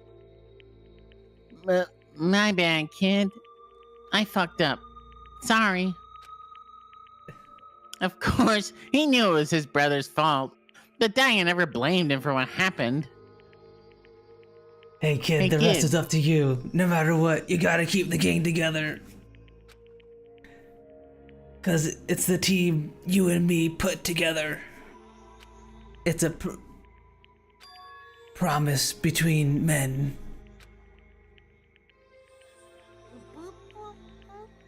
He decided to hide the truth of what happened from everyone else in the gang. In order to keep the gang together and keep the promise to his brother, he could never admit to anyone that it was his own weakness that had caused the accident. And as a result... the team was made even stronger under the banner of the kid who'd bested his big brother. Daya was gonna lose to this kid brother, so he got stupid and got himself killed.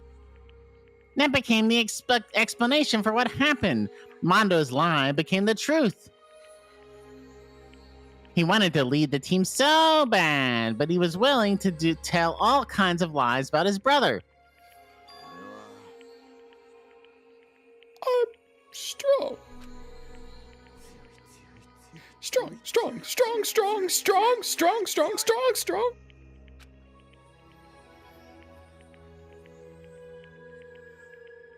And yet...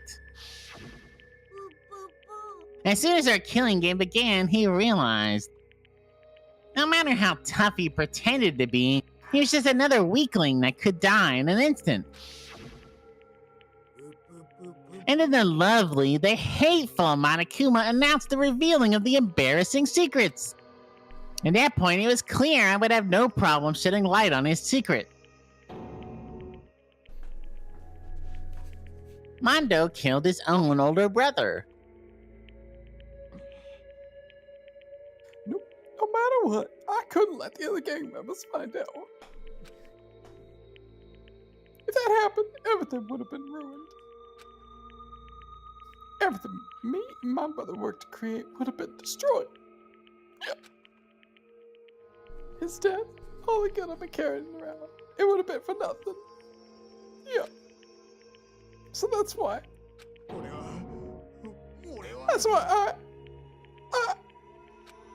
Mondo. After I saw what Monokuma had me, my head filled up with kind of fuzzy uneasiness, and I just started swirling around. I never felt anything like it before. I didn't know what to do about it. I wasn't sure what to think or say, but after a while, that fuzzy uneasiness turned itself into a rock-hard lump of anxiety way down in my stomach. It was right around then that Chihiro asked me to start working out with him. And right there, he told me a secret. Seriously? Jesus! Yeah, I'm sorry I lied to you. But why? Why now? Why you tell me all this is sudden? Huh? Cause I mean, you kept the secret all this time, right? If anyone found you out, you would. You're right, but I want to change. I wrapped myself in lies. I'm weak. I want to destroy that version of me forever. His words were like a knife in my gut. It's like he was exposing a lie I've been living myself. I have to change. I don't want to be weak anymore. You're so strong. It can't hurt you, right? Whatever secret Monokuma might tell us. So what you're saying is I should just say? You're saying if I really am, I should just be able to tell everyone my secret? Huh? I was jealous. I was jealous of Chihiro's strength. He had the strength to face his own weakness, to try to overcome it. It was the kind of strength I never had. I was so jealous of him. And that jealousy broke me. Are you making fun of me? I'm strong. Are you fucking with me right now? I'm not making fun of you. You really are strong, Mondo. I felt like I could hear something starting to creep. Something inside my head. What did you want me to do? What was I supposed to do? Was I supposed to sit back and just let my secret get revealed and ruin everything? What's wrong? Why'd you have to tell me that? Are you trying to rub my failure in your face? No, I just really admire you. I admire your strength. That's right. I am strong. Strong. I'm strong. Strong.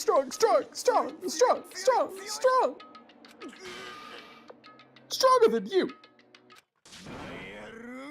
And stronger than Daya.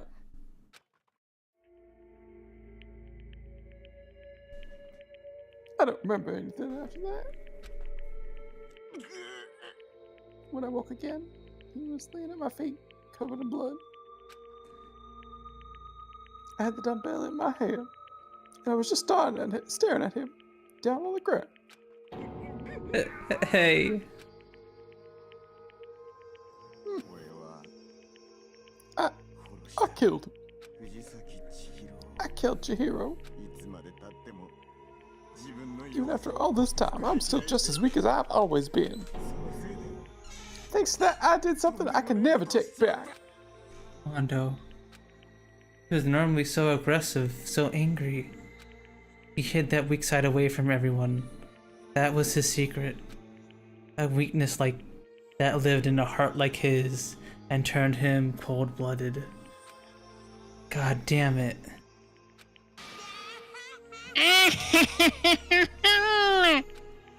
Look at him. You see? You're all just like him. For a secret from the past, for a memory. For that, he killed another living human in cold blood. He can't get free of his regrets from the outside world. He doesn't know what true strength is. Do you see hope anywhere in there? Because I sure don't. You bastard. Just shut up, you son of a bitch. Go ahead, say that again, I dare you. Okay, I'll say it as many times as I want. Is what I want to say, but unfortunately, I can't do that right now because the time for punishing is fast approaching. Punishing? You mean execution? That's what I promised you, right? The Blacken that disturbs the peace will be punished. Hold on. Now then, I've prepared a very special punishment for Manda Owada, the ultimate biker gang leader.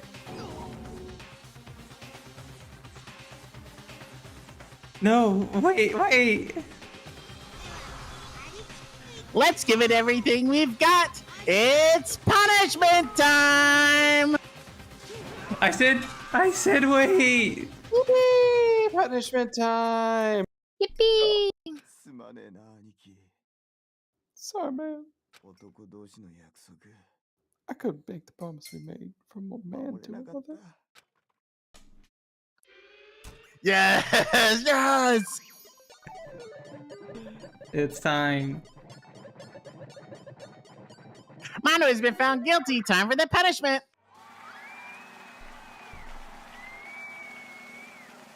Oh, another execution.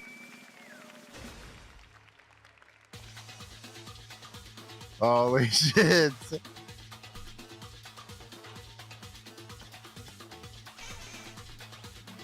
Monokuma, the bike with the hair. Nando's is something. Mm-hmm.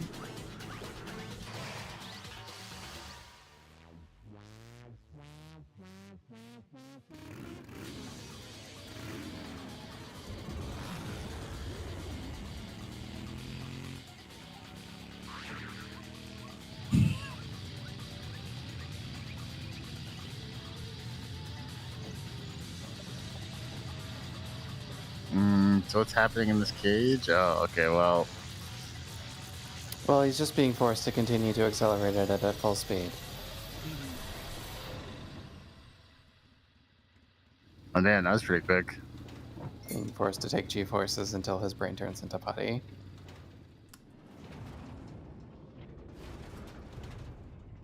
And his body disappears. I think he was like electrocuted by that. He probably like at one point got like pushed off the cage and like got electrocuted. Manda, what? Huge reveal on the username of this fucking random category frog. What the fuck? Yeah. What the fuck? He's a butter. He really is a butter boy. He is the butter boy. Okay, I understand how him revolving in the cage turns into butter. That's kind of a stretch by the Kuma, but Yeah.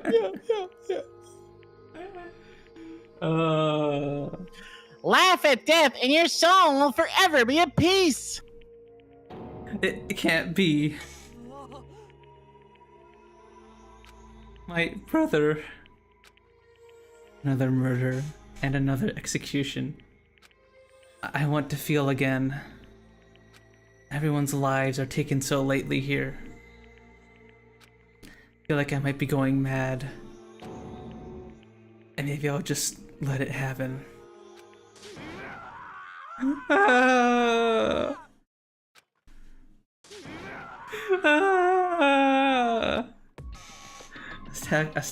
Taka's sad screams invaded our skulls. We were each forced to realize once again. But he, of course he had to. What a disappointment. This the end of the game? Byakuya? You're completely insane, you know that? A game? One of our friends is dead. Do you realize that? Of course I do, but this game is life or death. I don't have anything to say to you. I don't have a response except that. I just don't understand why. Why did you go out of your way to disguise Mondo's crime? Why? Isn't it obvious? Because it made things more interesting. His voice was calm, emotionless, like the voice of death. It chilled me to the bone. Last night when the murder took place, I was in the library as usual. So you ignore the nighttime rule too? That rule never mattered to me. I don't recall agreeing to it. Well, I don't particularly care. Please continue. The night grew late and I decided to return to my room, which is when I stumbled upon him. I spotted Mondo coming out of the girls' locker room. After he'd gone, I looked inside and saw a corpse. What? You mean you actually witnessed the murder?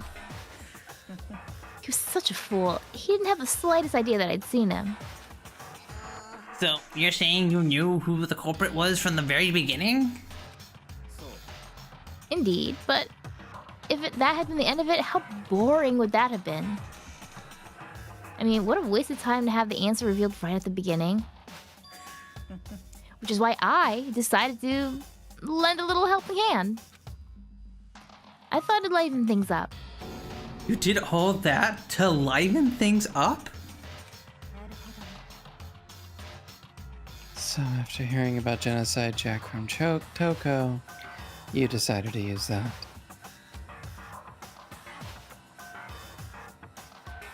To create a fake murder scene? But damn, man, if we hadn't figured out who'd really done it, you would have been dead too, right? Well, obvious I would have revealed the truth before it reached that point.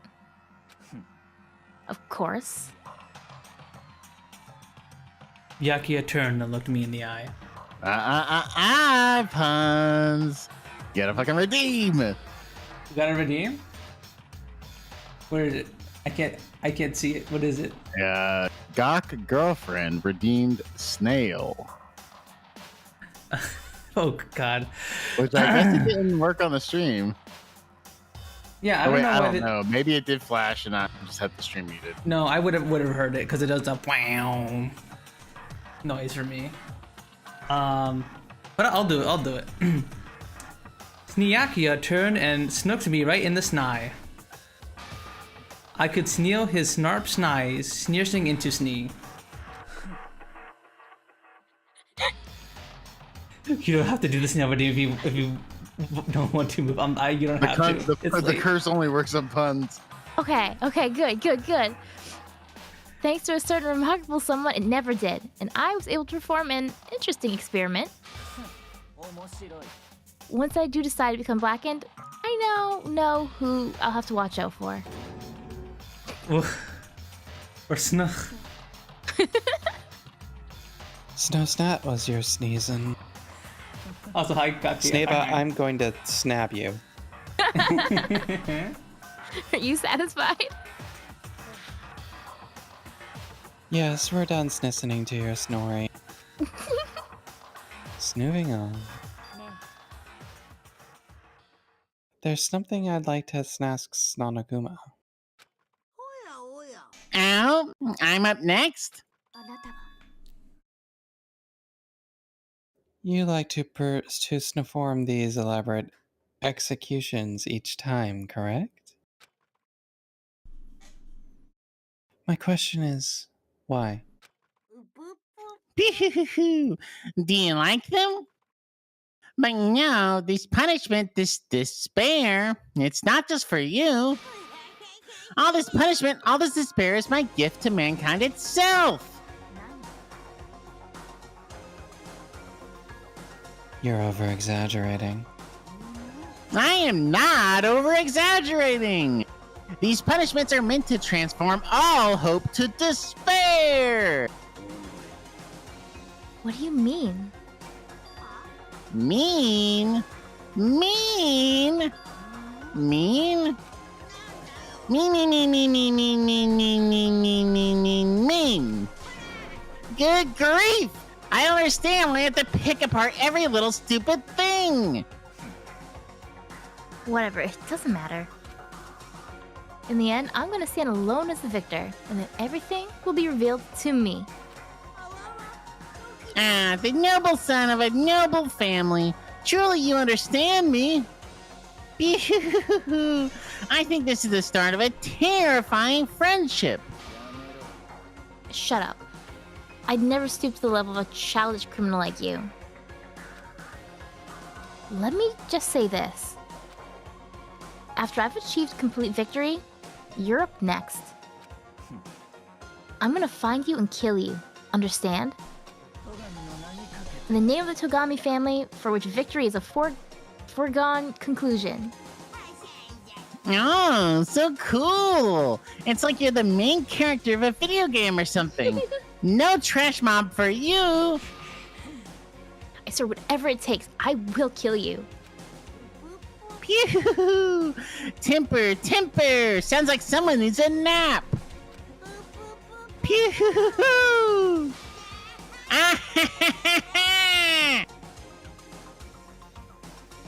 Without Monokuma's laughter peeled across the courtroom and the curtain closed on the case of Chihiro and Mondo. But I knew that wasn't the end. The killing game would still continue, because the mastermind wouldn't let it end. For those of us who were still alive, our worst fear and despair kept on multiplying. It was the kind of despair that felt like a blind puppy in hell had more of a future than us. All of our courage, our effort, our friendship, I felt like it amounted to nothing at all. It was the worst kind of despair.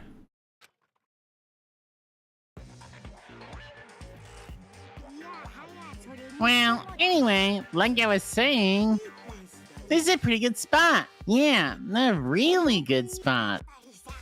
Anyway, isn't it amazing how that girl went and killed someone before things even had a chance to get boring?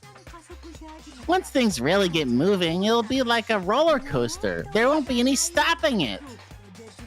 Fear and despair charge forward at a speed nothing can hope to match.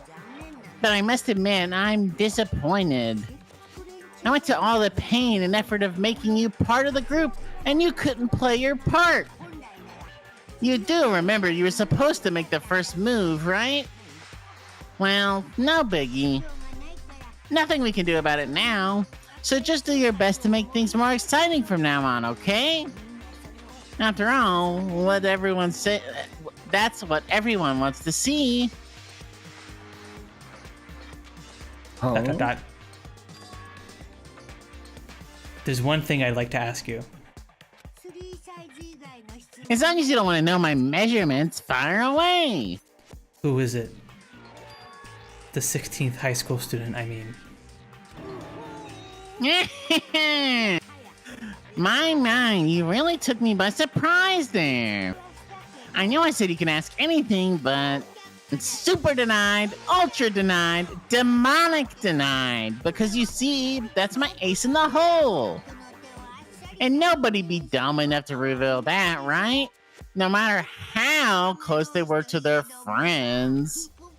Pew! ...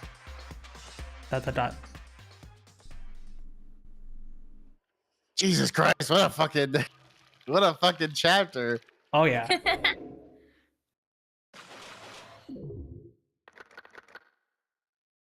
Surviving students 10.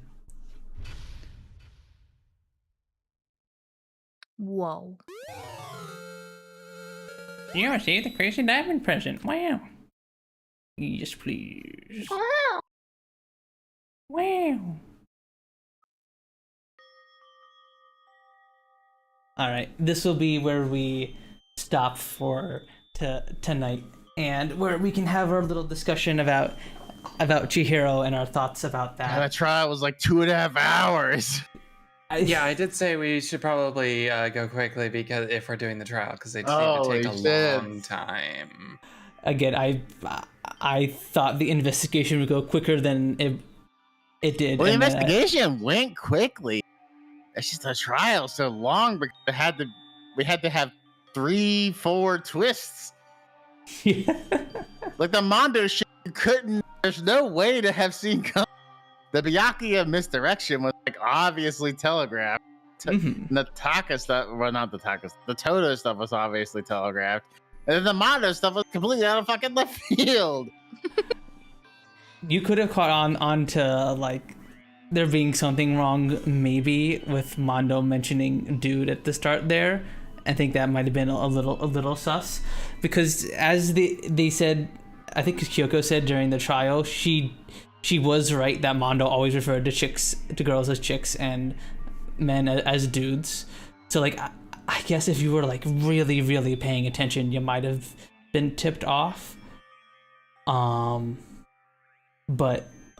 like I will tell you this, even if you do all of Chihiro's events, she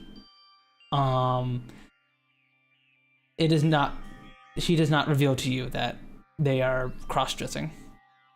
So there's no way to know about that ahead of time other than you guys sussing it out through the dialogue ahead of time. Greetings and salutations! Hi Kiyotaka. Hi. Hi Kiyo, you seem pretty upbeat. You're kind of crying over Mondo dying a second ago. I'm glad to hear you're feeling better about that. But yeah, man, I wish Gawu was here for this discussion because they're talking between Twitch and YouTube. Whoa. Whoa. Because like the murders of Chihiro and Mondo being the killer, like one of the themes of the murder, as you guys could probably tell, was like masculinity, right?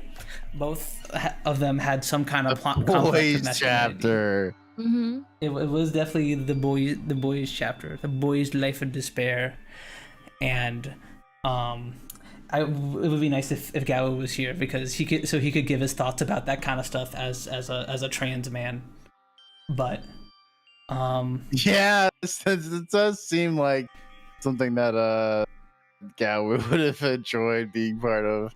Yeah, maybe we could have his thoughts about it once he's able to come back. But yeah, so what are your thoughts about Chihiro, I guess? Do you think that she would have, if this was something that came out today, she would have been written as a trans woman? Or do you think that like... Well, this game was in Japan, yes? Yes. Yeah. So no, absolutely not. No. You don't believe it though. I don't. I think so. It's so fucking close. They're so close to getting it right because they're like, "Oh, I gotta be strong enough to confront the truth." And Mondo's like, "Oh, you are strong because you're confronting your truth." Mm-hmm. Like you're the strongest person I know because you're confronting the reality of your identity or the situation you find yourself in. I don't know. It becoming a strength train in order to do it becomes a little bit like, okay, well, you were really close to this being like, I don't know. It's even, you could argue that like maybe Chihiro is like being a little naive and like thinking like, oh, surely if I get stronger, that'll help me face the reality of my situation. Yeah, and like that's like a thing that like I was thinking about is like, would Chihiro even know that being trans was an option, like in 2010s Japan, right? Would that even be like a thing? Chihiro was passing. No. Yeah.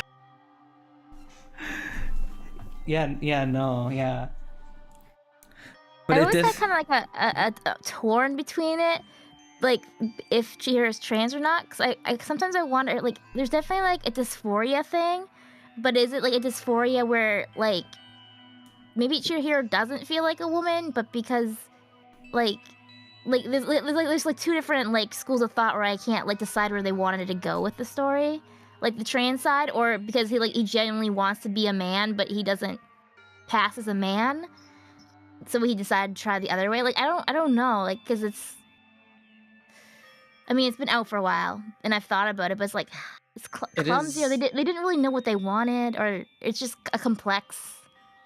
I mean, also just being gender non-conforming. Like, okay, if he does actually genuinely want to be a man, just not being a strong man is okay. You can just be a weak man.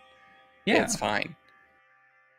Yeah, because like the real culprit here is like the gender roles that both of them were forced into and are expected to fill, but like both of them shouldn't have to be strong to be accepted as men.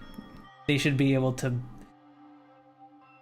Chihiro shouldn't need to be buffed to be accepted as a man, and Mondo shouldn't have to put on the front and pretend to be tough to be accepted as a man. But like, it's just the circumstances that they are in like forces them to be like to have these complexities about them, and you know.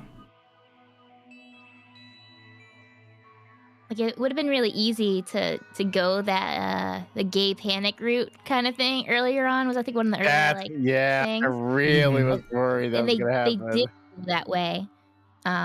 It wasn't a matter of like Chihiro's identity wasn't the problem. It was the thing that made him snap was the strength thing. Yeah, the jealousy, which I think is interesting. Like to me, like that's why I said that this was so close to being played better than it was. Like Mondo correctly identifies that Chihiro is being strong by wanting to do and being willing to do anything about how they feel. Yeah, exactly, and that's. I think I like this trial a bunch. It's one of my favorite Danganronpa trials because of the themes it has in it. With masculinity and stuff, and obviously I relate to it a little bit, being a femboy myself, and obviously Mel and Kat, the both of you being trans women, obviously something you've probably thought about a little bit at some point, more than a little bit. Yeah, I thought about being beaten to death. But like, I mean, Mondo, the Mondo Butterboy, which by the way, Mondo Butterboy, the whole time I sit here thinking like, this is like some kind of red flag thing. Is it's not like Butterboy is like like an alt-right thing, or like it's like just some like the dog whistle. Nah, he's butter. Literally get turned to the he's butter. Nope. No, it's just fucking. He got blended so hard on a motorcycle, he got turned into butter. Yep.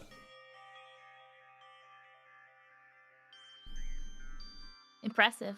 But Mondo Butterboy is right. It could have been so much worse. They weren't really like ragging on Chihiro or like making jokes at their expense. Which happens a lot in a lot of games that explore stuff like this, like cross-dressing. Because like I remember in Persona 4 when oh god, what's the Persona 4 is not even that old, is it? Persona 4 is 2008. Oh my god, really? Yeah, so it's old. It's around that time. It could have been worse, definitely. Or like, oh god, you're right. 2008.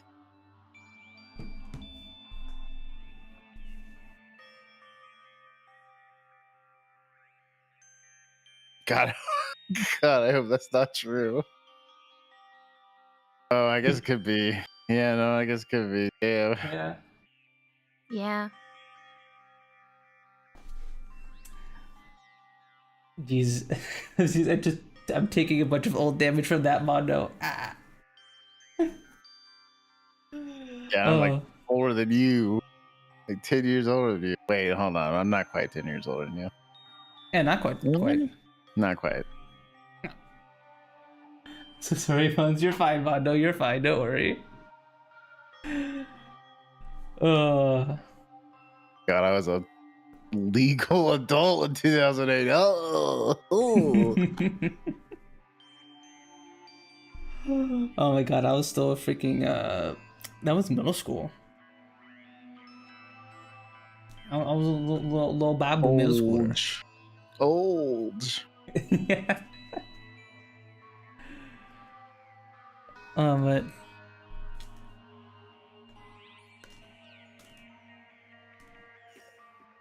Oh, I'm glad Mondo Butterboy could be here for the trial because it's really hard to predict when we're gonna have certain events. True. That is super duper lucky that you may just stumble on the stream right, just with perfect timing, Butterboy. Just in time. With The right butter now I'm gonna cry. senses.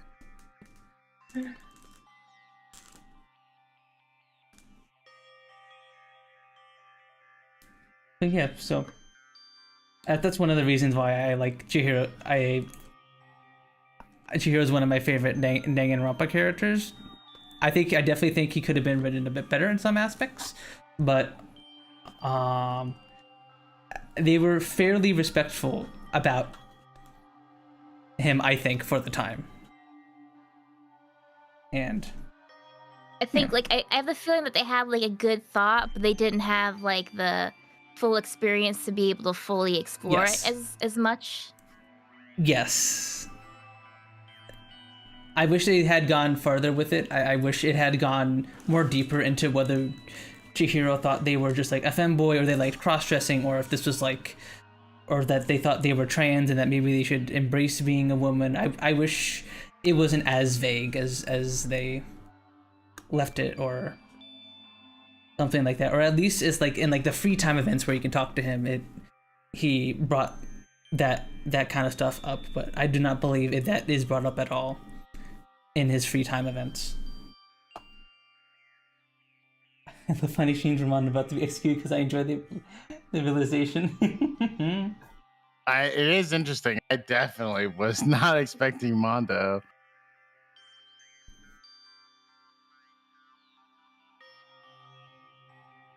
But I didn't make sure I'd be either the aggressor rather than the victim, considering the appearance of people's idea of that. Yeah. But it is funny. Like I mean, I was joking about it in earlier streams about Chihiro. Like, I don't know. I was clocking that pretty quickly. But it was more suspicion than like firm evidence. I remember, so I played this like forever ago, so I don't remember my exact thought process, but I did remember, like, I pretty early on could tell that Chihiro was supposed to be a guy just because I watched enough like anime. You can tell by their like voice actors, certain character types. But I thought it was just gonna be like, you know, the typical like, oh, you lied to me, you're actually a boy, that's gross, and like I thought that's where it's gonna go, and it like totally did. Yeah. I mean, aside from the Byakuya and all that other side stuff, it didn't go like the stereotypical anime route. I mean, the bar's kind of low there, but yeah. The more I think about it, there's so much worse it could have been. Much better it could have been, but could have been much worse. Yeah, I don't know. The bar for especially trans issues in Japanese media and especially anime adjacent stuff could not be lower. Yeah.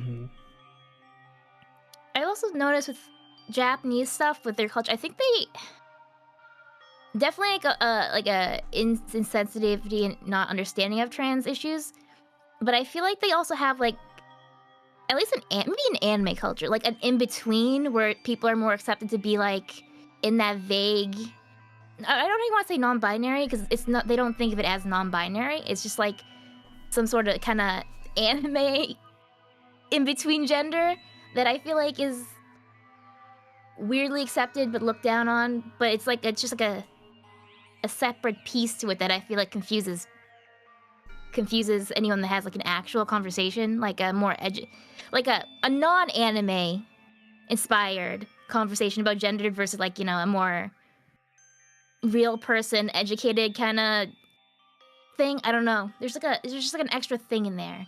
Mm-hmm. Culture, Japanese culture-wise, I don't think it's full Japanese culture. I think it's like an anime culture. Yeah.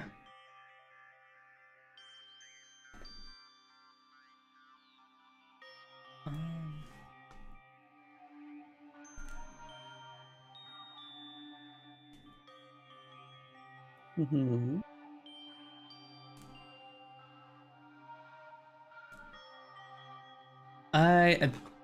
I think I was nah. I lost it. I was gonna say something, but it went out of my head.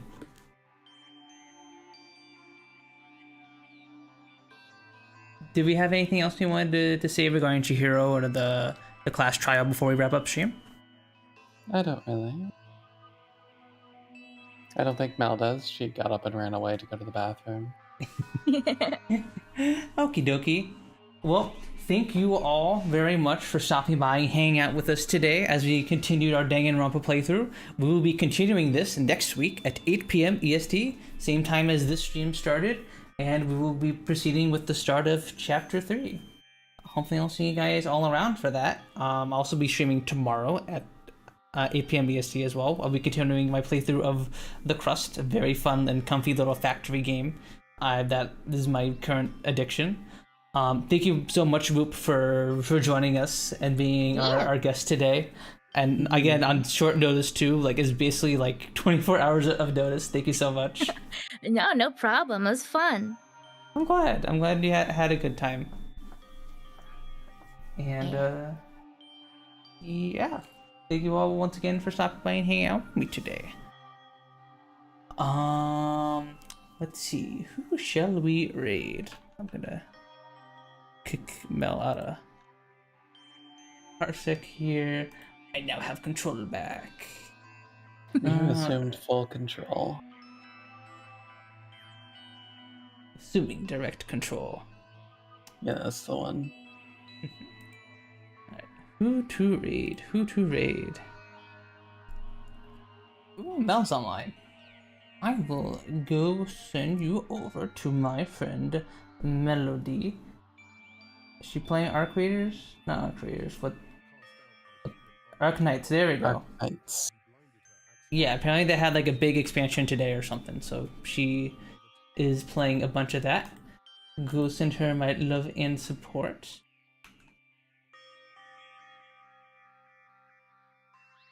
And I will be seeing you all tomorrow. Bye bye, everybody. Bye bye. Bye bye. Bye bye. Bye.